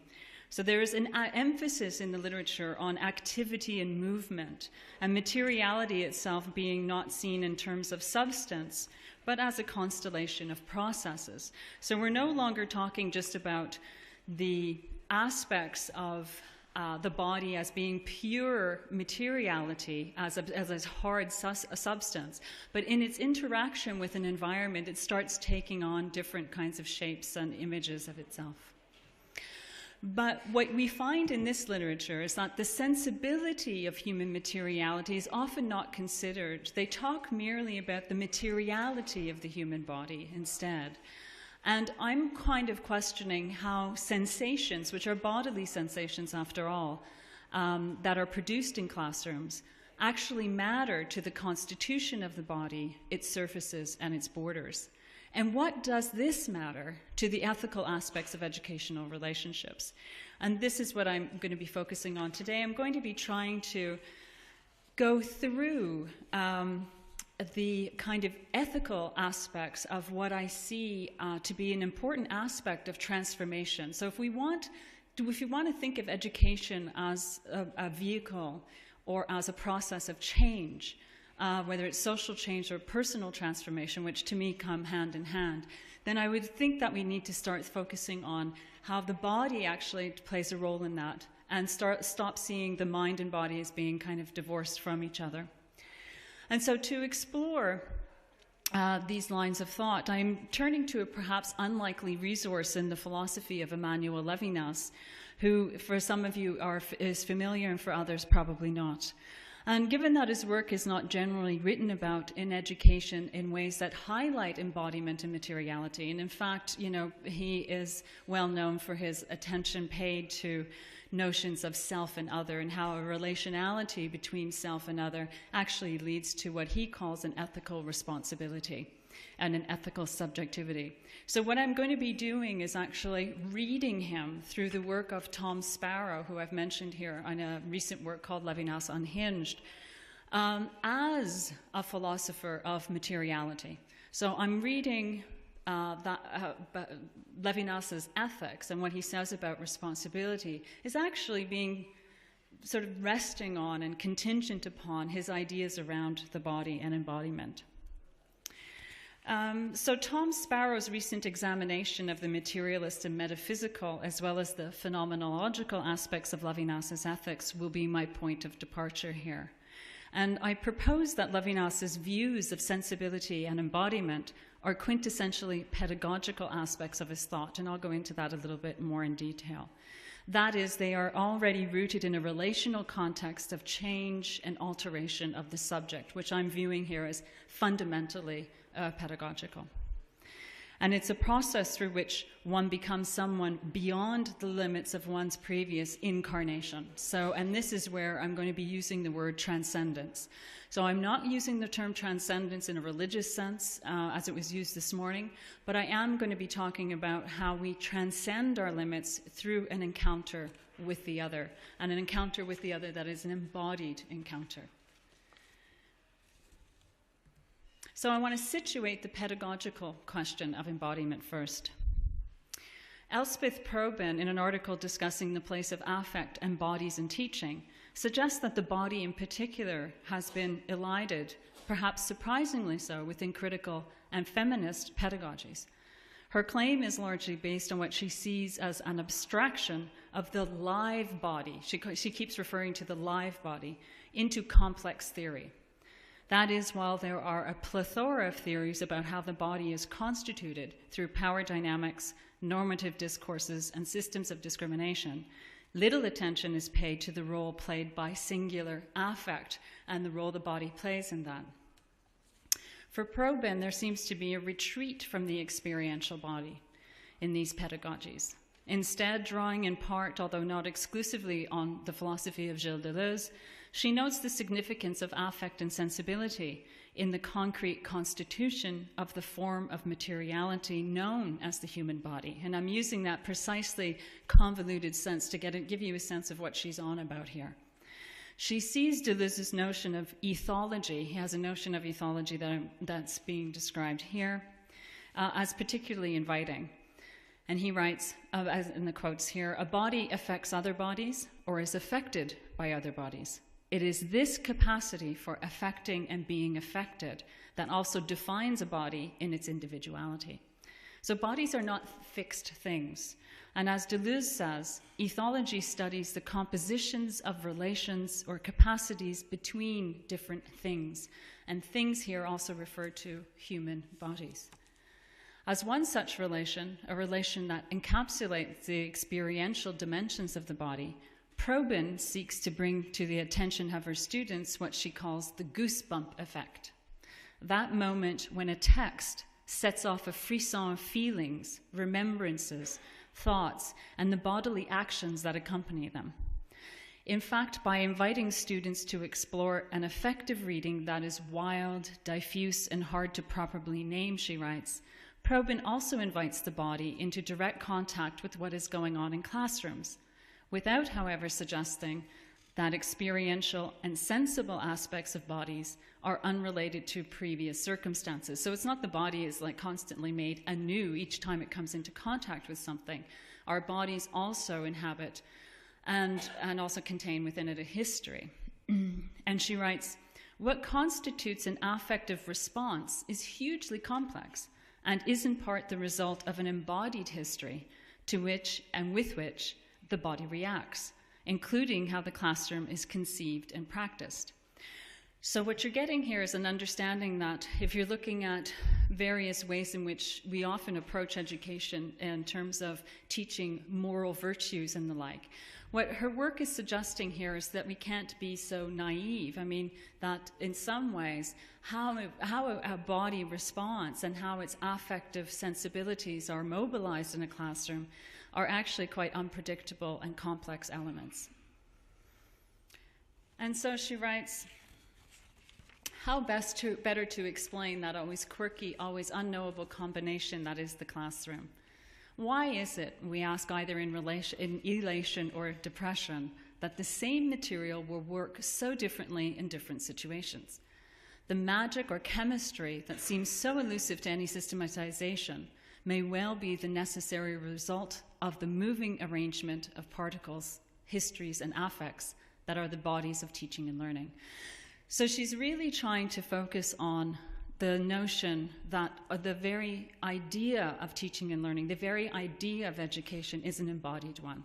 We cannot talk about ideas separate from the actual lived realities and lived contexts in which they take place.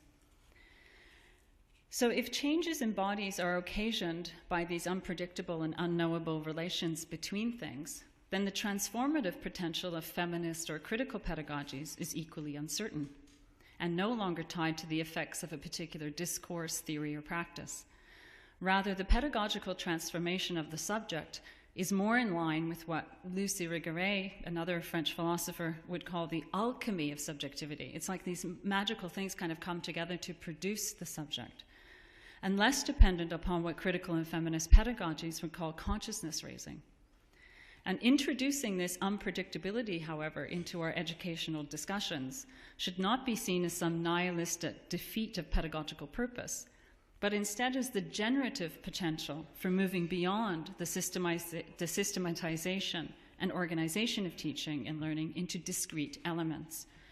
And I think it's this anarchic sensibility that challenges assumptions that the right kind of teaching will produce the right kind of learning outcomes, which is what we're all, I think, it's inundated with in this global educational reform movement.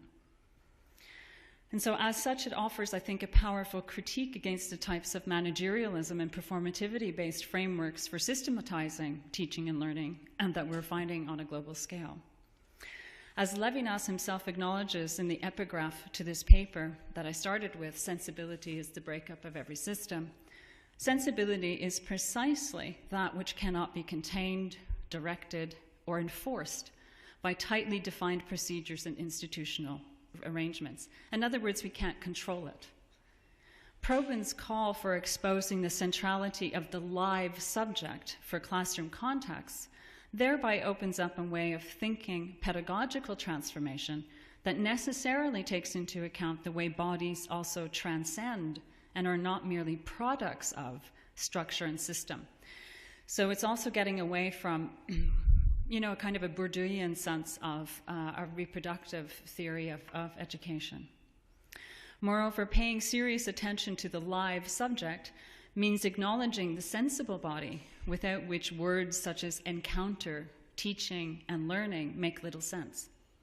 What Probin in effect exposes, although this is not her primary goal, is that you cannot have an educational practice, or any practice for that matter, without live subjects in the first place. It just doesn't make sense. These are not disembodied ways of being. Practices are themselves embodied.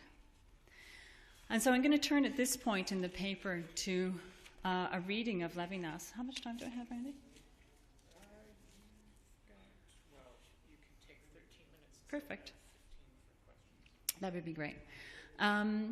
This part of the paper gets a little bit into notions of transcendence and stuff, so I'm going to skip some of it, but I'll keep to the slides here.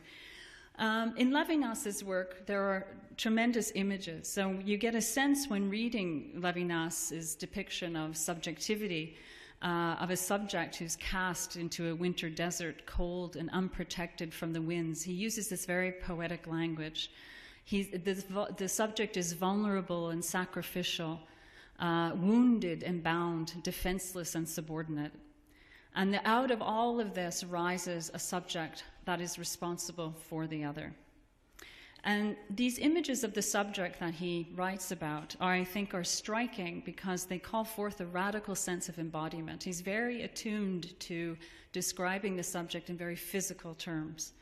Images are not merely metaphors for a subject whose naked skin is vulnerable to the elements in the passing of human time.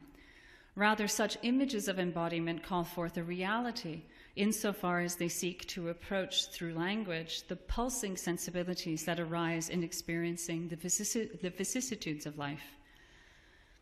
So images here also call forth a transcendence insofar as it is through their inarticulable embodied relation to the other that one's ego surpasses its own limitations. And I'll talk a little bit more about that. And on the surface of things, this way of casting embodiment in terms of both sensibility and transcendence would seem to be contradictory and perhaps somewhat removed from the notion of the body I discussed above in relation to education. However, as Tom Sparrow points out, it is at the intersection of embodiment, materiality, and metaphysics that Levinas's work gets pretty interesting. So Sparrow writes, I think that, when Sparrow writes that Levinas is somebody who's specifically engaged with the material nature of ethics. And he's thinking about the insubstantiability in some ways of thought at the same time. So Levinas's work is always playing between this sense of a rooted figure, this embodied figure, and the fact that when that self meets another, that self actually goes beyond itself. It actually transforms itself. So it's that Sparrow is actually very engaged with explaining. And when Levinas discusses the encounter with the other, so when I meet the other, he does not suggest that the other just appears to me. So he's not just taking a phenomenological view that can then be read and understood through my sensations and perceptions. It's quite the opposite. It's the mystery and unknowability of her invisibility of the other that reveals themselves. This invisibility is precisely what is suggested when Levinas claims that when we truly face the other, we do not even notice the color of her eyes. That is, it's a gestalt.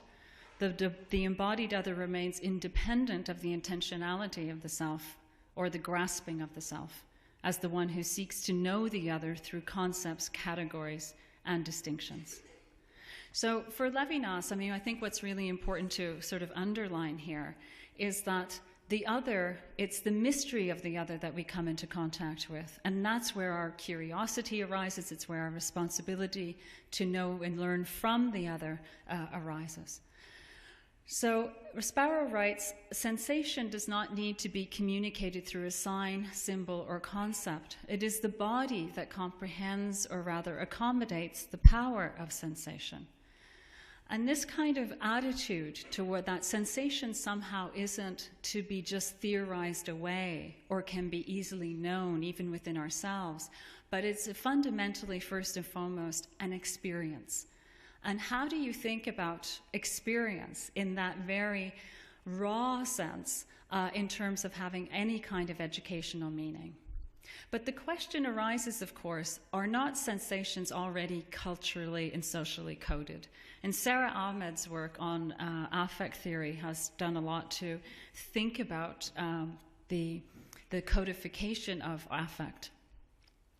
And so the response that I want to offer here is, while I take on board precisely the kinds of affects that she's talking about, I think that following Levinas here and his move to the capacity of the subject for transcendence, the kind of sensation one's experiences may indeed be, named and analyzed, but the experience of the sensation itself lies in a state prior to language. And that's what I'm going to be asking, that we kind of try to think about those kinds of experiences as happening in classrooms and what it is that's pedagogical about them and what it is that we do about them. And so the other here is always more than an appearance, to reiterate. She is more than what I can experience of her. And so the other's existence always exceeds my perception. So when we're talking about issues around dialogue, for instance, as we did this morning, or when we're actually talking about physical encounters between students and teachers or amongst students themselves, the other can never fully be known, nor should that be our goal, to know the other. The goal is to actually understand that the other is somebody other than I can ever know. And from that position, then I'm opened up to questions around what kinds of conversations and what kinds of responsibilities and what kinds of response I can have to you based on that unknowability. Now, I go into a fairly long, detailed argument in the paper about how the body is both transcendent and concrete in two senses. And so I just want to talk about, just mention them very briefly here, that the concrete nature of experience obviously lies in the sensate body and the whole sensibility. But the transcendent nature is here in terms of also it creates the transcendental conditions of practical life, so that we can have these kinds of experiences, and that we do have these kinds of experiences are the condition for living our lives in practice.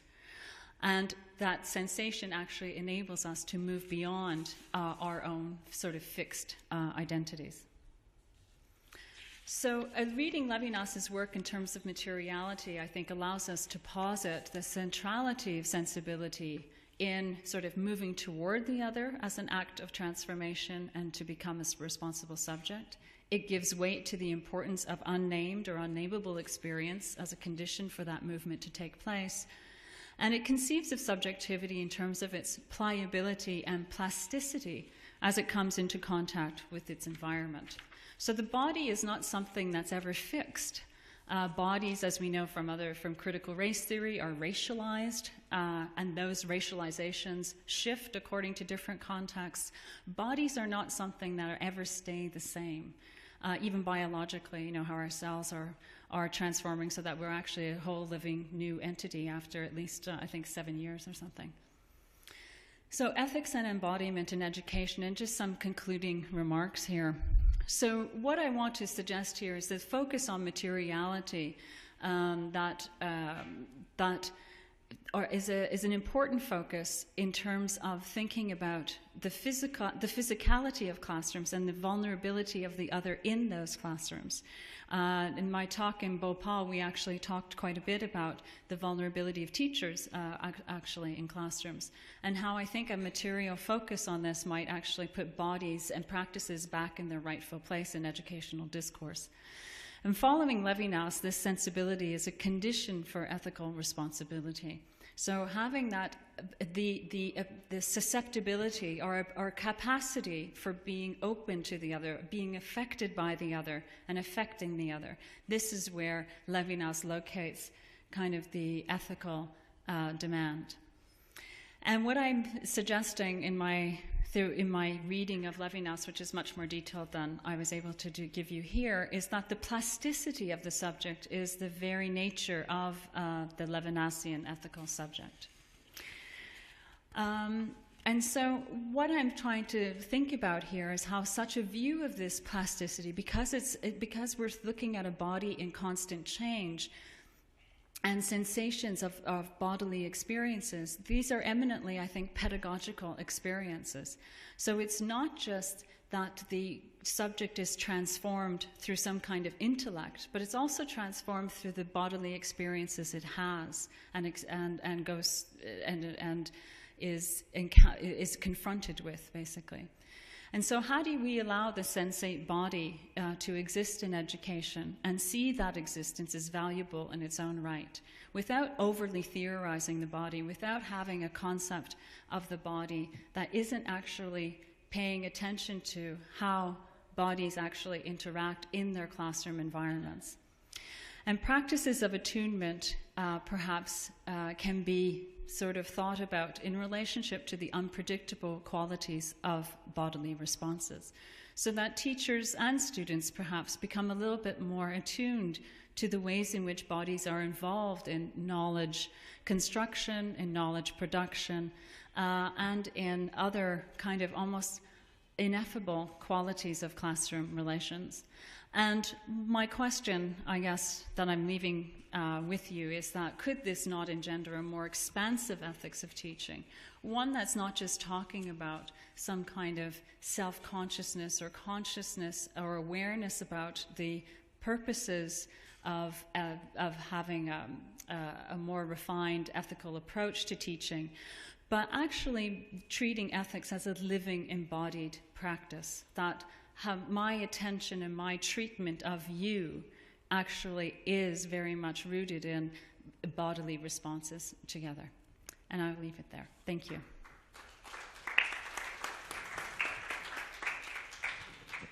Well, thank you, Sharon. We've got plenty of time for questions. Okay, up here.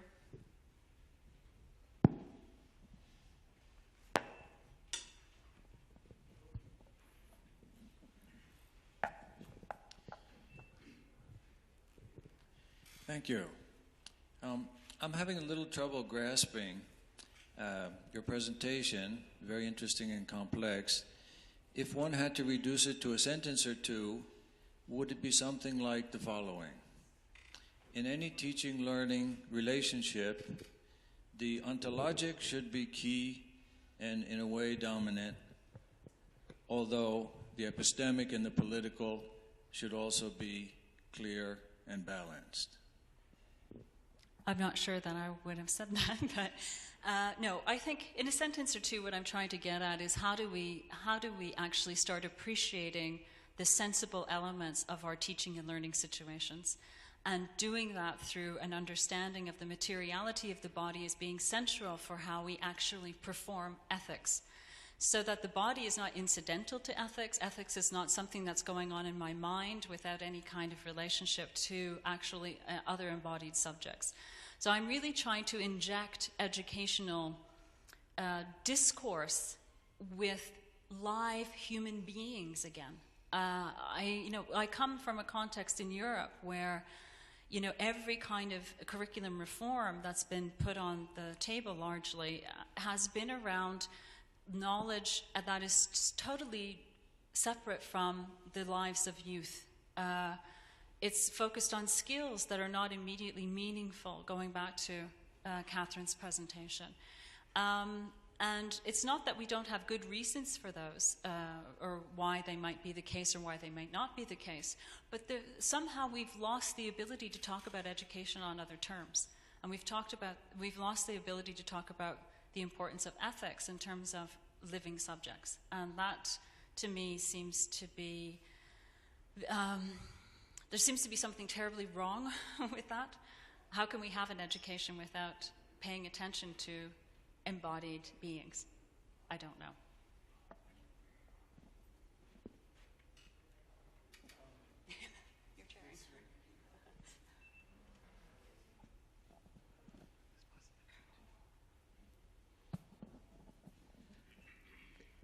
Thank you very much. I have, I think, 3 points of disagreement, and I'll try to articulate them very, very shortly. The first point, if you look at, not at Levinas, but at Husserl, at the original account of intersubjectivity, body-mediated intersubjectivity, and if you look at Hegel, so there is from the very beginning an interconnection between the self and the other, between the ego and alter ego. So, and then if that is the case, then the very talk of mystery, of self-transcendence is pointless, because the other is already there from the very beginning of the human life. So there's nothing about transcendence here. This is the first point. The second point is, very briefly again, when I claiming that there's a kind of sensation prior to the language, so it seems to be another kind of dualism between sensual data and concepts. So it could be a kind of a new version of the myth of the given, actually. If you want to put it in a provocative way, a new kind of positivism there. And the third objection is actually that I'm just wondering how you can try to develop a kind of educational ethics and at the same time to avoid formulation of norms or of rules. Because what I'm seeing at your talk is appeal for openness, for plasticity, but there's not any kind of norms or notions of norms about ethical action or ethically founded action in the educational realm. Thank you. Thank you, Krasimir, for that. First of all, Hegel and Levinas are not talking about the same self and the same other. So he's not coming from that tradition. So for him, an other is simply another existence. So he comes at it much more from an existential position, if you will. So that he has in one part, we can share together, we share a life together, we share goals together, we share a language together, but we are not the same. We do not share an existence. So, and he goes into a lot about solitude and all of this kind of stuff. So whenever you meet somebody, I'm going to be reducing what he's saying into a more practical context, which is not what he has written about. But when you meet somebody, it means that you can share something with that person, but you cannot know about their existence. And I think that there's got to be a bit of respect. I think that's where respect comes from, actually, is not assuming to know. And rather, it leaves you open for asking a question and being curious about that person. And so I think that that's, for me, the difference. So it's not a Hegelian intersubjectivity. In fact, intersubjectivity is not what Levinas is concerned with. But the second part, the sensation and you know, this prior to language, I mean, I am really grappling with this because I come from discourse theory, I come from a background, but at some point I reach the limits of that. And I would like to, now it's not that I'm not trying to approximate what I'm trying to say to you today with language, outside of language, of course, but I think there are impacts of aesthetic experiences, for instance, that even though we can talk about them, language only approximates the experience. And I really would like us to come back to having some kind of understanding of what an experience actually, that they exist in the classroom, even though we can't theorize them necessarily. So that unnameable quality, I think, actually does have a profound effect, at least it has in my own life, about the changes in direction of my thinking and everything else. But that raw experience that I have, that push in the gut, the heart pounding, the sweat popping off, those kinds of experiences cannot just be talked away. I think that's what I'm trying to say. And I certainly don't want to go to a positivistic dualism, so I'm trying to work some of this out. And then the other one about educational ethics. I'm wanting to reserve the term ethics precisely not to talk about norms and values and morals. If you want to talk about norms, values, and morals, then I'll use that language. But when I'm talking about ethics, I'm really wanting to talk about a relationship. And so it's not to say that morals and values and norms are not important in education, but I think I don't want to reduce ethics to those kinds of issues and those kinds of problematics. So I think ethics for me is actually much more of a practice than it is sort of just a branch of philosophy that includes, all of these things. So I'm trying to actually think through the practice of it. I'll just intervene here. So why couldn't someone coming from virtue studies respond to what you just said by saying, look, we've had a branch of ethics which has been going for at least 3 decades now, which is about resituating our ethical life in the fact of our being embodied creatures who are full of dispositions, and look at a typical way of defining what a virtue is, and it would refer to manifesting emotion, manifesting what you do with a certain manner, certain gesture, all the things that that you could presumably be referring to using the word materiality. So that's been there. I mean, that's been there for several decades. So, and of course, people who do that are trying to talk about that in connection with norms and so on.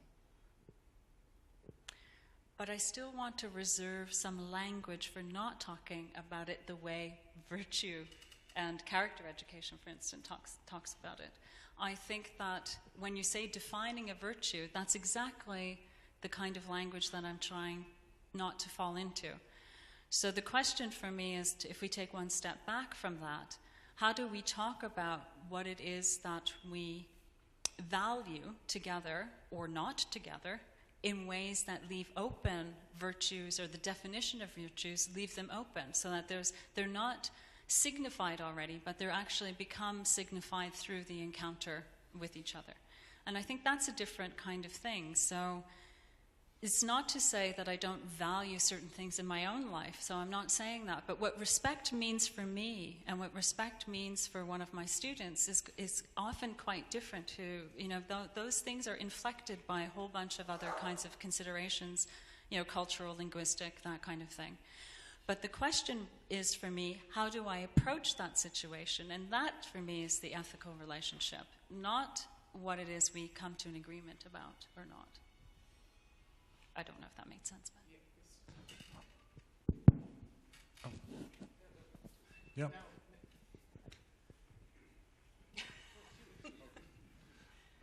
Okay, thank you very much. I just wanted to ask a question.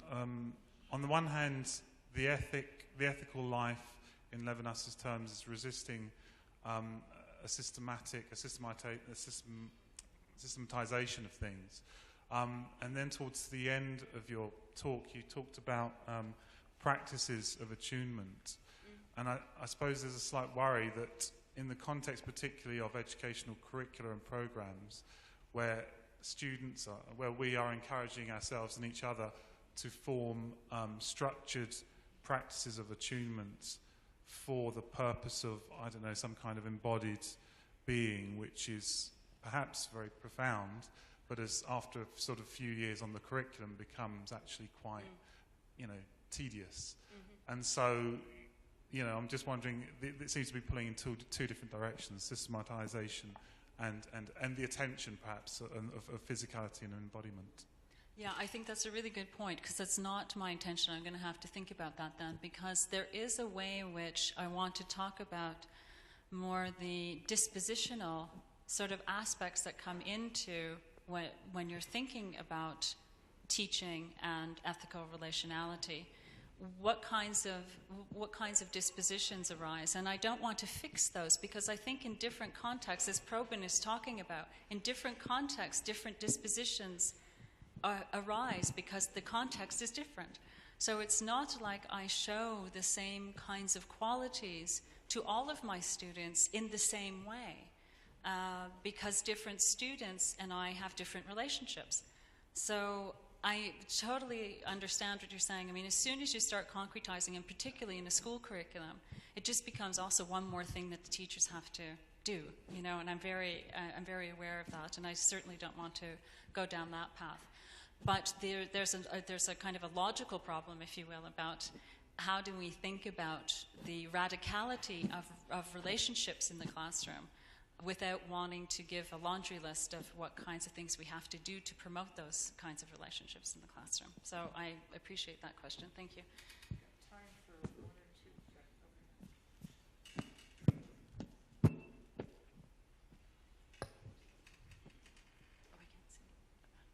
I'm just trying to understand the concept of sensibility that you tried to sketch today, because to me it appeared that sensibility is not just the bundle of sensations. It seems that it is something more, and I'm grappling with that.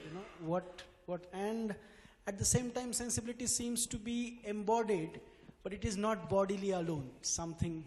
So I'm just trying to grapple with. Yeah, well, because there's two general meanings that we mean by sensibility, right? I mean, there is the sort of a sensibility as a kind of an attitude or approach or an orientation, and then sensibility also means this kind of, this bundle of sensations, as if you call it.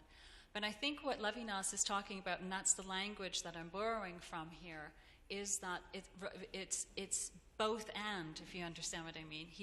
When he refers to a sensibility, he's actually referring to the subject that experiences sensations, but it's a subject who is necessarily open to those sensations. And as subjects, as embodied subjects, we are open to sensations. We cannot help it.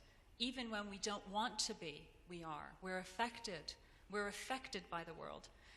So he links sensibility in that sense to being susceptible to people and things in our environment, so that otherwise we wouldn't, we wouldn't change. We wouldn't be able to grow. We wouldn't be able to flourish. To use other kinds of languages here. So we wouldn't be able to make those kinds of transformations if we weren't already susceptible to being affected by our environment. And that's what he refers to as sensibility. So it's a very embodied sort of condition of a relationship to the world. That's what he's talking about. I don't know if that helps, but.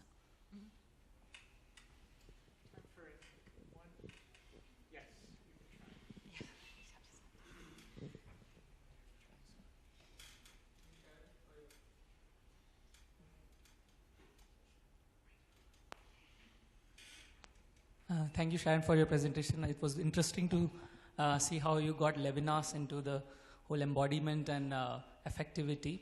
My problem with generally Levinas as a whole is about the kind of weight of the responsibility that he's giving to the self. And So I want to talk about not the vulnerability of the other, but vulnerability of the self in a democratic society which has isolated individual to an extent that their only connection is through identity politics.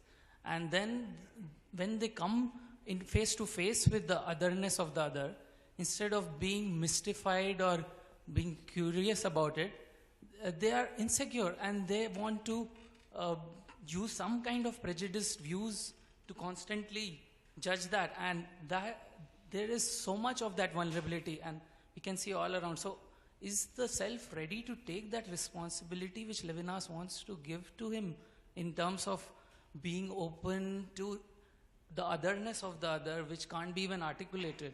So that kind of... Thank you for that. I mean, one of the things is that Levinas is not talking about individuals.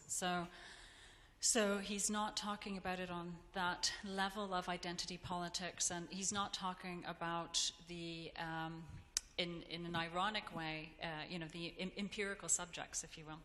So, but what he is talking about is how we bear, how do we come to responsibility? And his way of explaining it is through this kind of singular existence. So he's looking at singularity as the sort of the starting point and what he calls a diachronous relationship to the other, so that you and I might be occupying the same room, but your existence is not my existence and my existence isn't your existence. And from that position, then he goes on to thinking about, I can never demand from you that you take responsibility for me. I can only ask that of myself. And so it's a radical kind of move, and a lot of his work has been compared to Buddhism, for instance, in that kind of radicality of a non-self. So he's not talking about self in the traditional Western terminology, I don't think, and certainly not about individualism. Now, how can you use his work for actually thinking about practical things like I'm trying to do around educational practice? And that's it's tricky. I find it very tricky to do. I've always found it tricky to do, but there's something in it that intrigues me about doing it. And I keep being drawn to it for some reason, because I think it gets around some of those discourses precisely around identity politics that fixate on individuals and others as coming from very kind of fixed communities and become representatives of those communities. So it's helped me to think about kind of questions around cultural differences and social justice across differences from another kind of lens. Okay, well, thank you. And we'll give Sharon a hand and turn to Harry then.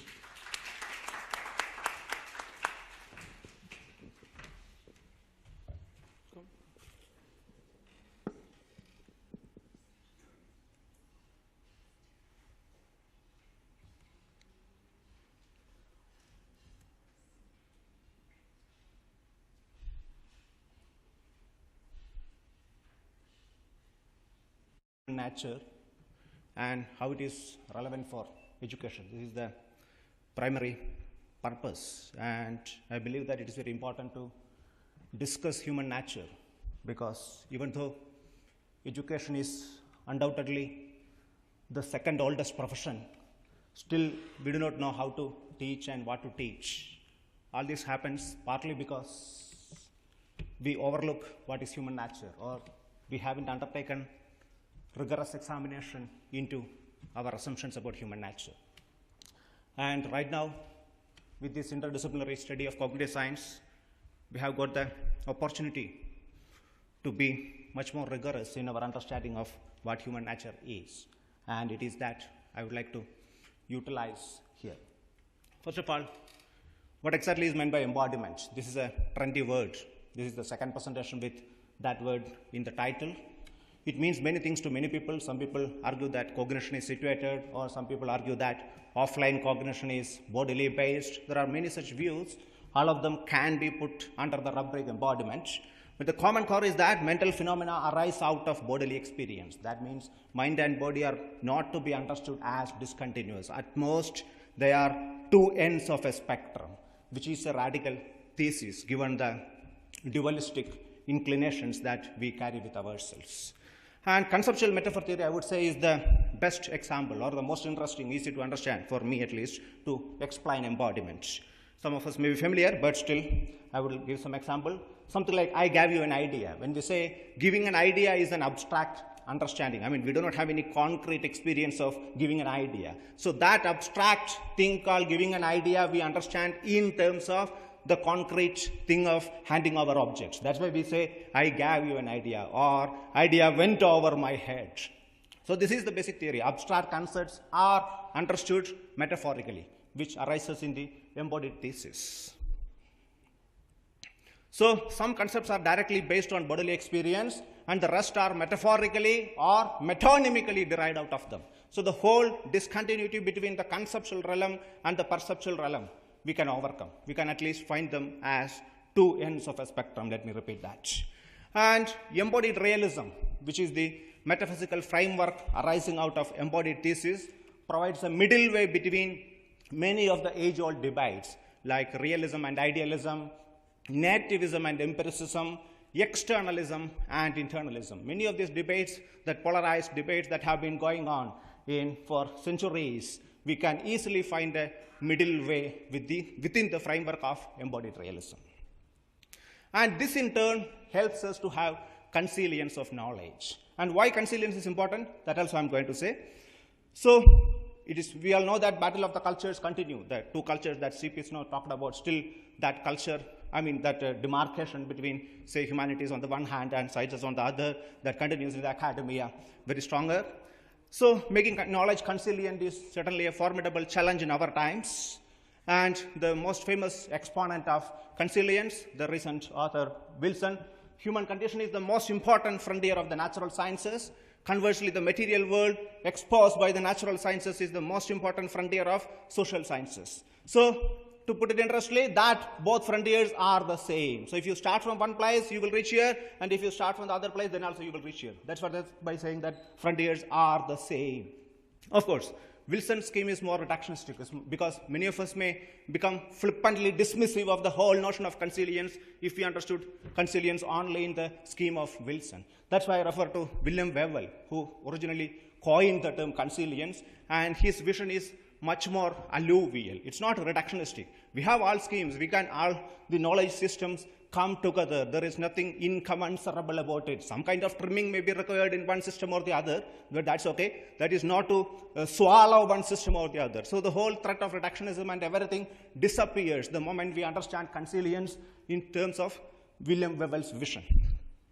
So embodiment is the best framework. Embodied thesis provides us the best framework for consilience of knowledge, precisely because of the middle path that it helps us to take between, say, realism and idealism, nativism and empiricism. That middle path helps us to have consilience of knowledge, or at least provides the avenue to have consilience. So when the body is put back in the mind, the compulsion to see the human realm of meanings and that of physical world as binaries with hardly anything common, that get reduced. That's what is happening. And it can tackle what Steven Pinker calls the Holy Trinity that holds sway in much of academia, especially in this side, literature, philosophy, and all that side. So the blank slate can no longer be blank if we understand phylogenetic embodiment. Embodiment itself can be understood phylogenetically as well as ontogenetically. Embodiment happened in the history of the species, and it is transmitted. It's not the case that each and every individual in its ontogenetic development undergoes the same thing. That need not be the case, but that is something that is transmitted. And there is no need of a concept of a noble savage, because either we can say that the savage was like us, or we are like the savage. There is no difference as such. And the ghost in the machine, that will also be easily exorcised, precisely because body and mind are no longer seen as discontinuous, because the whole talk about ghost in the machine comes from that attitude only. And the point why I meandered into the notion of consilience is precisely because human nature is something that involves many levels. It can be neuronal level, psychological level, social level. All these levels need to be accommodated if we want to build up the broad contours of a comprehensive account of human nature. So only a consilient approach can help us to develop a comprehensive account of human nature. That's why I want to emphasize that embodied thesis is the framework to have consilience, which in turn will help us to have a comprehensive account of human nature. Now, let me try to find out, it's just an exploration, what embodied thesis implies, tells about human nature. One way to bring out the implications of embodied thesis is by understanding how embodied thesis can explain some aspect of contemplative knowledge. So we are familiar, especially in India, most of us are familiar that meditative practices, all of them purportedly bring about change in our ordinary mode of experiencing the world. This can be understood as revisiting the reflexive self-conception. That's very important. The word reflexive is important. It's not something that we deliberate or reflect upon and say, but the kind of self-conception that is implicit, that is implied by the behavior that we show. That is what I call reflexive self-conception. A very lucid characterization of this reflexive self-conception is available in the work of Miri al-Bahari, who says there are 4 modes primarily: thisness, autonomy, consistent self-concern, and ownership. These are the 4 modes of reflexive self-conception. This in turn together give rise to a thick psychological boundary between the self and the world. That's why we have all this talk about the other. The otherness of the other gets aggravated precisely because of this thick psychological boundary. Suppose that is not there, then the otherness of the other will not be so acute. That's one possibility.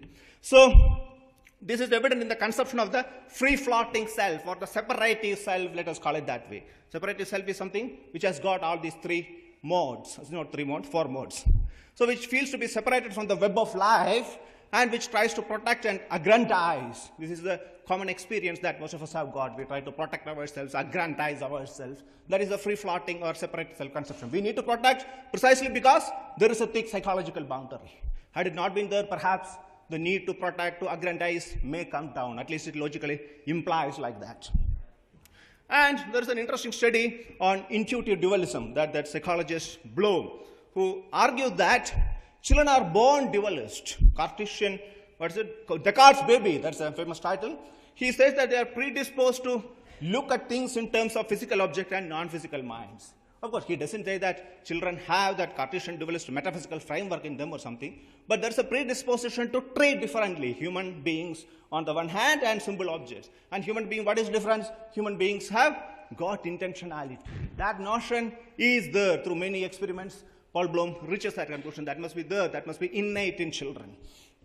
So the empirical evidence that Bloom provides is mainly about the predisposition to ascribe intentional state and not in metaphysical belief, but that's good enough.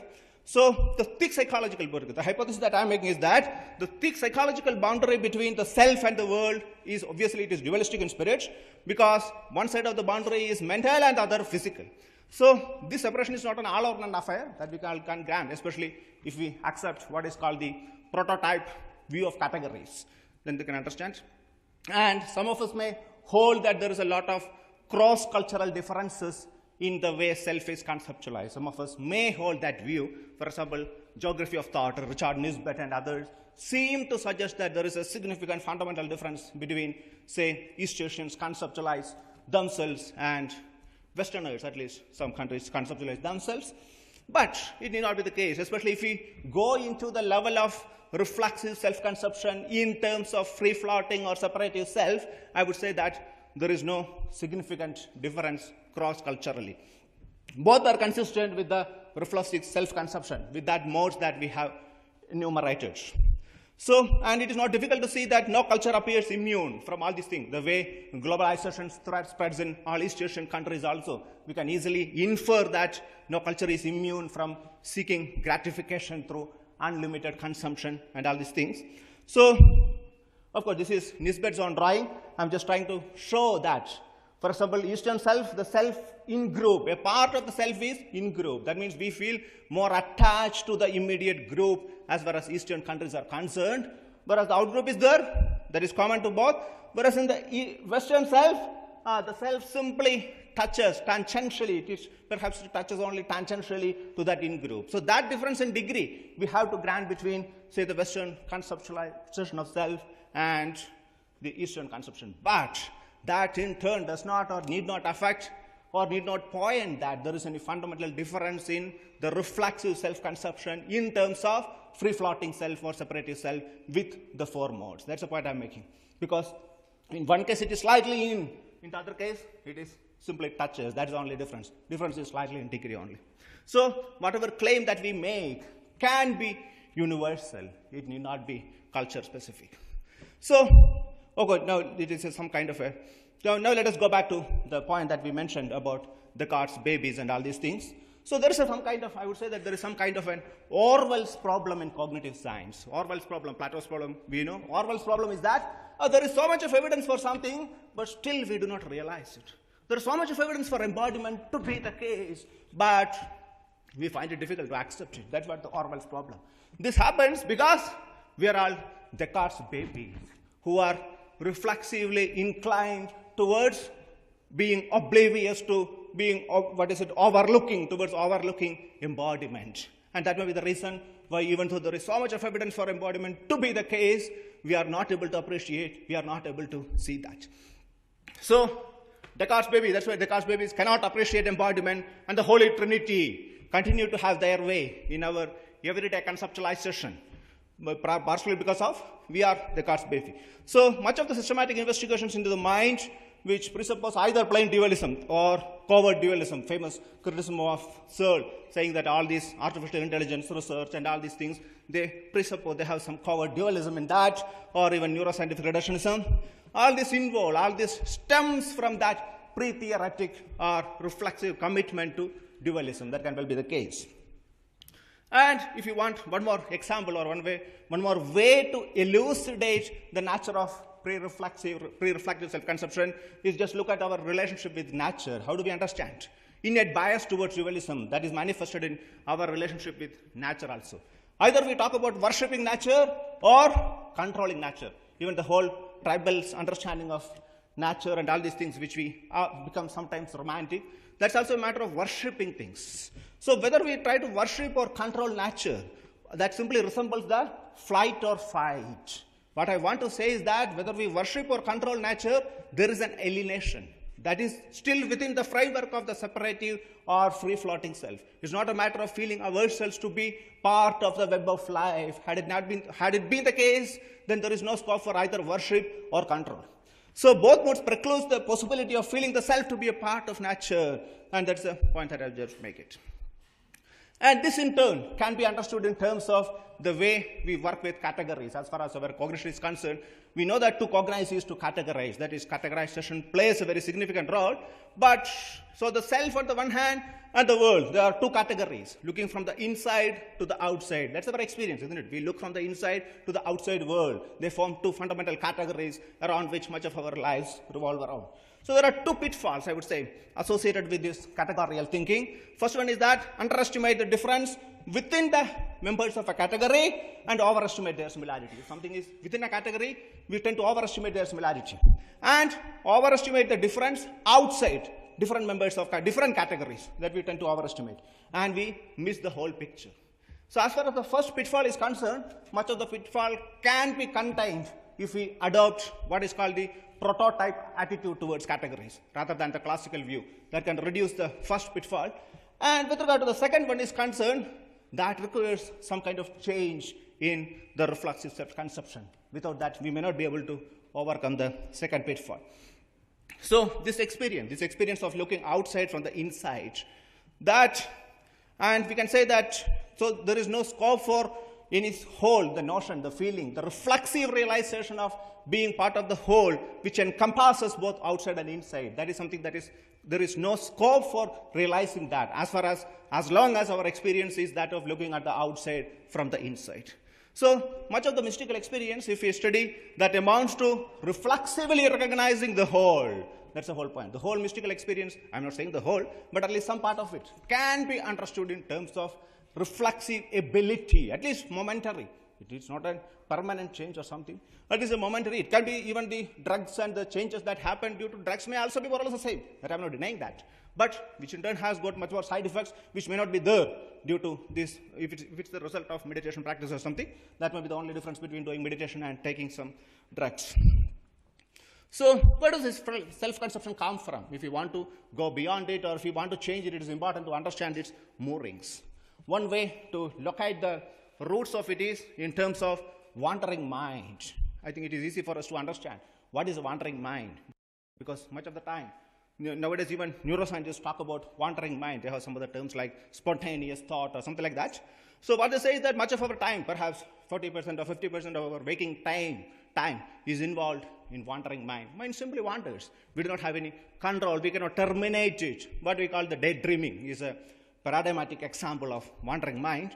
So wandering mind, along with the disposition to attribute intentionality, which we talked in the context of Paul Bloom's study, that amount to intuitive implicit dualism. This is one contention or hypothesis that I make. What is wandering mind? You can easily understand. It's a movement away from the present to the past and the future. You can easily see that. The chattering of the thought that always goes from past to the future, which occasionally glimpses into the present. And it is a change in the unit of identification. That each time whenever a thought comes, we have this identification, I am this, I am this. That is what Metzinger calls the change in the unit of identification. And it's a case of loss of mental autonomy. Mental autonomy in the sense, it's not something that we originate, we intentionally start, let me start daydreaming now. That's not something that we find ourselves to be in daydreaming or wandering. That's all. So there is no autonomy in that. So the feature of mind wandering is that it is something, it's a decoupling from perceptual motor system. As far as now we don't have any directly coupled with, as far as our consciousness is concerned, as far as our attention is concerned, it's not coupled with perceptual and motor system. That's what primarily mind wandering amounts to.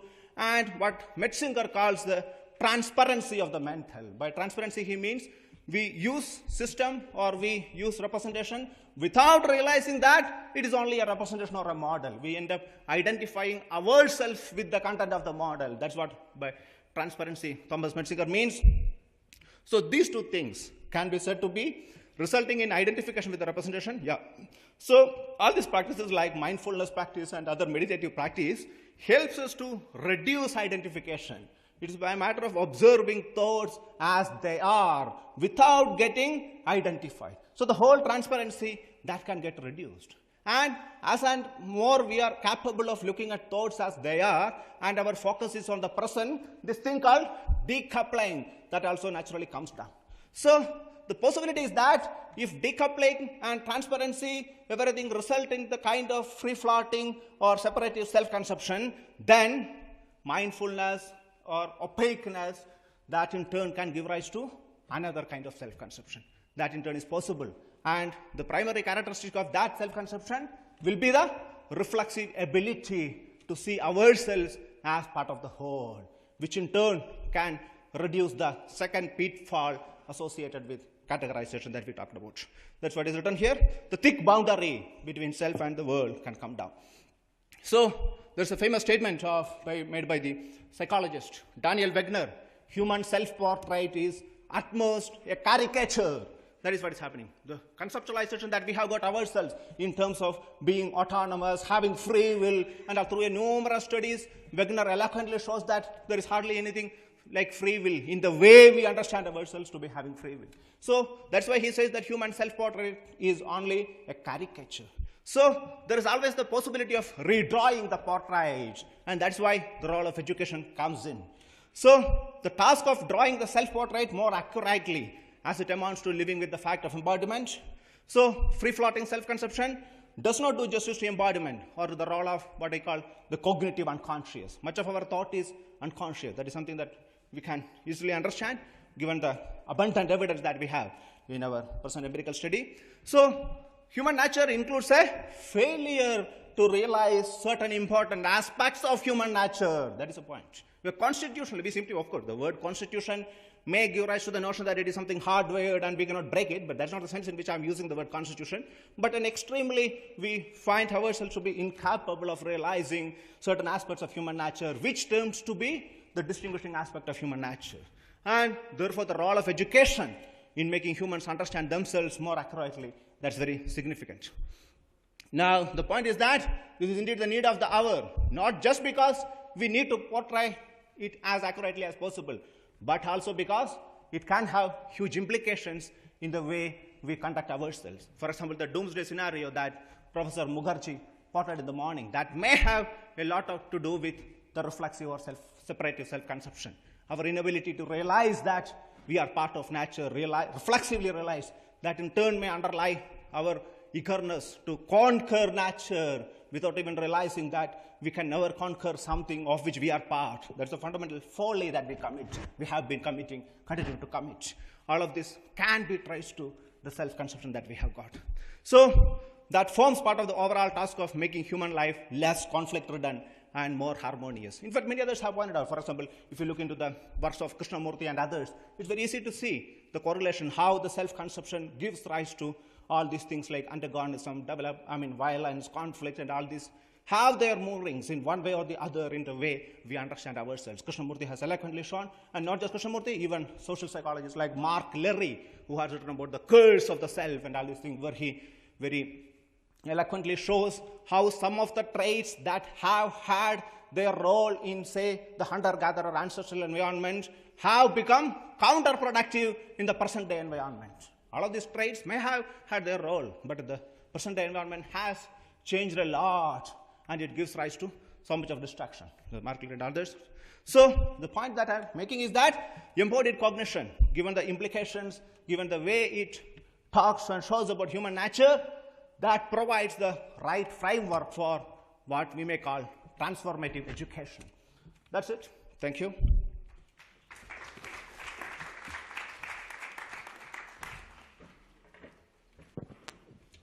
Okay, thank you. So we have two very challenging papers about embodiment, very different, and we're running ahead of schedule, so we have plenty of time for questions. Did I finish quite quickly?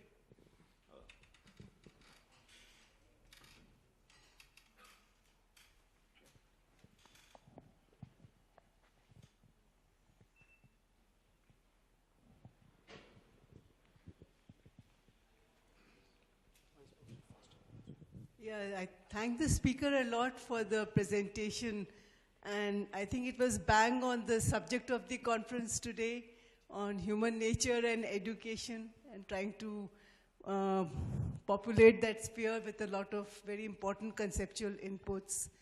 I think the particular role of education in helping us see ourselves has been brought up in a very, very significant manner, and his reference to the Krishnamurti schools and to other scholars is also very important. I thank you again. I enjoyed this very much. Thank you.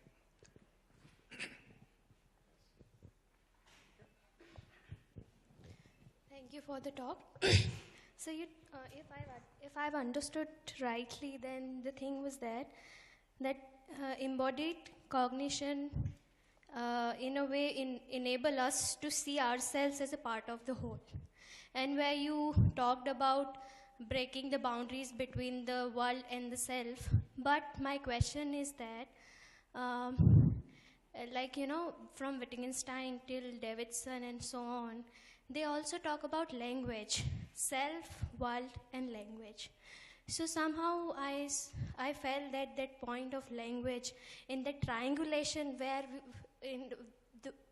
in the process of understanding ourselves and ourselves as the whole, so that medium of language is missing in your talk. Yeah, thank you. Of course, language, if we accept,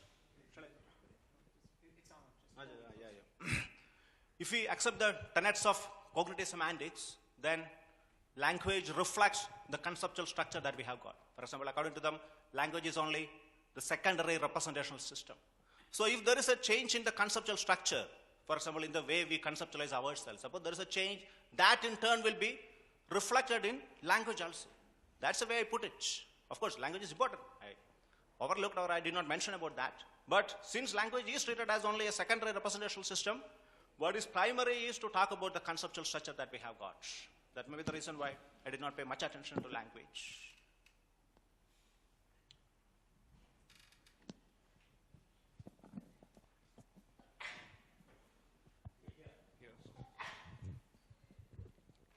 Just a small query. You mentioned at one point of your presentation that we as human beings are constitutionally incapable of realizing the human nature. If we are constitutionally incapable, then will, what are you trying to, what is the point that you're trying to make? Are you trying to make the point that for this transformative education, we need to have, say, this sort of mindfulness meditation and all these things as part of our curriculum or something like that? What is your suggestion here? No, of course, the word constitution I also try to explain that it's not something that is hardwired. That is not the sense in which I'm using. Perhaps I should not have even used the word constitution. I immediately realized and tried to explain it. It's not I do not mean it as something hardwired, unchangeable, immutable or something. It is something that is subject to change. Now, for example, since you raised the issue, let me tell one more thing. For example, if Julian Jaynes is correct, then only for the last 3,000 years only we have been having a self. If Julian Jaynes is correct, I'm not saying it is correct or not. I also want to investigate whether it is correct, but so far I have not been able. So, if he is correct, then there is still the possibility of a change in that self-conception, that possibility open, for which mindfulness and all these things can play a significant role. And you go into Jaynes again. Jaynes say that in the breakdown of the bicameral mind, the self-conception originated, and those times there were a lot of environmental changes which necessitated the breakdown of the bicameral mind. And such environmental changes seem to be happening now also. So there is still a possibility that a breakdown is there. Coming to the second part of your question, yeah, I would say that it need not be mindfulness or something. For example, in Krishnamurti schools, so much of importance is given to this thing called pure observation. Just look at observe, just look at leaves, just look at skies, whatever is there, just look at it. The pure observation. All these things, this is basically a matter of coupling between sensory perceptual thing. I hope I'm making myself clear. So all these practices like pure observation, all these things should be made part of education. That is what I want to say. Yeah. I'm going to jump in here. I'm not a psychologist, but I think Julian Jaynes's hypothesis was exploded a long time ago. It depends on a particular reading of Greek texts, which I think has been thoroughly debunked. So, I mean, the question I've got that's relevant here is you, on one of your slides, towards the end, you said that depicting the self-portrait accurately was an important educational goal that could help reduce conflict. I'm curious about the wording in that. So a lot of psychologists don't talk about the self at all. The dominant paradigm in Western mainstream psychology has been in the field of personality studies, the Big Five theory of personality. It doesn't really support a useful conception of the self. So psychologists generally talk about self-concept, right? And so the self-concept is something they think they can talk about scientifically as something that they can read off from how people talk. But they don't tend to hypothesize a real self. So when you talk about mindfulness as a relevant tool here, a discipline, I thought you were going to say that by practicing mindfulness, people could they could more accurately grasp truths about themselves, not something about their self-portrait, right? Because you were talking about depicting the self-portrait accurately was the way you put it. So I'm a little confused about how you're thinking about the relationship between a self-representation and a self, and what you really want to be saying here about the educational enterprise and how it's supposed to help. Coming to the point that psychologists in general do not talk about self, that is well the case. Many of the psychologists, mainstream psychologists, may want to shy away because we cannot have rigorous experimental data on that or something like that. But still there are many psychologists who use it. For example, Daniel Wegner himself, who uses the word self-portrait. There are many psychologists who use it. And where psychologists still shy, their philosophers can continue to talk. That freedom is there. So I think that's what I can say. Coming to the second point, how the portrayal is possible, isn't it? Yeah, the point that I wanted to make is that given our, present way, our tendency, or given the predominance of mind-wandering state and some other inclinations like predisposition to, ascribe intentionality. No, I'm not saying that predisposition can be changed or need to be changed, not at all the case. But at least take this thing called mind wandering, which seems to be the default state. If you are simply sitting, it will wander. Now the point, and this decoupling is a necessary feature of it. We get decoupled with that. Given this, that gives rise to a particular kind of self-conception. That is the point that I'm making. Free-floating, separative self, which considers itself to be alienated from the nature. And this in turn is the ground for so much of insecurity. And in order to ward off that feeling of insecurity, the nagging feeling of insecurity, insufficiency, we try to do so many things. We try to acquire, aggrandize. This is part of the by and large human life, can be explained in terms of this.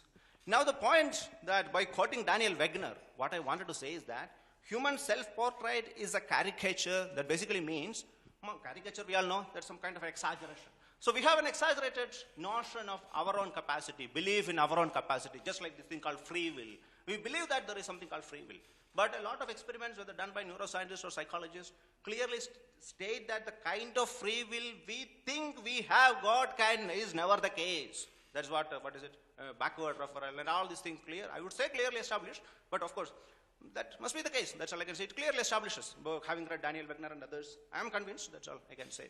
So, the self-portrait that we have got contains exaggerated notions of capacity, because free will is matter of free will, the belief in free will and free-floating self, they are also quite related.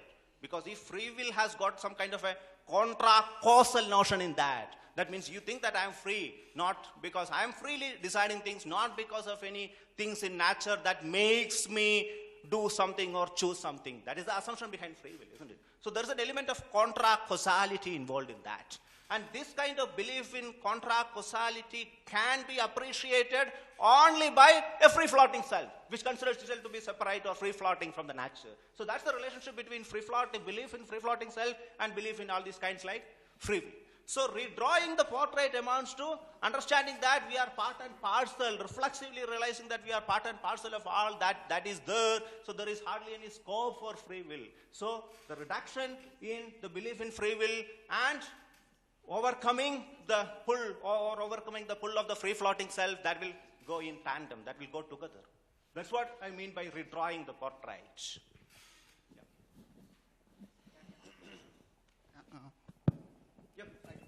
Thank you for both the speaker. Actually, I think philosophy conference is working for me, because from morning to evening the question changed a lot. So in the morning, in the speech called Education for the Spaces, I asked the question, there is always a conflict between the spaces and between the human for survival. Now you have raised a very important question, that how can we conquer something which we are part of? Like if we are whole, then you cannot conquer because it's you. So I am finding there is a philosophical dichotomy or challenge. Like these two are different ideology, or some after realization you find that you are part of both, or you are something else. Like I'm literally confused now. We are fighting for our survival, or we are part of whole. Then what we are doing here means no fight at all. So this is my confusion. Actually, it's working, but I still not finding like how the education shift should be taken place so that this fighting can become love, or we can say sometimes love can become fighting.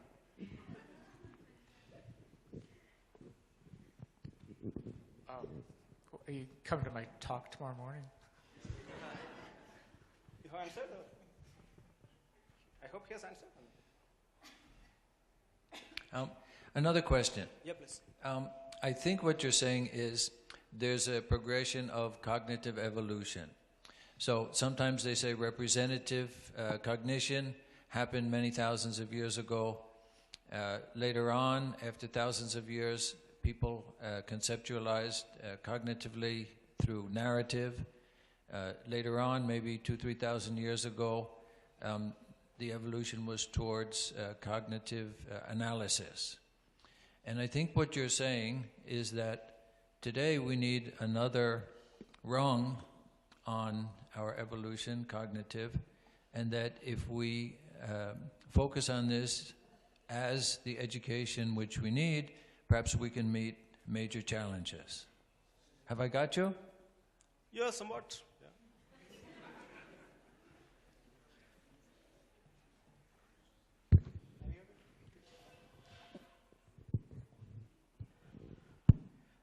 I have just one question, but it has three parts. Yes. First, when you go from the caricature of self-image to the correct self-image, I suspect it will be too dangerous to be confronted. Right? The way you normally consider yourself and you really start understanding fully yourself, it's more dangerous for you, for the person who conceives that. A. B. Will it not be too multidimensional? I mean, giving analogy from our mythology, when the Krishna shows his huge shape, Virat Swarup, yeah, it's difficult to comprehend. So the second point I'm making is, it is too multidimensional. Self is not such a thing that you can comprehend in the manner probably it is being suggested. It's too dynamic, too complex, too multidimensional, too multi-layered to be comprehended. And the third point that I want to make is, whatever you are able to understand, does it not change yourself? And therefore what you have understood is no longer the correct one. It's too dynamic. The self is too dynamic to be understood at any point of time. The point you understand, it has eluded you, it has gone to something else. No, I certainly accept the dangerous aspect that you mentioned. It's certainly dangerous in the sense it has got so much of implications. That's why whole talk about, what is it, rewriting philosophy in the flesh and all these things. It has got so much of implications that I grant. But certainly it can be dangerous also. It can affect the by dangerous. Basically it means affecting the status quo. That is certainly the case. We are talking about affecting or changing the status quo only. And coming to the second point that you made, yes, I accept that it is multidimensional. It has got several levels. And perhaps I am concentrating only on one aspect of it that I myself was not aware. I'm concentrating or I'm focusing only on one aspect or one feature of the self, that of free-floating, separative, or being part of it. That may be only one aspect of it, that I grant it. Now whether that is the fulcrum, that is the center, I don't want to make any tall claim on the spur of the moment, but that may well be the case, but right now. But I admit that it's only one aspect.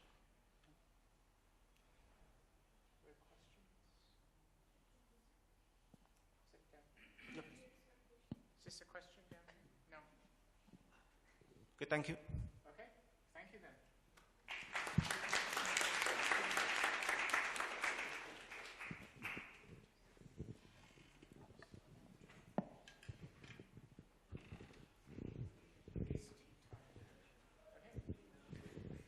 I guess it's tea time. I'm sorry, you want to make some remarks, sir? You want to make some closing remarks, sir?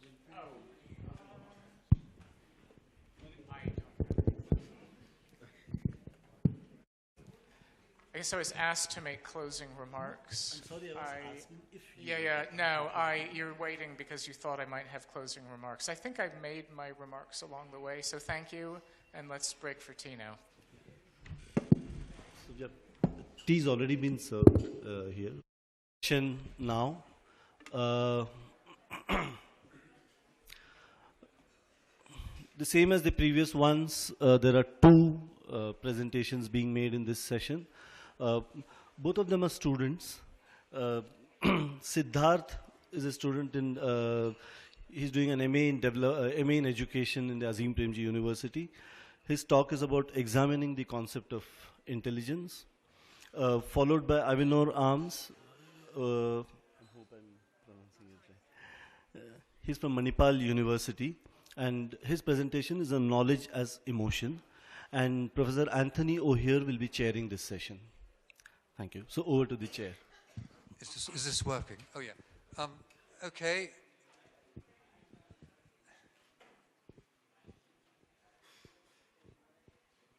Right. If we're all ready, I think we should begin. And it's very nice to be chairing this meeting rather than having to talk. And it's my great pleasure to introduce a member of the home team here, S. Siddharth, who's going to talk about examining the concept of intelligence, which is obviously a very key and contentious matter in education. And I'm sure we greatly look forward to hearing what Siddharth has to say. So, please. Oh, he's going to talk for 35 minutes, and then we'll have 15 minutes for discussion, conversation. Hello. Hello. Yeah, my paper mainly wants to examine the concept of intelligence. It's going to take a multidisciplinary view. I'll start off with the conception of intelligence as has been conceived in psychology, and I shall move on. I don't have a presentation, I'll just read out my paper. The concept of intelligence has been and is still of interest to scholars of many fields: psychology, sociology, computer science, and philosophy, among others. To students of education, it is of central concern, for it influences and affects our understanding of the nature and character of the human mind, the development of which is an important aim of education in the liberal view. At a more fundamental level, as far as we know, it is only human beings who take up this endeavor of education. Hence, a deeper understanding of the intelligent nature of human beings is necessary, upon which we can build our understanding of education. So, what is intelligence? In daily as well as scholarly usage, one suspects we use it to mean different things. When I say human beings are intelligent while computers are not, and when I say X is more intelligent than Y, am I using the word in the same sense? A conceptual analysis of intelligence should help us understand the term better and the assumptions and premises that underpin our understanding of the term. In this paper, I seek to build a theoretical understanding of the concept. In the first section, I shall begin by looking at various conceptions of intelligence proposed in the discipline of psychology, and shall proceed to explore and understand the philosophical underpinnings of these conceptions. The purpose is primarily exploratory, to understand the essence of the concept as conceived in these definitions. In section 2, it is argued that these definitions do not take into account agency, which is a necessary manifestation of any entity that can be qualified as intelligent. Further, in the last section, it is argued that for any entity to be intelligent, it will have to possess the property of phenomenal consciousness. Two arguments from the same are explored. First, drawing upon the conception of knowledge in the domain of epistemology, and the second drawing on empirical research done on the role of emotions and feelings in the discipline of neurosciences. I shall also draw upon ideas from the philosophy of mind and artificial intelligence. So to begin with the psychological view, the concept itself has been a topic of debate for scholars for a long time. Some in despair, it would seem, have even concluded that intelligence is what intelligent tests test. However, we now have a more nuanced psychological understanding of the concept. Jean Piaget, the developmental psychologist, chose to define intelligence not in terms of any particular functions or mental structures that were to be the threshold of intelligence, on crossing which one could be qualified as intelligent, but along a continuum.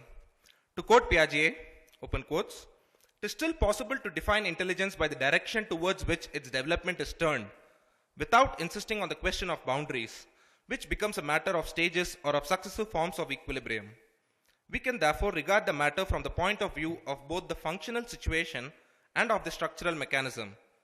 From the first of these points of view, we can say that behavior becomes more intelligent as the pathways between subject and object on which it acts cease to be simple and become progressively more complex. Thus, perception only requires simple paths, even if the object perceived is very remote. A habit might seem more complex, but its spatio-temporal articulations are welded into a unique whole with no independent or separable parts. An act of intelligence, such as finding a hidden object or recognizing the meaning of a picture, involves a certain number of paths which can be both isolated and synthesized. Thus, from the point of view of the structural mechanism, elementary sensory-motor adaptations are both rigid and unidirectional, while intelligence tends towards reversible mobility. Thus, as we shall see, it is the essential property of the operations which characterize living logic in action. But we can straightaway see that reversibility is the very criterion of equilibrium.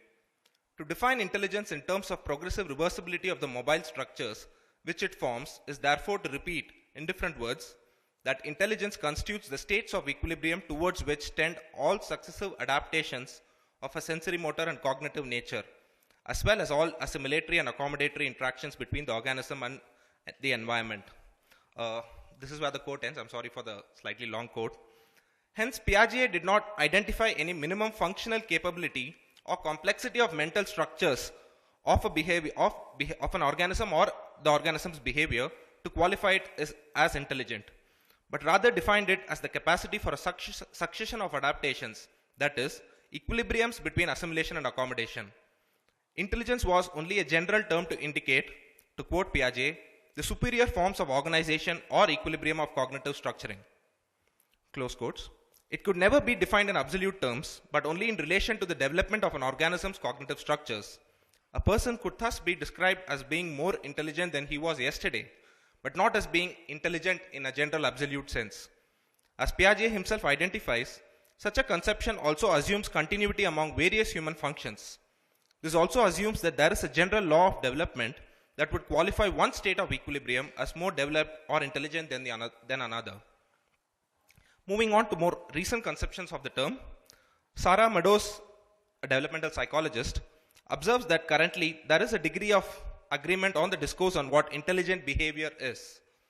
To quote her, both Leite and psychologist experts believe that intelligent persons will have good vocabularies, read with good comprehension, talk fluently and sensibly, make good decisions, plan well, be able to apply their knowledge to problems, determine how best to achieve goals, be interested in things around them, etc., while less intelligent persons will show fewer of these characteristics.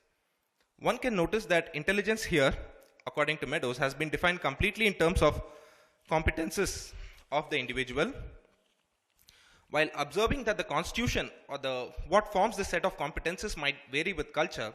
The factors that might explain the acquisition of the competences in themselves are not part of the conception of intelligence. Sternberg, who takes the multicultural approach forward, summarizes that the concept is understood differently across different cultures. For example, while Western societies emphasize on speed of mental processing and depth of processing, other cultures tend to include different competences, like the Chinese, who he felt included more of non-verbal and verbal reasoning ability and rote memory, while some African communities tend to include those skills that help facilitate and maintain harmonious intergroup and intragroup relationships. Sternberg and Grigorenko hence opine that intelligence considered outside its cultural context would only be a myth. However, they felt that it may vary across cultures but was still a set of competences. However, it is possible that these competences that are seen as constituting intelligence may all be manifestation of a deeper and different faculty. Such a deeper faculty was what Charles Edward Spearman conceptualized as the measure of general intelligence, or G as it is called. It may be defined as the common element present in a diverse set of intellectual measures that are positively related to each other. Intelligent tests, or IQ tests as they are known, measure the G of an individual in comparison to others of the same age who take the test. Such a conception was based on observation that people who excel in one type of intellectual tasks tend to excel in other types of intellectual tasks as well. However, there have been many arguments against such a single deeper faculty of intelligence. Meadows quotes psychologist Michael Ho when she says that intelligence, whether measured by a simple psychophysiological task or by somewhat more complex tasks involving learning, problem solving or reasoning, or by traditional intelligence tests, remains an unspecified composite of knowledge, skills, strategies and personality qualities, not necessarily the same from one individual to another or from one test to another, and certainly not an innate cognitive ability. However, this only takes us back to intelligence as a cocktail of competences or characteristics. Michael Hand, a philosopher of education, points out the problems with such a conception of intelligence in terms of competences. Hand opines that the relative ease or difficulty with which one acquires a competence would indicate how intelligent or not an individual is, or not just whether one possesses the competence at all or not. Hence, Hans propounds that, to open quotes, the quality of mind picked out by the term intelligence is a species of aptitude. Aptitudes stand in an important logical relation to competences, but are nevertheless sharply distinct from them. Grasping this relation and this distinction is the key to understanding the logic of everyday discourse about intelligence. To have an aptitude on the other hand, is not necessarily to be capable of giving good or correct performances.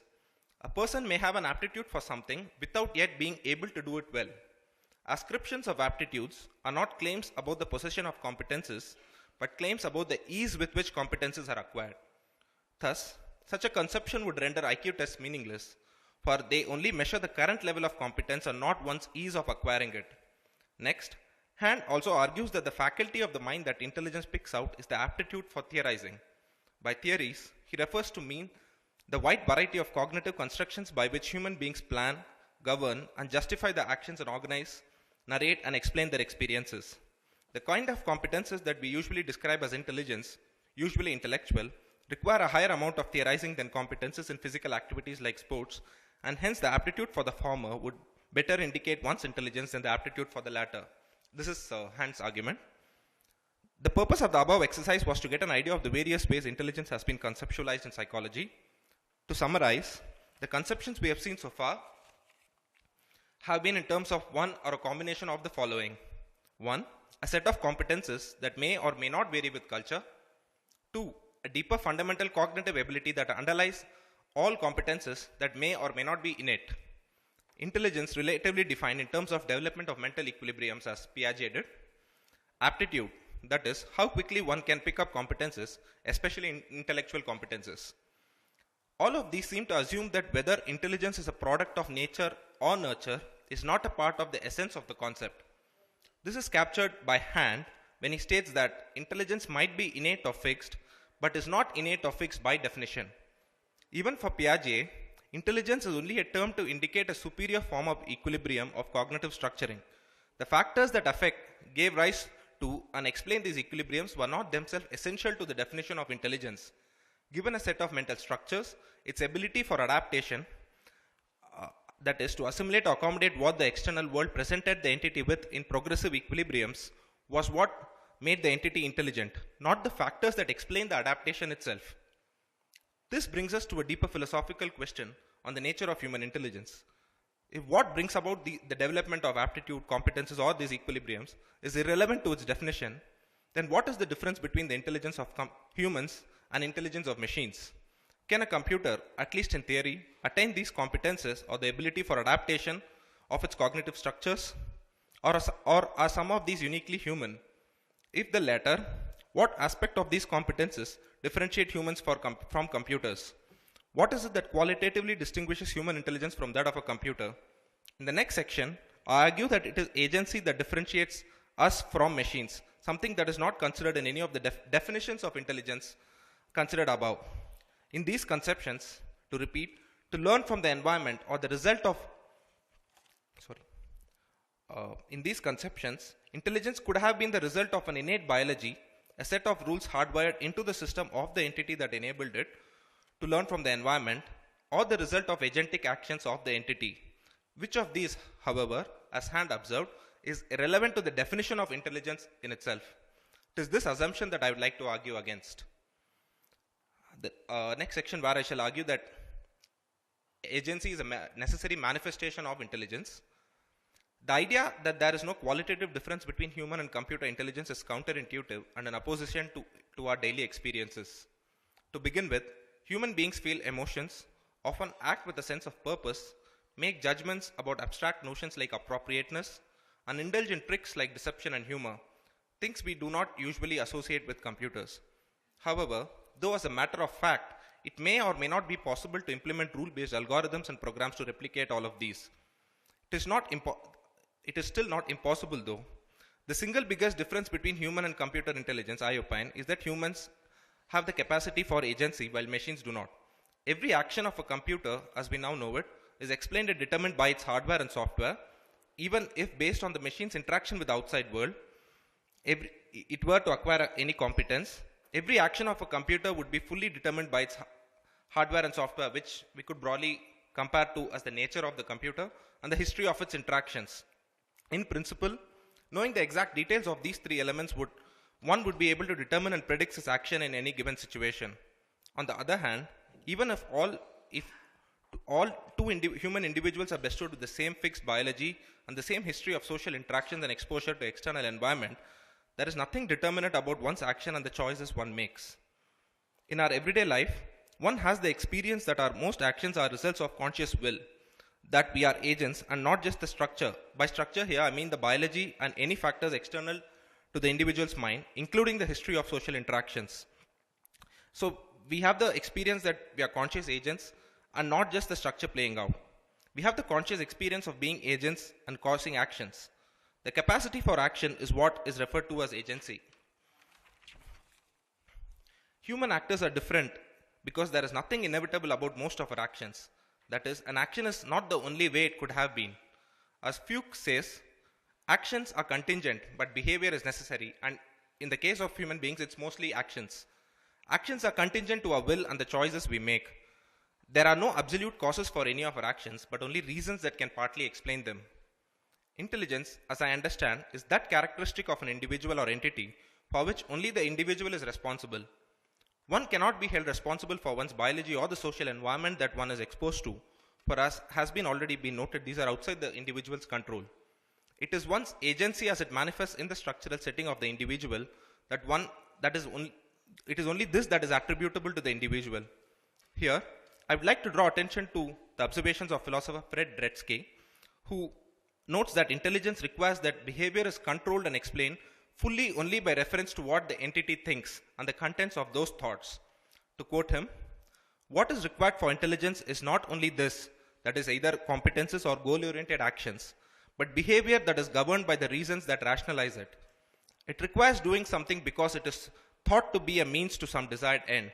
If the thought plays no role in the production of the behavior, then however useful such behavior might be, it does not, even when accompanied by the thought, count as intelligence. We can, if we like, thank evolution for designing automatic reflexes that prevent injury, but we cannot thank ourselves. If this is to be counted as an intelligent arrangement, it's Mother Nature and not me who gets credit for the intelligence.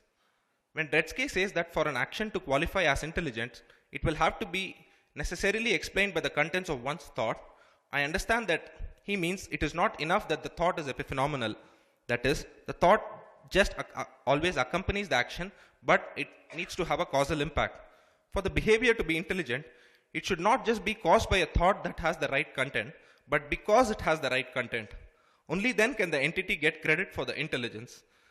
I would like to add on to this and say that to qualify an entity as intelligent, it is not enough that the content of its thought explain its behavior and action, but these thoughts in themselves can fully be explained only in terms of the choices the entity makes, and not just the factors beyond the control of the entity. These choices that one makes is what I understand by agency, for it is only these that the entity gets the credit for. It is this capacity for agency that I conceive of as intelligence. At this point, it is worth noting that all conscious human actions are agentic, even if they serve to reproduce the structures the individual is operating within. Strictly speaking, it may be meaningless to talk of one action being more agentic than others, or an individual not possessing agency. What such statements probably mean is that one's agency serves to reproduce the structures. It is an agentic act nevertheless. That all human actions, including those habits reproducing structural characteristics, are agentic has been noted by sociologists as well. For example, Emirbayer and Miche, who say that we claim that even habitual action is agentic, since it involves attention and effort. Such activity is largely unreflective and taken for granted. However, they choose to call it iteration rather than structure because they want to stress that it is still agency, and it is this dimension of agency that is often most difficult to conceive of in properly agentic terms. Psychologists have studied the role of agency in cognitive development, though they have not defined intelligence in terms of agency. When we once again look at Piaget's conception of intelligence, he takes reversibility to be the hallmark of intelligence. To understand reversibility, let us take the example that another Piagetian, Russell, uses. When a cat crosses me, the way I perceive the world is world dependent. I cannot perceive the cat crossing again unless the cat actually crosses me again, and in the order in which it occurs. However, in some cases, like when I'm going through a book, the order of perception is dependent on my action. Piagetians theorize that human beings possess this characteristic of reversibility on account of being agents. Agency, though, is not central to their notion of intelligence, but only a factor in explaining how intelligence in human beings develop. Reversibility, in principle, could be implemented by a set of rules without any references to choices or judgments that an individual makes. However, as I conceptualize intelligence, it is not the capacity for reversibility, but the ability to choose and make judgments that is the essence of intelligence. To summarize, it is in the sense of possessing agency that human beings are intelligent in a way computers are not. What I say, when I say that human beings are intelligent and computers are not, I say that human beings act as agent, while every action of a computer is fully caused by factors external to the computer itself. Human actions are mostly explained only by reference to their thought and the choices they make, and not just their biology or social history. This now raises the question of whether such intelligence is possible without certain other characteristics of the human mind, most notably consciousness. By consciousness, I refer to the property of the human mind by which it is something it is like to have an experience. To differentiate between this from other usages of the term consciousness, it is often referred to as phenomenal consciousness. I shall use the word standalone, just consciousness. Even earlier when I used the term conscious will, what I meant was I was referring to one's subjective phenomenal experience of willing something. If the capacity for thought were necessary for intelligence, can an entity think and hence be intelligent without being conscious? It is this question that I shall turn to in the next section. Phenomenal consciousness is an element that characterizes every moment of our waking life and an integral part of our experience that it is often easy to overlook it. All human beings, it would seem, are conscious and intelligent. However, is the latter necessary for the former?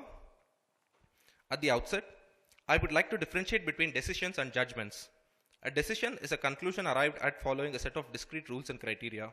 Decision sciences involve the study of tools like linear programming, wherein given a set of inputs and criteria, one can arrive at a unique set of output and only that output. On the other hand, a judgment, while taking into consideration certain rules and criteria, are not bound by them. Conclusions arrived at by human beings are often judgments. One might have a set of criteria that guide our thought process, but they do not bind us. One might, if one so chooses, flout one or many of these rules to arrive at a different judgment. A judgment is the conclusion of an agent, while a decision is the output of an algorithm. As human beings, we arrived at judgments based on reflection and introspection, experiences that presuppose phenomenal consciousness. However, while it is seen that human judgments and hence human intelligence are dependent on our capacity for conscious experience, this still does not show that the latter is necessary for the former, but only that it is one of the many possible ways to facilitate judgments. Here, and hence, I would like to look at two possible and short arguments that sort of indicate us towards that the capacity for phenomenal consciousness is necessary for intelligence, not as a matter of concept, but as a matter of fact. The first, I'd like to borrow from the discipline of epistemology. I would like to begin from the premise that any intelligent action is not possible without knowledge. In other words, the capacity for knowledge is a necessary condition for intelligence. While the jury is still out on what constitutes knowledge, a popular understanding, of course, being the tripartite analysis of knowledge as justified true belief, one can agree that knowledge is necessarily constituted by a belief. But what exactly is a belief? Lawrence Bonjour talks of two kinds of belief that could constitute knowledge. Number one, an occurrent belief, which is what happens when the person has the proposition explicitly in mind and accepts or assents to it. And number two, a dispositional belief, where the person does not have the proposition explicitly in mind, but is disposed to accept or assent to it, that is, would accept or assent to it if the issue were raised. Further, he adds that with regards to dispositional beliefs, it should be specified instead as the dispositional state in which, number one has previously explicitly considered and consciously accepted or assented to the proposition in question. Number two, as a direct result of this prior acceptance or assent, would accept or assent to it again if the question were explicitly raised. In occurrent beliefs, it is clear that any belief is ontologically a subjective, phenomenally conscious state of the mind. In the case of a dispositional belief, while one may not consciously hold the proposition in one's mind, one should have held it consciously in the past. Hence, to hold a belief is to have a phenomenal experience of believing in a proposition, not merely being disposed to assenting to the proposition when asked. It would hence seem that if knowledge were constituted by beliefs, knowledge, as we currently understand it, would not be possible without phenomenal consciousness. If knowledge were necessary for intelligence, it would in turn imply that consciousness is necessary for intelligence as well.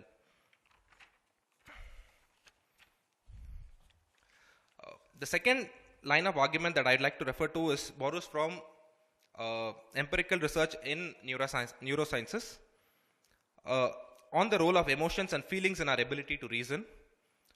Neuroscientist Antonio Damasio argues that the popular notion that reasoning, in its purest form, ought to be unaffected by emotions and feelings is something he does not agree with, and he wants to argue against it. In his study of individuals whose specific section of the brain has been damaged, Damasio found that the damage has two-pronged impact. First, it left the patients with flat emotions and feelings, and second, it had a debilitating effect on the ability of the patients to reason, make judgments, and plan for the future. Talking about one of the patients, Damasio recounts, open quote, "I also had a strong suspicion that the defect in emotion and feelings was not an innocent bystander next to the defect in social behavior. Troubled emotions probably contributed to the problem. I began to think that the cold-bloodedness of the patient's reasoning prevented him from assigning different values to different options and made his decision-making landscape hopelessly flat." Close quotes.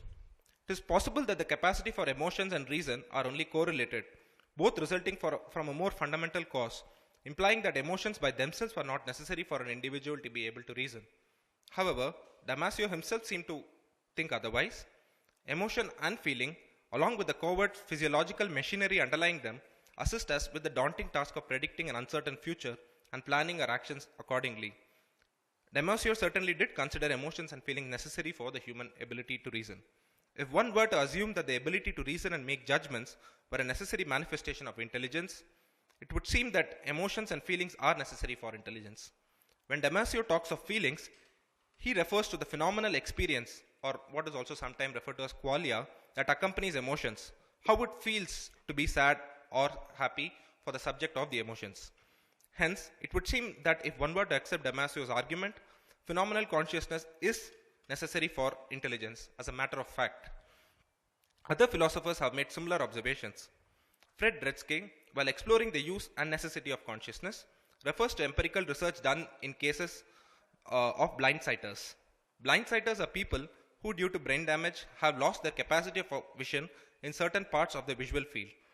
However, when asked if there were a particular object in their blinded area of the visual field, they were able to answer correctly more often than a fully blind person in principle would be able to.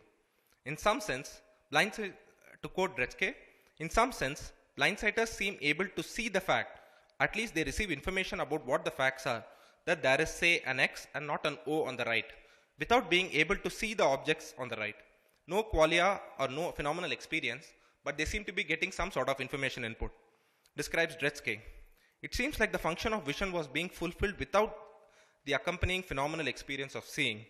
However, while these patients were able to sense the presence of these objects, at least more often than people with no vision could, to quote Dretske, all these subjects lacked the ability to think about or imagine the objects that they could respond to in another mode, or to interrelate them in space and in time, and this deficiency can be crippling. Though, in a forced situation, the patients could sense the presence of objects, they could not use this sensory knowledge in their everyday life. Often, they kept bumping into lampposts and other objects. In a sense, it could be said that while they could sense the presence of objects, they did not have the belief, or rather could not form the belief on which they could ground their actions and use this knowledge.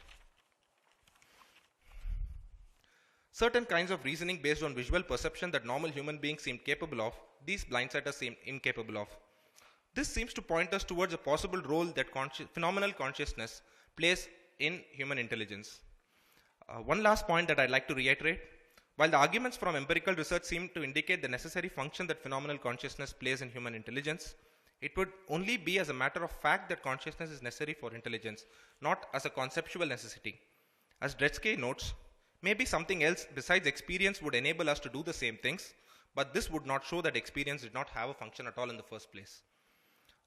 So just to conclude my paper, first we saw that psychologists have mostly understood intelligence as referring to either one or a combination of the following, that is a fundamental cognitive ability, a set of competences, or an aptitude for whatever set of competences, and an ability to form mental structures and progress through an equilibrium of mental structures.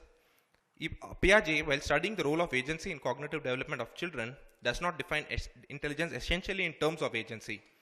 However, if one were to look at intelligence as an achievement that ought to be attributable only to an individual, the characteristic of a mind picked out by intelligence would be its capacity for agency. It is seen that from the discipline of epistemology and neurosciences that there are prima facie reasons to believe that if our conception of intelligence considers the ability to possess knowledge and to make reasoned judgments to be its necessary manifestations, the capacity for phenomenal consciousness is a necessary condition for intelligence. Hence, along with agency and the conscious nature of the human mind would have to be further examined closely to understand the nature of the entity that we seek to develop in our endeavor education. Thanks.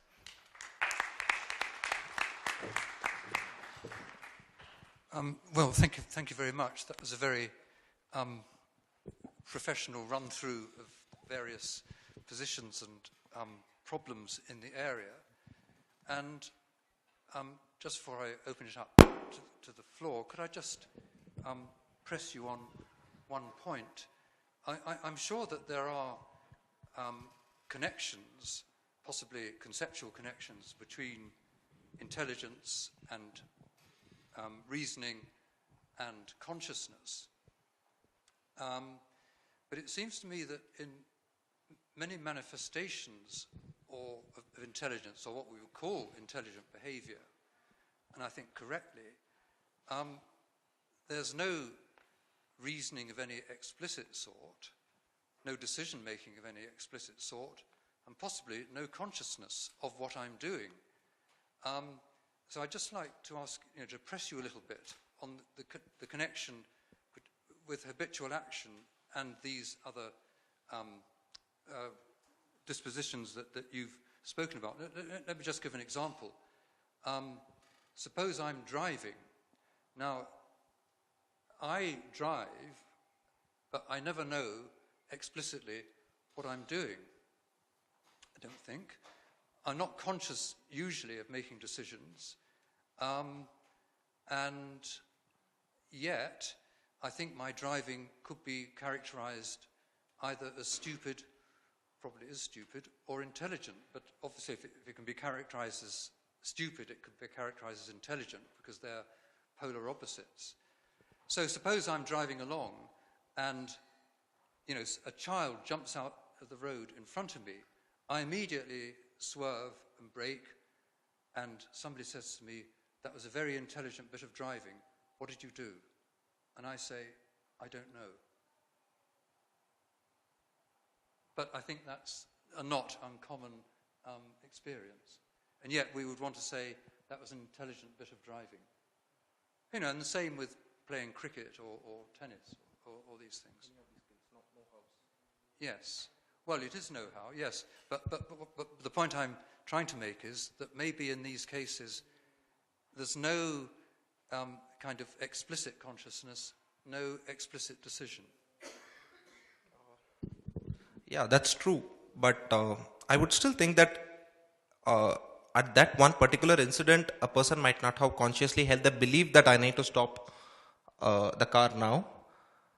But still his behavior is not rule-based. It is still possible that in the past, sometime the driver would have consciously held a belief that in such a case that I need to stop, or to have considered the possibility at all. So this is, I think in some ways related to what Bonjour called dispositional beliefs.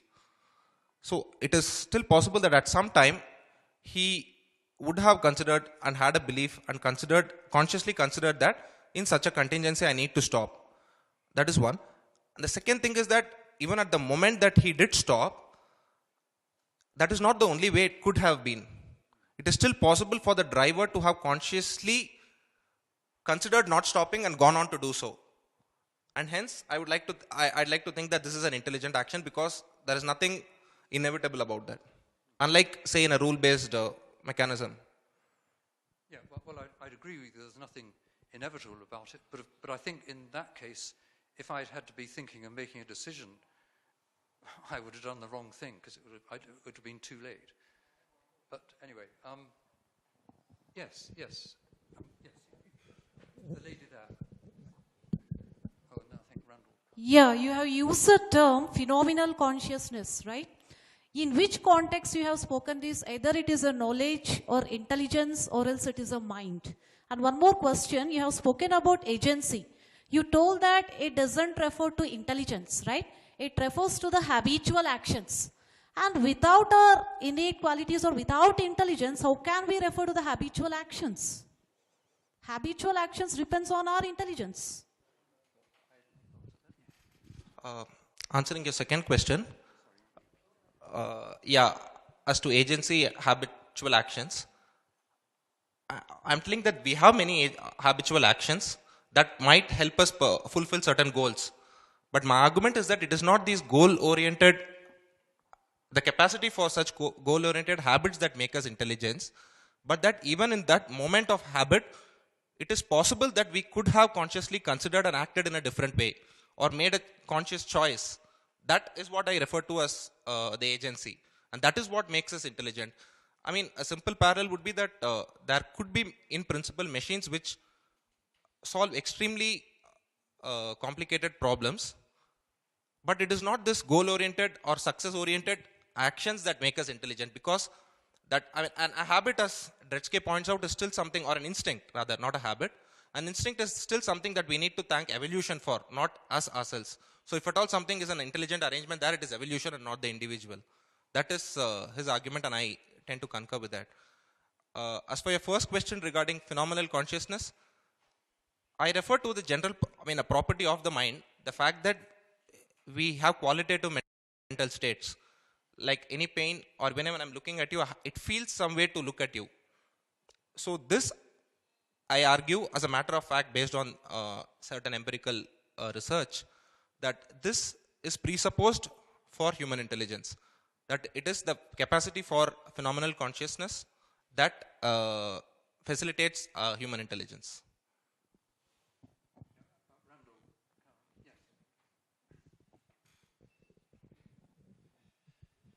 So it's a nice exploration in what I would think of as philosophical psychology.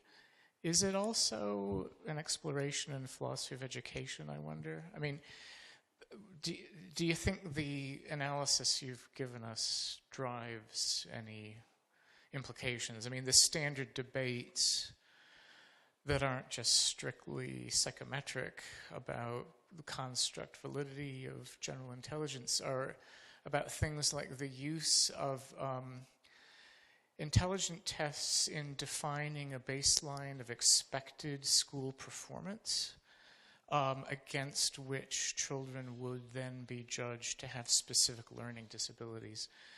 I mean, is there some way the analysis you've given us enters into, helps inform any debates about education as such?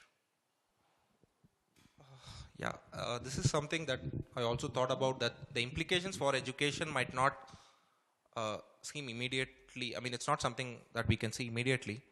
But what sort of motivated me to explore this is that I think the broad consensus seems to be that intelligence or something, I mean, other words that are interchangeably used like merit, are something that needs to be rewarded, and that we seek to be measured.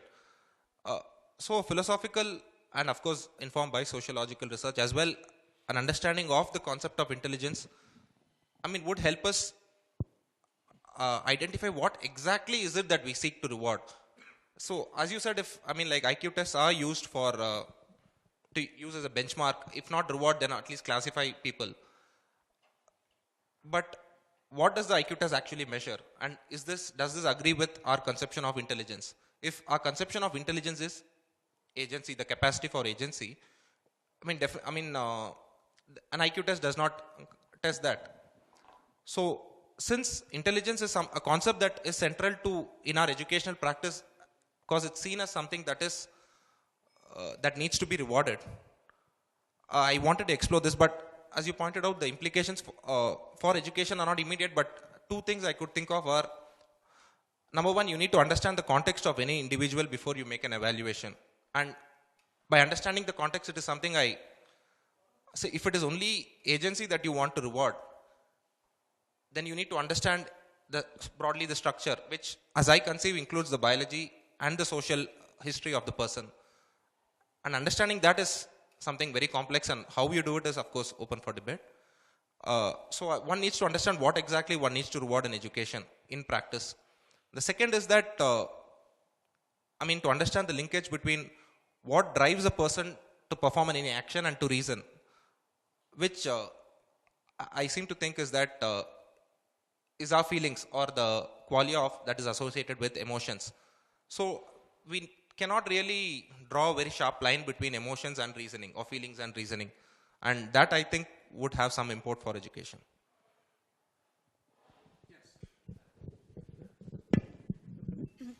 Your exploration was very, very well done. Yet, this area is very complex. So, I was wondering, in an age when we have created robots and even cars which can cross hurdles, take decisions like they change their step when a different terrain comes and can move across a variety of hurdles and all.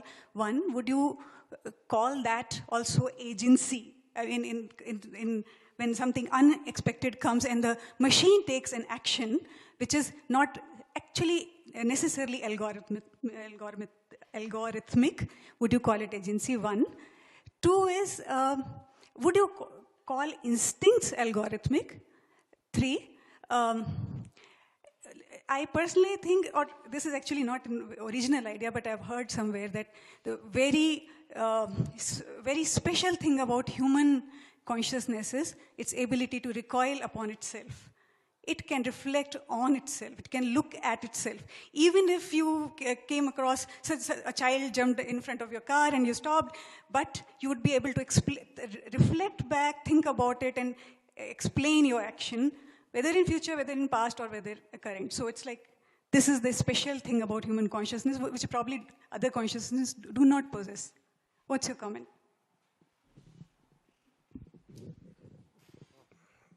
The first question about machines being intelligent, again, my exposure to the field is very limited, but I would think, I mean, I don't know, but as far as I know, all machines are either algorithmic or in some way rule-based. I'm not very clear about my exposure to the field, of course, is very, very limited. But does it really have a choice to have acted in that way? And could it have, in a different parallel universe, if I may say so, not acted the way it did, everything else remaining the same?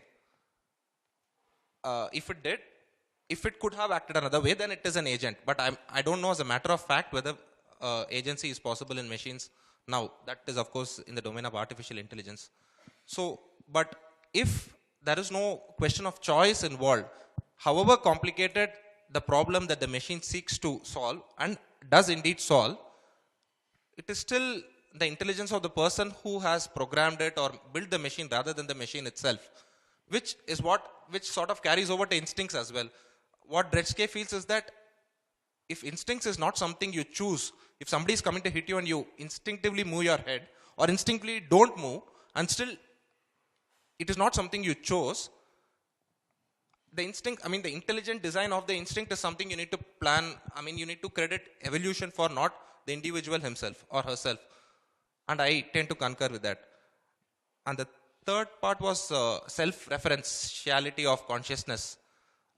So yeah, I think philosophers tend to think that self-reference or self-awareness is a necessary part of at least human consciousness. But my argument was more that phenomenal consciousness, which is not just self-awareness, but I mean possession of what is called qualia, or some way it feels to be in a particular mental state. I don't think I can add on more. My knowledge of that is limited. Got time for one more question. Yes. Well, actually, if you both ask questions, write it back very, very quickly. Yeah. One sentence each, and then maybe. All right. You shared about knowledge as justified true beliefs. So I'm not like countering the importance of agency as such, but when we say knowledge and knowledge construction, so you mentioned about Piaget taking equilibrium as the movement towards learning and knowledge construction. So in that case, the errors that humans make, Piaget was also interested in that, the errors, they are more like very creative, the errors that we make, right? So I just wanted to understand your take on, isn't that also socially influenced?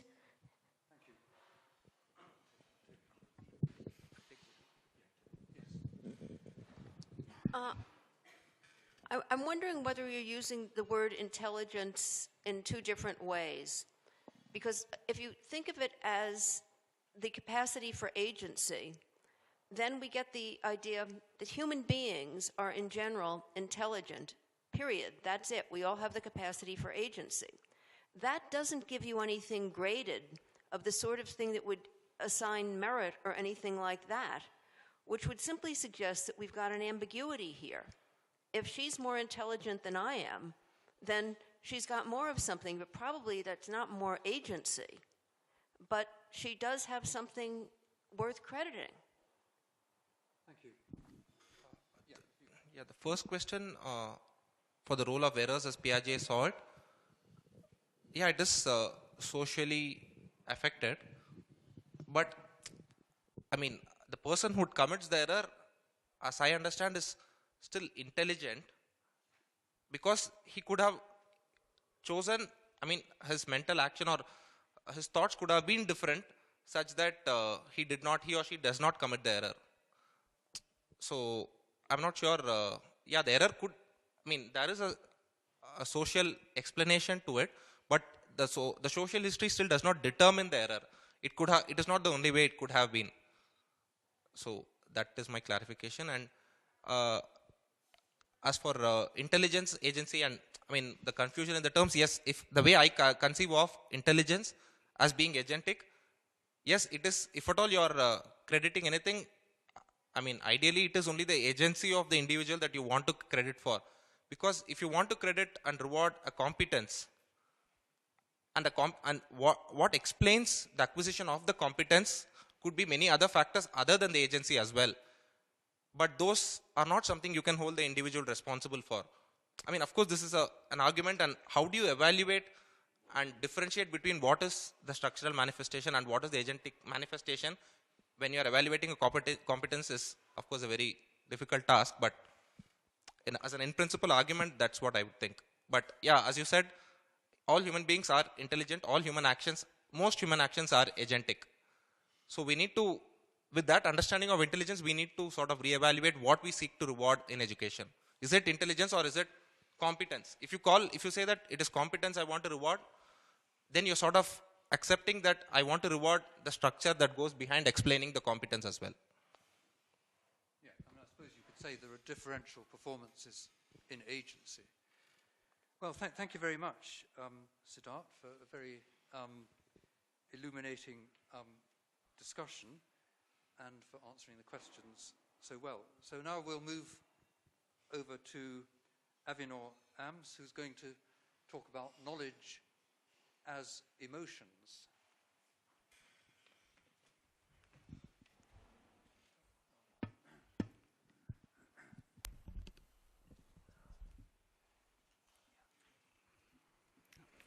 I'll begin with a few preliminary statements. So this is a creative project as well as an experimental project, this whole piece. And I'm not attempting an analytically rigorous conceptualization of emotionality, but rather the attempt is to point towards aspects of emotionality of a possible alternate mode of learning. And in that note, I'd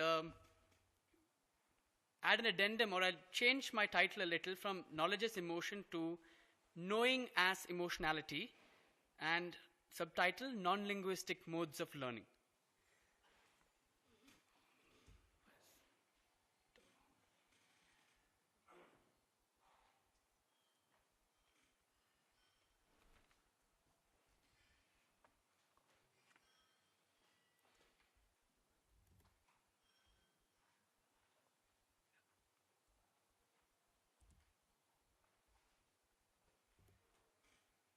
So a lot of my paper has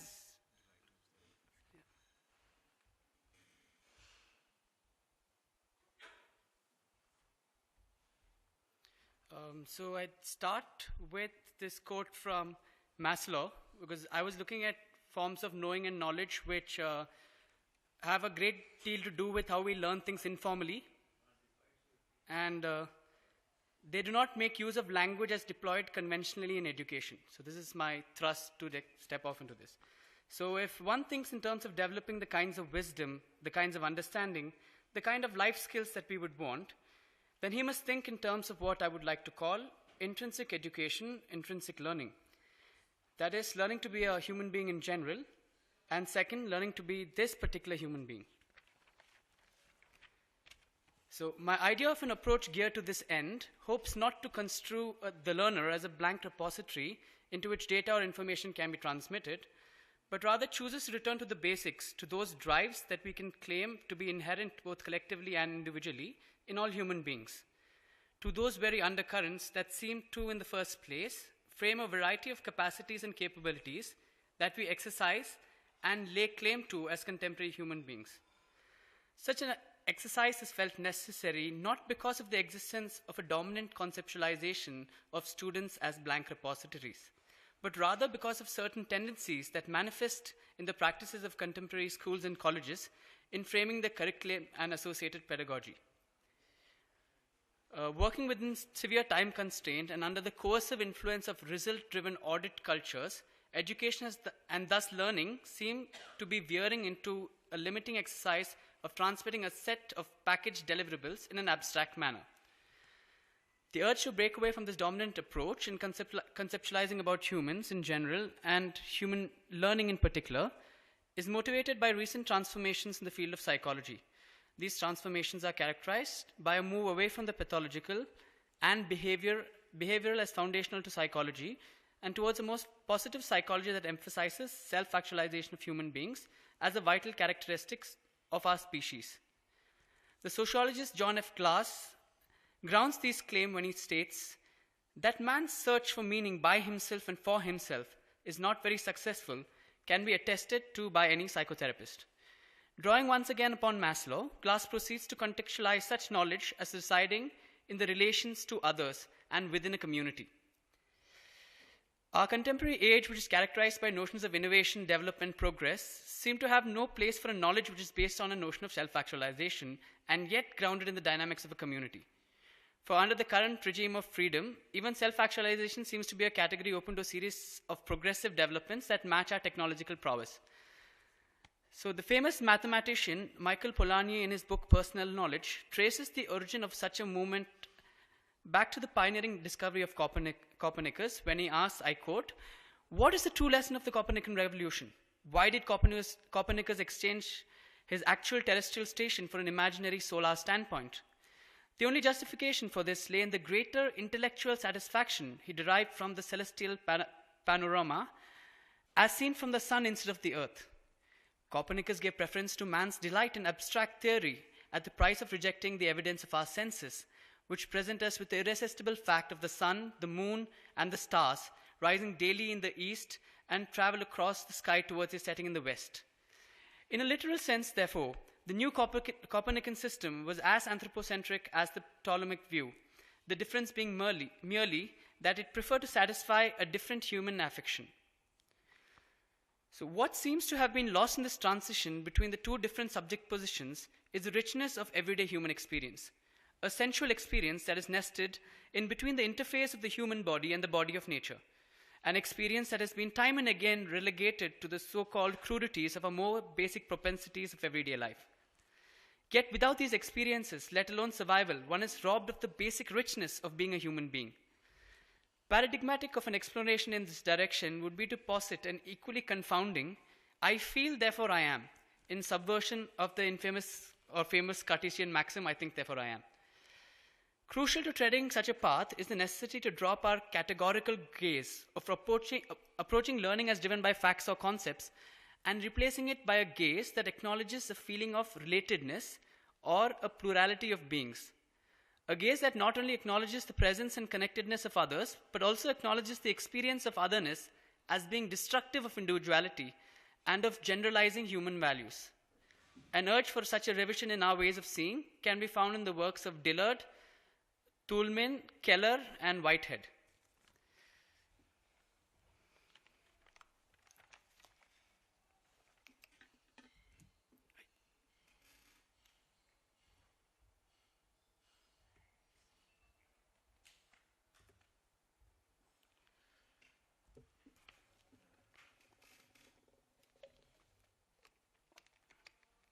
My next section explores this idea from the perspective of the experience of art, and it illustrates a case study for an alternative mode of knowing. In brief, one can construe a non-linguistic mode of learning as being grounded in our emotions. Such a move does not necessarily discount the skill or ability of, for example, drawing in itself, but rather contextualizes such a skill within the larger economy of our emotional lives. In this sense, the ability to skill or draw, sketch or paint suggests how processes of learning necessarily involve non-cognitive aspects that are often beyond the cognitive task at hand. Such a characterization acknowledges, as we shall see, the tacit and seemingly invisible being of such aspects of learning. Approaching learning in such a fashion allows for us to do justice to a wide spectrum of human activities and practices that accentuate the myriad modes in which we learn about ourselves, the world, and our place in it. An example of such a mode of learning can be found in the domain of art appreciation, the contours of which we shall briefly sketch in an exploration of notions of silence in the work of the famous Dutch artist Johannes Vermeer. Painting here is explored as a form of art and a system of representation that allows for a recourse from the linguistic by virtue of its relative lack of commensurability with the format of our collective social life, which seems to be grounded in natural language. This lack of commensurability invokes in the audience a necessity to consider works of art under the context in which they are generated. The blank canvas, therefore, should be understood as yielding to layers of context that are imposed by the artist. In taking into consideration what is characteristic of human beings, Barth goes further than Woolf to say that not only artworks, but also viewers are layers of context yoked together. In order to address the manner in which this engagement occurs between contexts, cultural and other, that are embodied in humans as well in works of arts, Barth proposes two terms, studium and its corollary punctum. Conceived by Barth, these two terms provide us with a significant method for approaching the process of knowing that underwrites the legibility of works of art. So in the context of these paintings, Wiseman introduces to two different perspectives that uses the terms studium and punctum to interpret Vermeer's work. The first perspective focuses on the inaccessibility of the cultural context of these paintings, while the second perspective celebrates the particularity of each painting. A characteristic of subjects in Vermeer's painting is their refusal to yield to interpretation. I quote, "In this they are like the contents of the unconscious mind, primitive in being untouched by culture and its systems of intelligibility." The first perspective that Wiseman considers in relation to what Professor Woolf is the relation that Professor Woolf draws between the paintings and the economic, political, and intellectual undercurrents of Vermeer's milieu, and the necessity to establish continuity between these disparate elements through alternate means. Woolf seems to achieve this theoretically by situating both writing and painting on a common platform, and then acknowledging the applicability of illegibility to both these categories. He then invokes the idea of the punctum as a means to present to the audience the contextual, that which is in the unconscious and evasive of natural languages. Gaskell, on the other hand, is interested in the particularity of Vermeer's paintings and focuses on the painting Woman Standing at a Virginal. For him, the modality of understanding complex pictorial abstractions parallels the modality of love. He invokes the concept of love to highlight the mode through which the visual medium instantly impresses upon the heart or spirit of the audience. This approach can be characterized as dispensing great faith in the direct visual apprehension of the objects in his paintings as representations of themselves. Such an approach is characteristic in undermining the role of the symbolic in works of art. Gaskell suggests that the cultural context or studium of a work of art is overcome as the punctum operates in a manner, I quote, "as the punctum operates in a manner of love and in silence." Wiseman's own analysis claims that the challenge is not in being able to imagine what lies in the consciousness of the subject, for this would only amount to a mere projection of the viewer's imagination. Rather, the presentness of the subjects in Vermeer's paintings serve to indicate that they have a life and identity that is characteristically different from ours. In light of the self-containment of the subjects, Wiseman prompts us to bow before for us to, I quote, "bow before the utter differentness of others from ourselves, a difference that coexists with the reality, theirs that, like ours, knows no reserve." In this sense, the life of their own that we attribute to the subjects is not a metaphoric construction. Rather, the credit attributed to Vermeer seems to stem from the fact that his subjects stand before us like other persons, in whose presence one has to bear witness. And I quote again, "Credit to the paintings alone is due for teaching their viewers that the silence that attends to them is a sign of recognition that there are other minds than ours." Following the discussion so far prepares us once again to ask the question, what is non-linguistic mode of learning in art? As discussed earlier, the lack of commensurability between the linguistic forms of representation and the form of representation of art seems to provide us with a direction to proceed in. Such a lack of commensurability is made legible here on the basis of the presumed self-possession and self-containment in the paintings of Vermeer.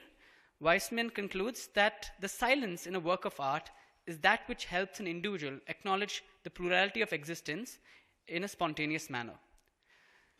Gaskell, on the other hand, is seeing dabbling with notions of the subject's historicity. The silence in the paintings results from what he conceives as a gamble on Vermeer's part, a gamble that assumed that viewers would directly apprehend the objects in his paintings in a mode similar to that of love.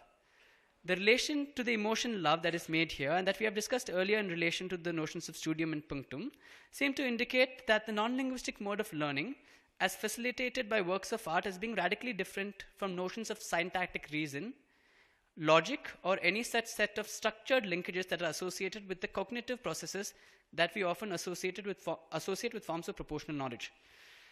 On the other hand, Woolf is seen trying to relate the works of art to the milieu of the time.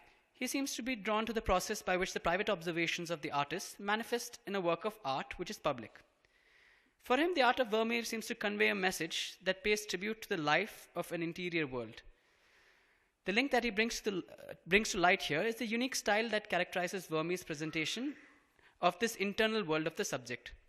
Characteristic of this presentation is the manner in which the viewer is offered only a token appearance of the subject's interiority, as the rest of the interiority is engulfed in silence. So Woolf, Gaskell, and Weissman are thus seen using three different perspectives in articulating the notion of silence in the experience of art, which for our purposes sketch out a brief contour of a non-linguistic mode of learning. They all seem to be pointing towards the contours of an entity that can be perceived from a variety of perspectives. They posit the related concepts of presence, otherness, and interiority as some of the qualities that allude to the non-linguistic elements in the visual medium. A medium that by virtue of its nature is not directly commensurable with natural language. This is the common link that all three share through is the ability of the visual artistic medium to present things in a manner that cannot be rivaled or conceived of by the linguistic medium. It is to this ability of art to appeal instantly to the non-cognitive, to that which resides in the recesses of language and yet animates it dynamically, that one discovers the contours of a non-linguistic mode of learning. I'm quickly moving to our next section, which is cultural strategies of learning, again non-linguistic modes. While the above foray into the world of art has provided us with glimpses of the non-linguistic modality as associated with notions of otherness, presence, and interiority, an analysis of the practice of certain American Indian communities provides us with a cultural and situated understanding of the non-linguistic mode as a valid means of approaching the domain of personal knowledge. To give up on words, silence in Western Apache culture, Keith H. Basso uses sociolinguistics and ethnoscience to introduce to us certain non-linguistic aspects of behavior among the Western Apache of Sibeku in the Fort Apache Indian Reservation in central Arizona. The study presents a number of situations where American Indians are seen to be deliberately refraining from involving in conversation. The description of these contextual practices are complemented by a discussion on the American Indian interpretation and encouragement of such practices. So these are the 6 categories that is described, and these are cultural specific modes of social interaction in which silence is defined as an appropriate with respect to specific individual or individuals. So in the first context, we see that the Apache are often very distrustful of strangers who engage in conversation too quickly. Such individuals are believed to hold utilitarian motives or considered intoxicated. The ethnographic material that Basso presents describes an incident where an Apache from one settlement avoids speech from an Apache from another settlement for 2 whole days when they were working together at another place, at a third place. And they start speaking only after a sustained period of careful observation, after which one of them acknowledges the conduct of the other as acceptable. So in the case of courting, we see a similar context of unfamiliarity, during which young men and women are often observed refraining from the use of spoken language in public and private settings of early courtship. Girls are often warned by their mothers and sisters of the perceived slight in virtue among girls who spoke freely with boys during courtship. Some of these young men too are seen as exhibiting intense shyness, self-consciousness, unfamiliarity, and not knowing what to say or do as some of the reasons for keeping mum. The third one, children coming home offers another interesting manifestation of refraining from the use of language in dictating familial relations. Here, both the parents avoid speaking with those children who have been away from home for a long time, especially gone to boarding school. While the children do express their experiences freely, parents listen attentively and only begin to converse after a couple of days. As a mode of reorientation, this response may be baffling to us, but for the Apache parents, it represents, I quote, the concerns that they have acquired new ideas and expectations which will alter their behavior in predictable ways. Getting cursed out is another context that plays out in a wide range of locations, from houses, trading posts, ceremonial dancing grounds, to any place in which an individual can get angry and go on a rant. Though often associated with drinking parties, getting cursed out is not limited to such situations. The non-linguistic engagement maintained in such situations takes cognizance of the that the party is enraged, is crazy, or in an irrational state of mind. Such an engagement may be characterized as an emotional strategy to avoid, I quote, to avoid any action that will attract the attention to oneself. And the last one is, in being with people who are sad, one maintains decorum while visiting friends or relatives who have lost a loved one. Such an engagement is not related to the immediate burial period, but verbal disengagement manifests over the next couple of weeks until the person is believed to have recovered from his or her grief. Such a policy seems to acknowledge the difficulty of these individuals to engage in normal conversation.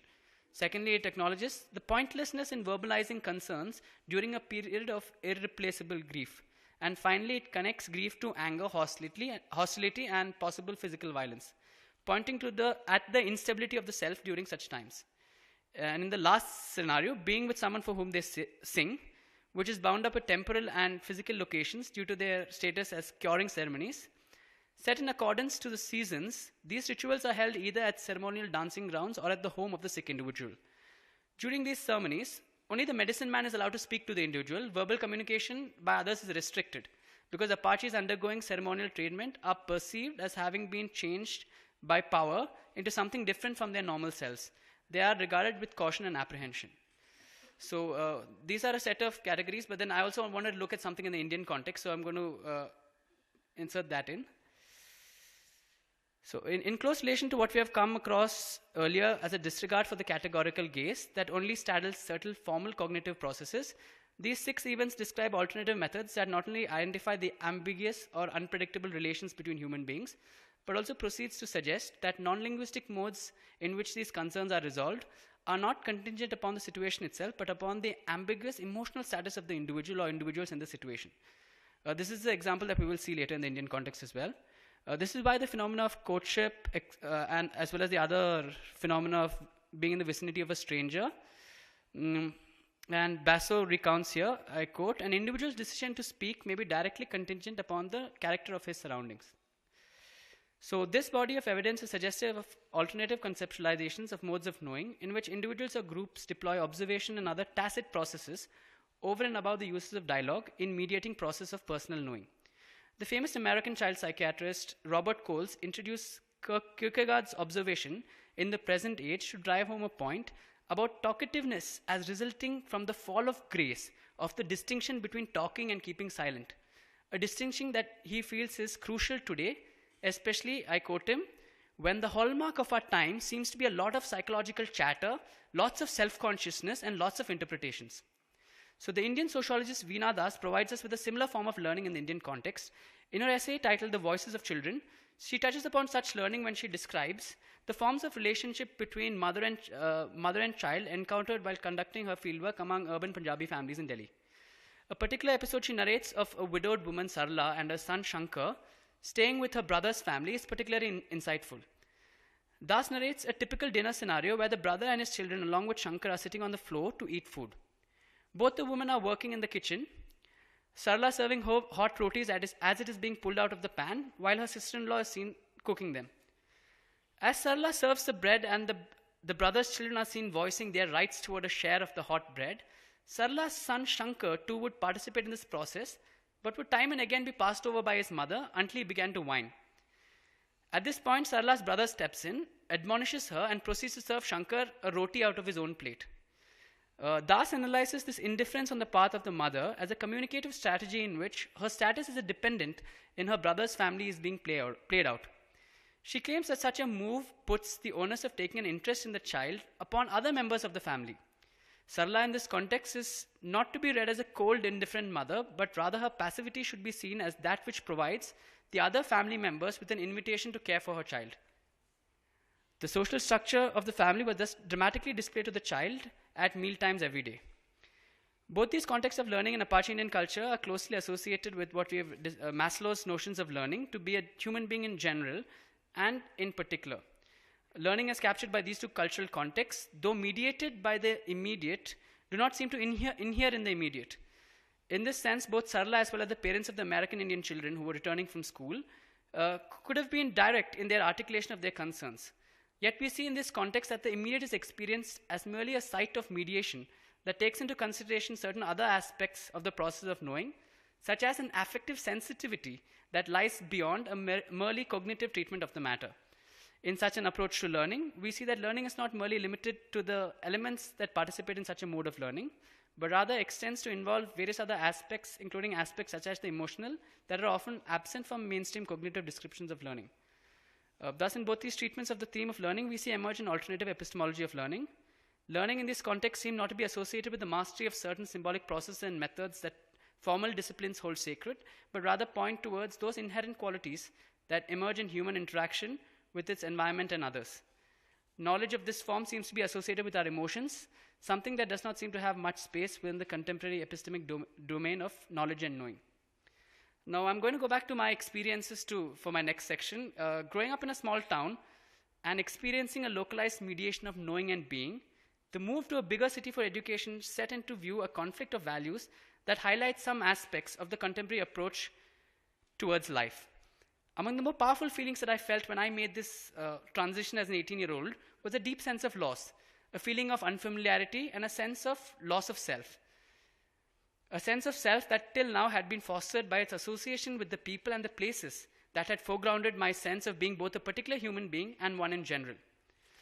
Agnes Heller, in her definition of the essence of modernity, provides a way of making sense of this feeling that I had experienced. She claims that modernity has no foundation since it emerged in and through the deconstruction of all foundations. In other words, modernity is founded on freedom. Heller then proceeds to indicate how this foundation of freedom is unfit to serve as a foundation.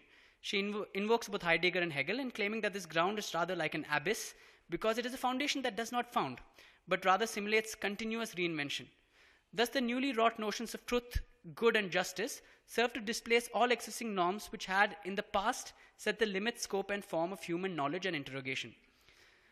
As abstract as Heller's definition may sound, and as confounding as these new notions of truth, good, and justice might seem, it allows us to unpack an interesting trajectory in the paradigm of individual development today.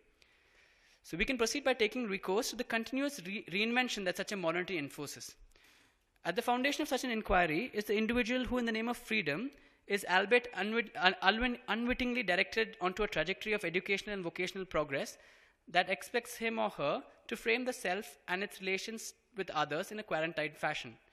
This stripping away of the emotional being from the locality of his or her affective ties in order to accommodate a disinterested, detached being is much valued both by the academy and industry and is paradigmatic of the contemporary trajectory of an individual development. So here I quote Norman Denzin, where he claims that emotionality arises out of inhibited, interpreted social acts in which the subject inserts self-conversations between the perception of experience and the organization of action. In these conversations, feelings directed to the self mediate action and interpretation, and thus emotionality becomes a social act lodged in a social situation.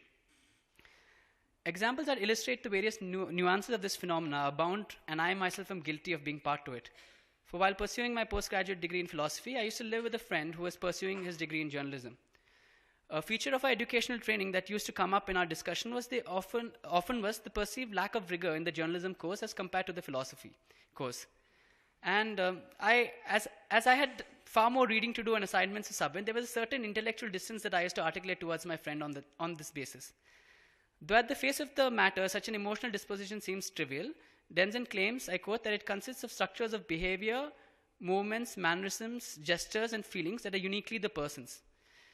So we can understand such positions as articulating the process of knowledge production if we consider it from the perspective of rarity as an endless search for consensus rather than an endless search for truth.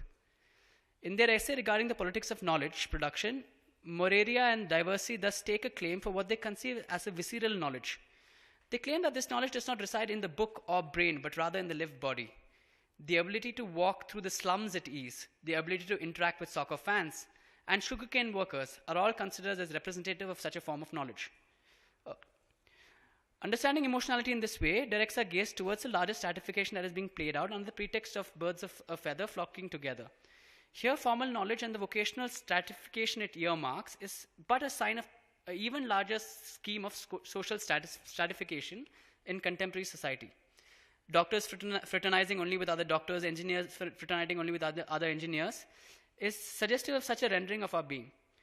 The gated community of today is thus but a sign of such a scheme of being, enforced by a ruthless and rootless logic of what it means to be a successful human being. This manner of lack of a common foundation is paradigmatic of contemporary educational progress, which, as we have seen earlier in Polanyi's description of the achievement of Copernicus, is wrought out of a fundamental shift in the affective principles that guide human coexistence. My next section is titled Service Learning, Experience and Emotion, Service Learning in the Context of Education. So far we have discussed the possibility of an alternate epistemology of learning. We have seen how the idea of knowledge as emotion, knowing as emotionality, caters to notions of self-actualization that the psychologist Maslow had held as paradigmatic of human beings, of being human. We have also seen briefly, starting with Copernicus and culminating with my own personal experiences, the narrow manner in which formal education channels the affective structure of the human potential. Let us now proceed further by briefly surveying a few examples of non-formal educational practices and their contribution to the knowledge economy. We begin this exploration by taking a look at a youth civic engagement practice that is active in Gaza and the West Bank of Palestine since 2002. The Popular Achievement Program is a model of civic education or service learning developed by Humphrey Institute of Public Affairs in the University of Minnesota. The program is administered by coaches who are university students between the age of 18 to 24. These students are trained extensively for a period of 14 days to become facilitators of youth groups of children between the ages of 14 to 17. Run for a period of 7 months annually. Members meet for about 2 to 3 hours a week. So in their essay, Learning by Doing, the Experience of Popular Achievement in Palestine, Suzanne Hamad and Tariq Bakri reviewed the achievement of this program over the last couple of years. By harnessing team-building exercises, group discussions, and role-playing games that reflect on the notions of the civic, the program fosters the free expression of opinion which occurs as trust develops within each youth group. The 7-month learning process of problem identification, power mapping, and action planning and doing has been flagged as one of the most important outcomes for individuals and groups involved. The authors credit the program for creating a special space that fosters experiences which are free from the domineering influences of adults and tradition. They also applaud the experiential mode which brings to life concepts which is most often encountered in the form of textbook definitions. Of interest to us is the manner in which the effective is mapped in such practices. As involvement in this form of learning begins from the college student who work as facilitators, it involves adolescents who form the action team and extends to the larger community of adults by virtue of the specific action goals chosen on the basis of the shared context. The experience of achieving specific goals, such as setting up of a community library or a computer or sports room, seem to have paved the way for the affective in the sense that they helped in getting the larger community together. The festivals carried out to celebrate the success of the program, in which the adult members of the community participated, indicates the larger impact of such civic learning projects. This has contributed to the creation of complex network of relationships based on shared experiences, expertise, skills, creativity, and wisdom. So, notions of being someone, and especially someone in relation to the community, is a recurring theme in the testimonies of the coaches. They seem to suggest that both effect and affect are closely intertwined here, as the effect of the project was not restricted to the goals that had been set up by each group. The blooming of affective relationships between the facilitator and those facilitated, stemming from the non-intrusive, non-coercive, and non-judgmental interaction, are all suggestive of the alternative epistemology of knowledge that we have been exploring so far. In an interview to the executive director of Change, Robert Coles once again discusses the role of the experience of community service plays in the ethical and moral development of students as well as professors. He frames community service in terms of a moral and psychological antidote to competitiveness and greedy self-assertion, which he sees only as articulating one aspect of human nature. Though he does not restrict any such service to any particular age group, he does claim that the intersection between high school and college to be an important starting point, as it is here that one can anticipate the development of class divisions. Coles posits a number of projects that he can foster learning through service. So working on environmental, ecological projects, working with children, the elderly, at nursing homes, working at prisons, etc. Any domain which requires the energy and intelligence of young people who can provide intellectual, emotional, and moral support seems apt for carrying out such service projects.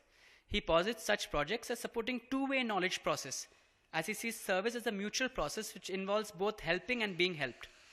Speaking of such forms of learning, he claims, I quote, "Educationally, because I think it is a tremendous way for students to learn sociology, anthropology, psychology, social ethics, and in a sense to learn about others and about themselves in the most effective way I know."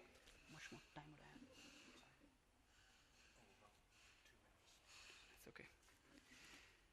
It's okay. My last section, I speak of sports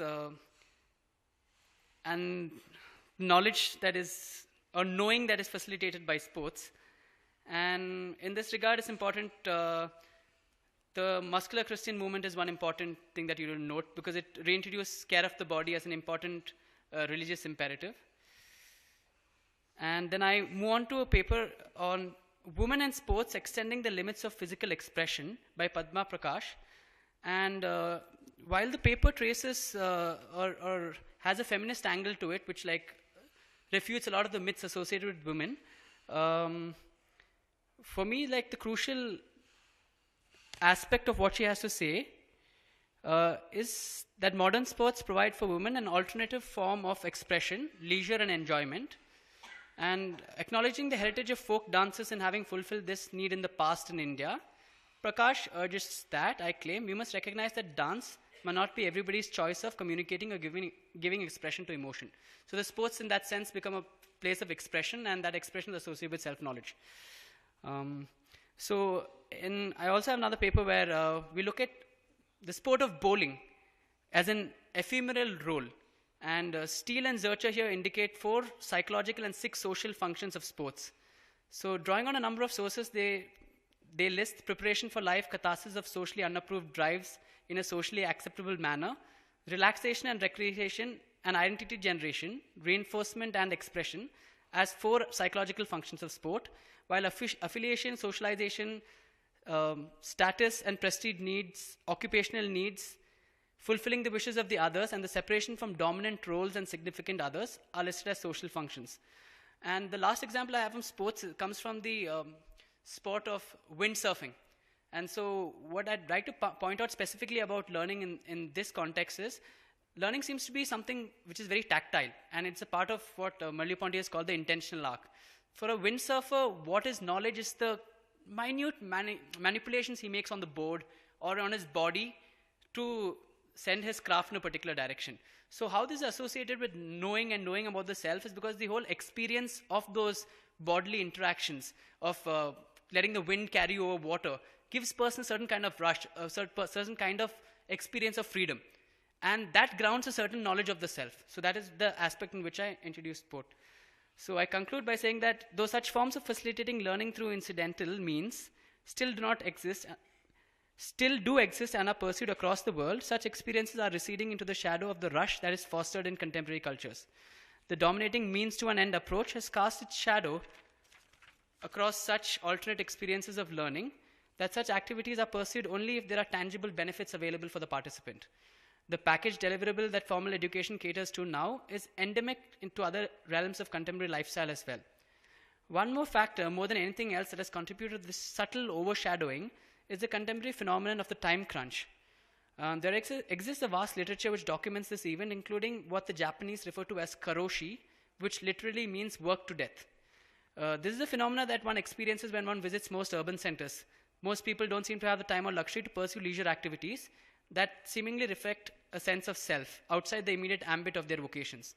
While critics may point out certain individuals as pursuing such ends, often they are exceptional individuals. What needs to be taken into consideration here is the lack of a universal imperative in delivering such learning experiences across the spectrum. This paper thus urges us to reconsider the dominant manner in which learning is framed, and especially the treatment it dishes out about the affective or non-cognitive aspects that often remain invisible within the realm of formal knowledge. Acknowledgement of such factors can assist us in better understanding the process of teaching and learning and the gap that exists between the two. Thank you.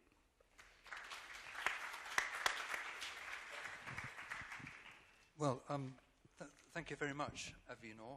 It was very sympathetic exploration of what might be called education of sensibility, I think. And I'd just like to ask you briefly a question about what you said about the Vermeer painting. Now, clearly, in a painting, particularly a captivating painting like that, there is knowledge, experience of a non-linguistic, non-discursive sort, although I wouldn't myself call it non-cognitive. But the problem is, which you've touched on, which is, of course, the most profound problem in this area, is to say, what is in paint, what does this picture tell us? Now, I will say some things about what that picture tells us. It tells us about this girl standing at her musical instrument. So she's playing music, but it's music as order, music as domestic, music as calming, something to be attended to be studied, and to enjoy the grace and possibly the nobility of it. And I think that, and you see the light coming from behind her left shoulder, possibly the light of inspiration, possibly something else. And actually, I think in that painting, on the wall behind her, there is a painting that Vermeer owned, which is a rather sinister painting, which is obviously contrasting with this ideal domestic setting. Now, I can tell you all that, but to experience the painting gives you a sense of the desirability of this. Now, somebody might not have thought of, a girl, ordinary-looking girl, playing a virginal in a Dutch interior. What could that tell us? But Vermeer says it tells us all these things about possibilities and ideal existences through the experience we have of it. And so he expands our sensibility in doing that. Now, the question I want to ask you is, of course, the ancient Greeks were very aware of this, and that was why, as I said this morning, that was a basic part of their education. But the ancient Greeks said that Plato and Aristotle both, in fact, Plato more markedly, but it's also in Aristotle, said that only certain ideal types of art should be admitted into education. Because, of course, they knew that art was capable of encouraging vice, disorder, cruelty, all kinds of things like that. So if you see art, I think quite rightly, as part of education and education of sensibility, education of the emotions, do you agree with the Greeks and actually with Nietzsche, who thought certain types of music should be banned?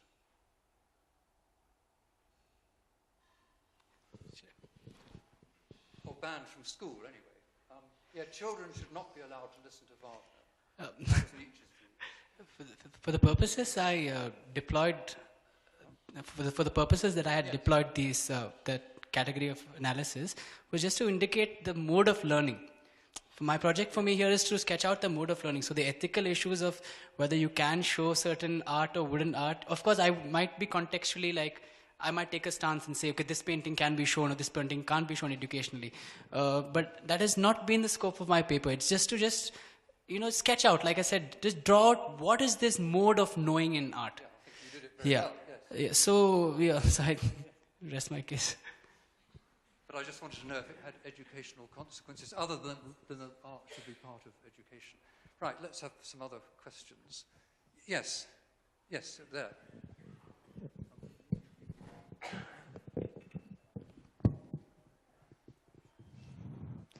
Yeah, you have used the term self-actualization in your research paper, right?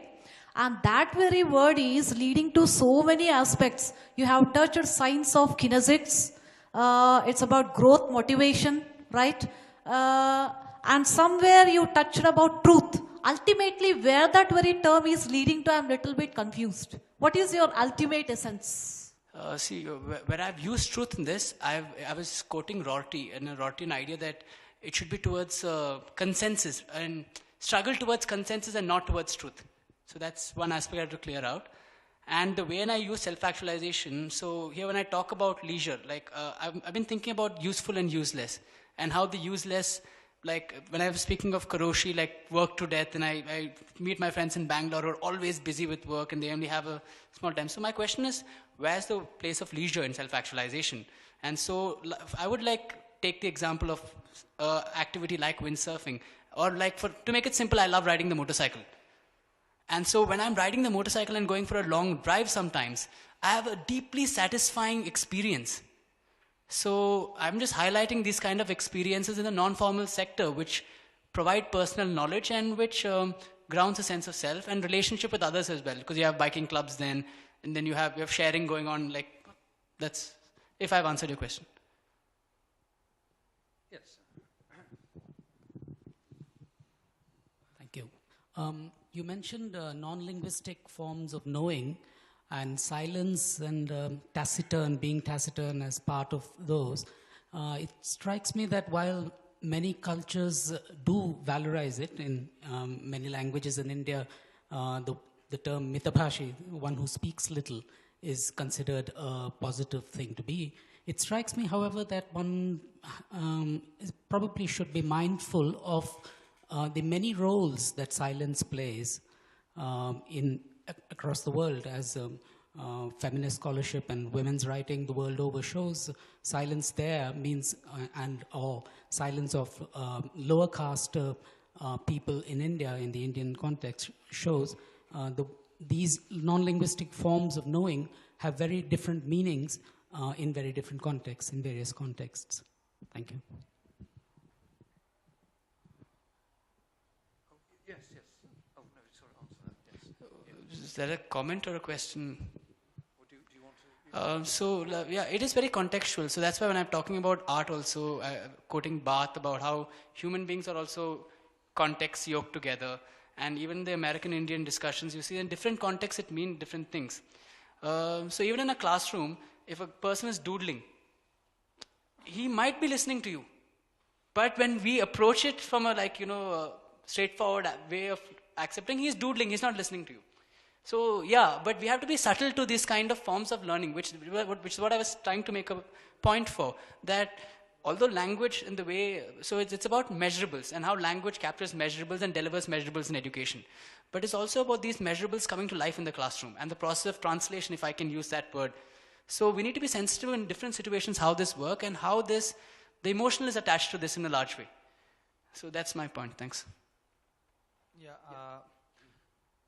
One of your slides, there was one point mentioned about when you said knowledge as a search for consensus and not as a search for truth. That actually, I was just wondering whether, because I thought that I missed some point before that. So I was just seeking one clarification from you, because see, if you define knowledge as a search for consensus among one particular community as opposed to others which have a kind of a different consensus, so, and then what could be the boundary for dialogue between two communities? Suppose that one particular communities can form one set of consensus and they could proclaim that this is our knowledge, and this actually does not require truthfulness of these knowledge claims. This is our knowledge because we have reached to this through consensus. And another community might claim the same kind of a consensus, might be that might opposite to that consensus. So what could be the kind of then, and then there is no truth in that sense. So is there kind of a possibility for dialogue between the two communities over the kind of a rival consensus, or and then if they not, then there's no point of kind of having consensus, because consensus might be completely false. So the context in which I quote that paper, it's an interesting paper. It's called When Janitors Dare to Become Scholars, a betweeners view of the politics of knowledge production. And so there are people who are writing it at two, like he used to be a janitor, and like he's questioning the knowledge production. Like when you are in knowledge production, there are a lot of rigorous treatments that you need to have in terms of truth, this kind of rigor of truth, and knowledge production is associated. And he's claiming that instead of doing that, and when he was talking about knowledge as being walking through the slums comfortably, okay, or talking to the cane workers, talking to the football players, he's talking about that kind of a relational social knowledge, instead of like a theorizing which is from the above, which has more invested in the notions of truth. Am I making myself kind of clear? So that is the kind of distinction I'm trying to bring out here.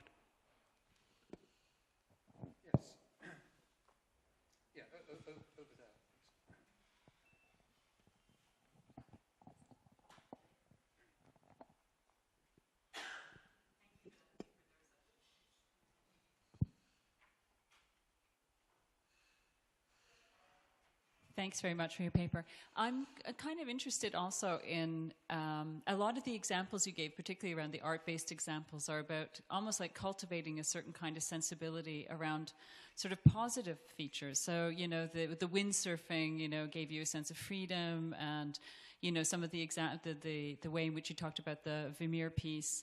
But a lot of contemporary art practice, of course, is very much based on making you feeling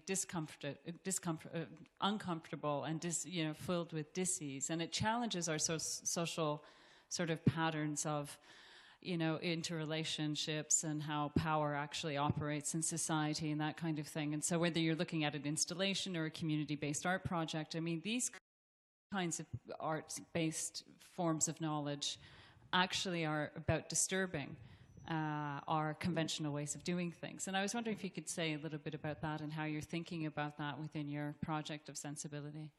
It's also the context. So if I now take the context of environmental education or the environment, and then we are doing this kind of violence on nature, then the kind of projects you're talking about directly add to the effect. You know, if you're talking about a certain kind of catharsis, even negative catharsis is catharsis in some sense. So I wouldn't take on like the positive aspect or a negative aspect. So if an artwork really provokes you, if modern culture in itself is seen as this kind of a attack on nature, then it's very, very useful to use that kind of shocking art. So especially the gender question, we have a lot of feminist art which usually shocks the person out of normal conceptualizations that they have. And I feel that's a fairly reasonable manner in which to proceed, if I have understood your question properly. Yeah? I think maybe the last question from Rohit right at the back. Sorry. Yeah, thank you for a very interesting paper. I have one comment and one question and two formulations of the same question. When I heard your paper, I somehow got a suspicious disquiet that knowledge perhaps is being rated too high, and to call everything knowledge, we are devaluing other modes of experience, feeling, bonding, living, and various kinds of very valuable things in human life. We want to call all of them knowledge because knowledge is something which is glittering and very high. It seems we are devaluing these things in this manner. That is a comment. You need not respond. But I would like to build consensus on the claim that Mahabharata war was fought by nuclear weapons. And I will make endless efforts to arrive at consensus in this, because this, I think, would be an act of generating knowledge in India at this moment, which is very valuable. Another formulation of the same question is, language is enjoyment of well-organized notes of sound and not thinking and communicating with words. Suppose I take this thing and then I try to prove that language is to be enjoyed and there is nothing to be communicated in this. Would you accept this argument?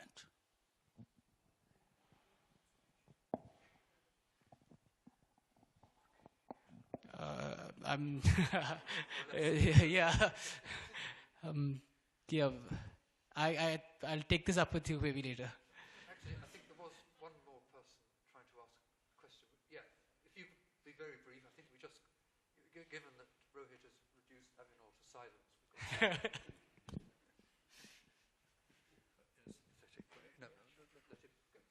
Thank you. I'll try and be quick. I'm very interested in the question of transmission in education, in particular, you know, that teachers transmit something non-verbally, and in the certain traditions, I think of Sri Ramana Maharshi, for example. There's a conception, Ramana Maharshi, and the conception of transmission of knowledge in a direct sense, and explicitly, if that's not a contradiction, explicitly non-verbal. And where might that fit in? Because there should be a tradition, there no doubt is a tradition of non-verbal transmissions.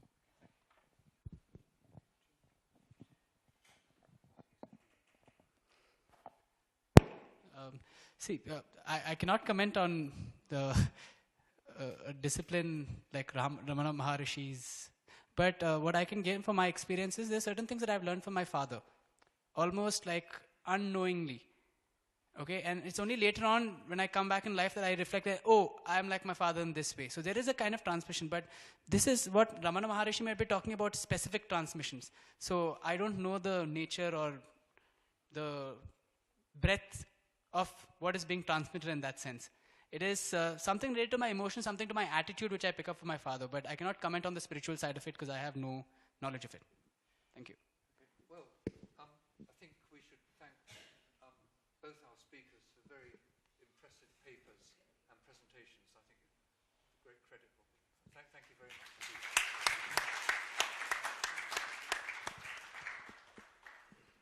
I believe that ends proceedings for today.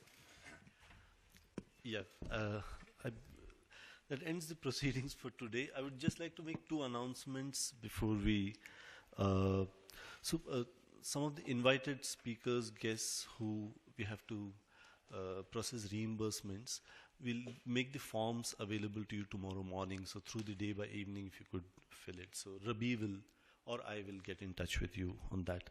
And the people who have come here to report or the rapporteurs, if you could stay back in this room, we could just have a small discussion. And tomorrow we start at 9 sharp in the morning and same place. Thank you so much. See you.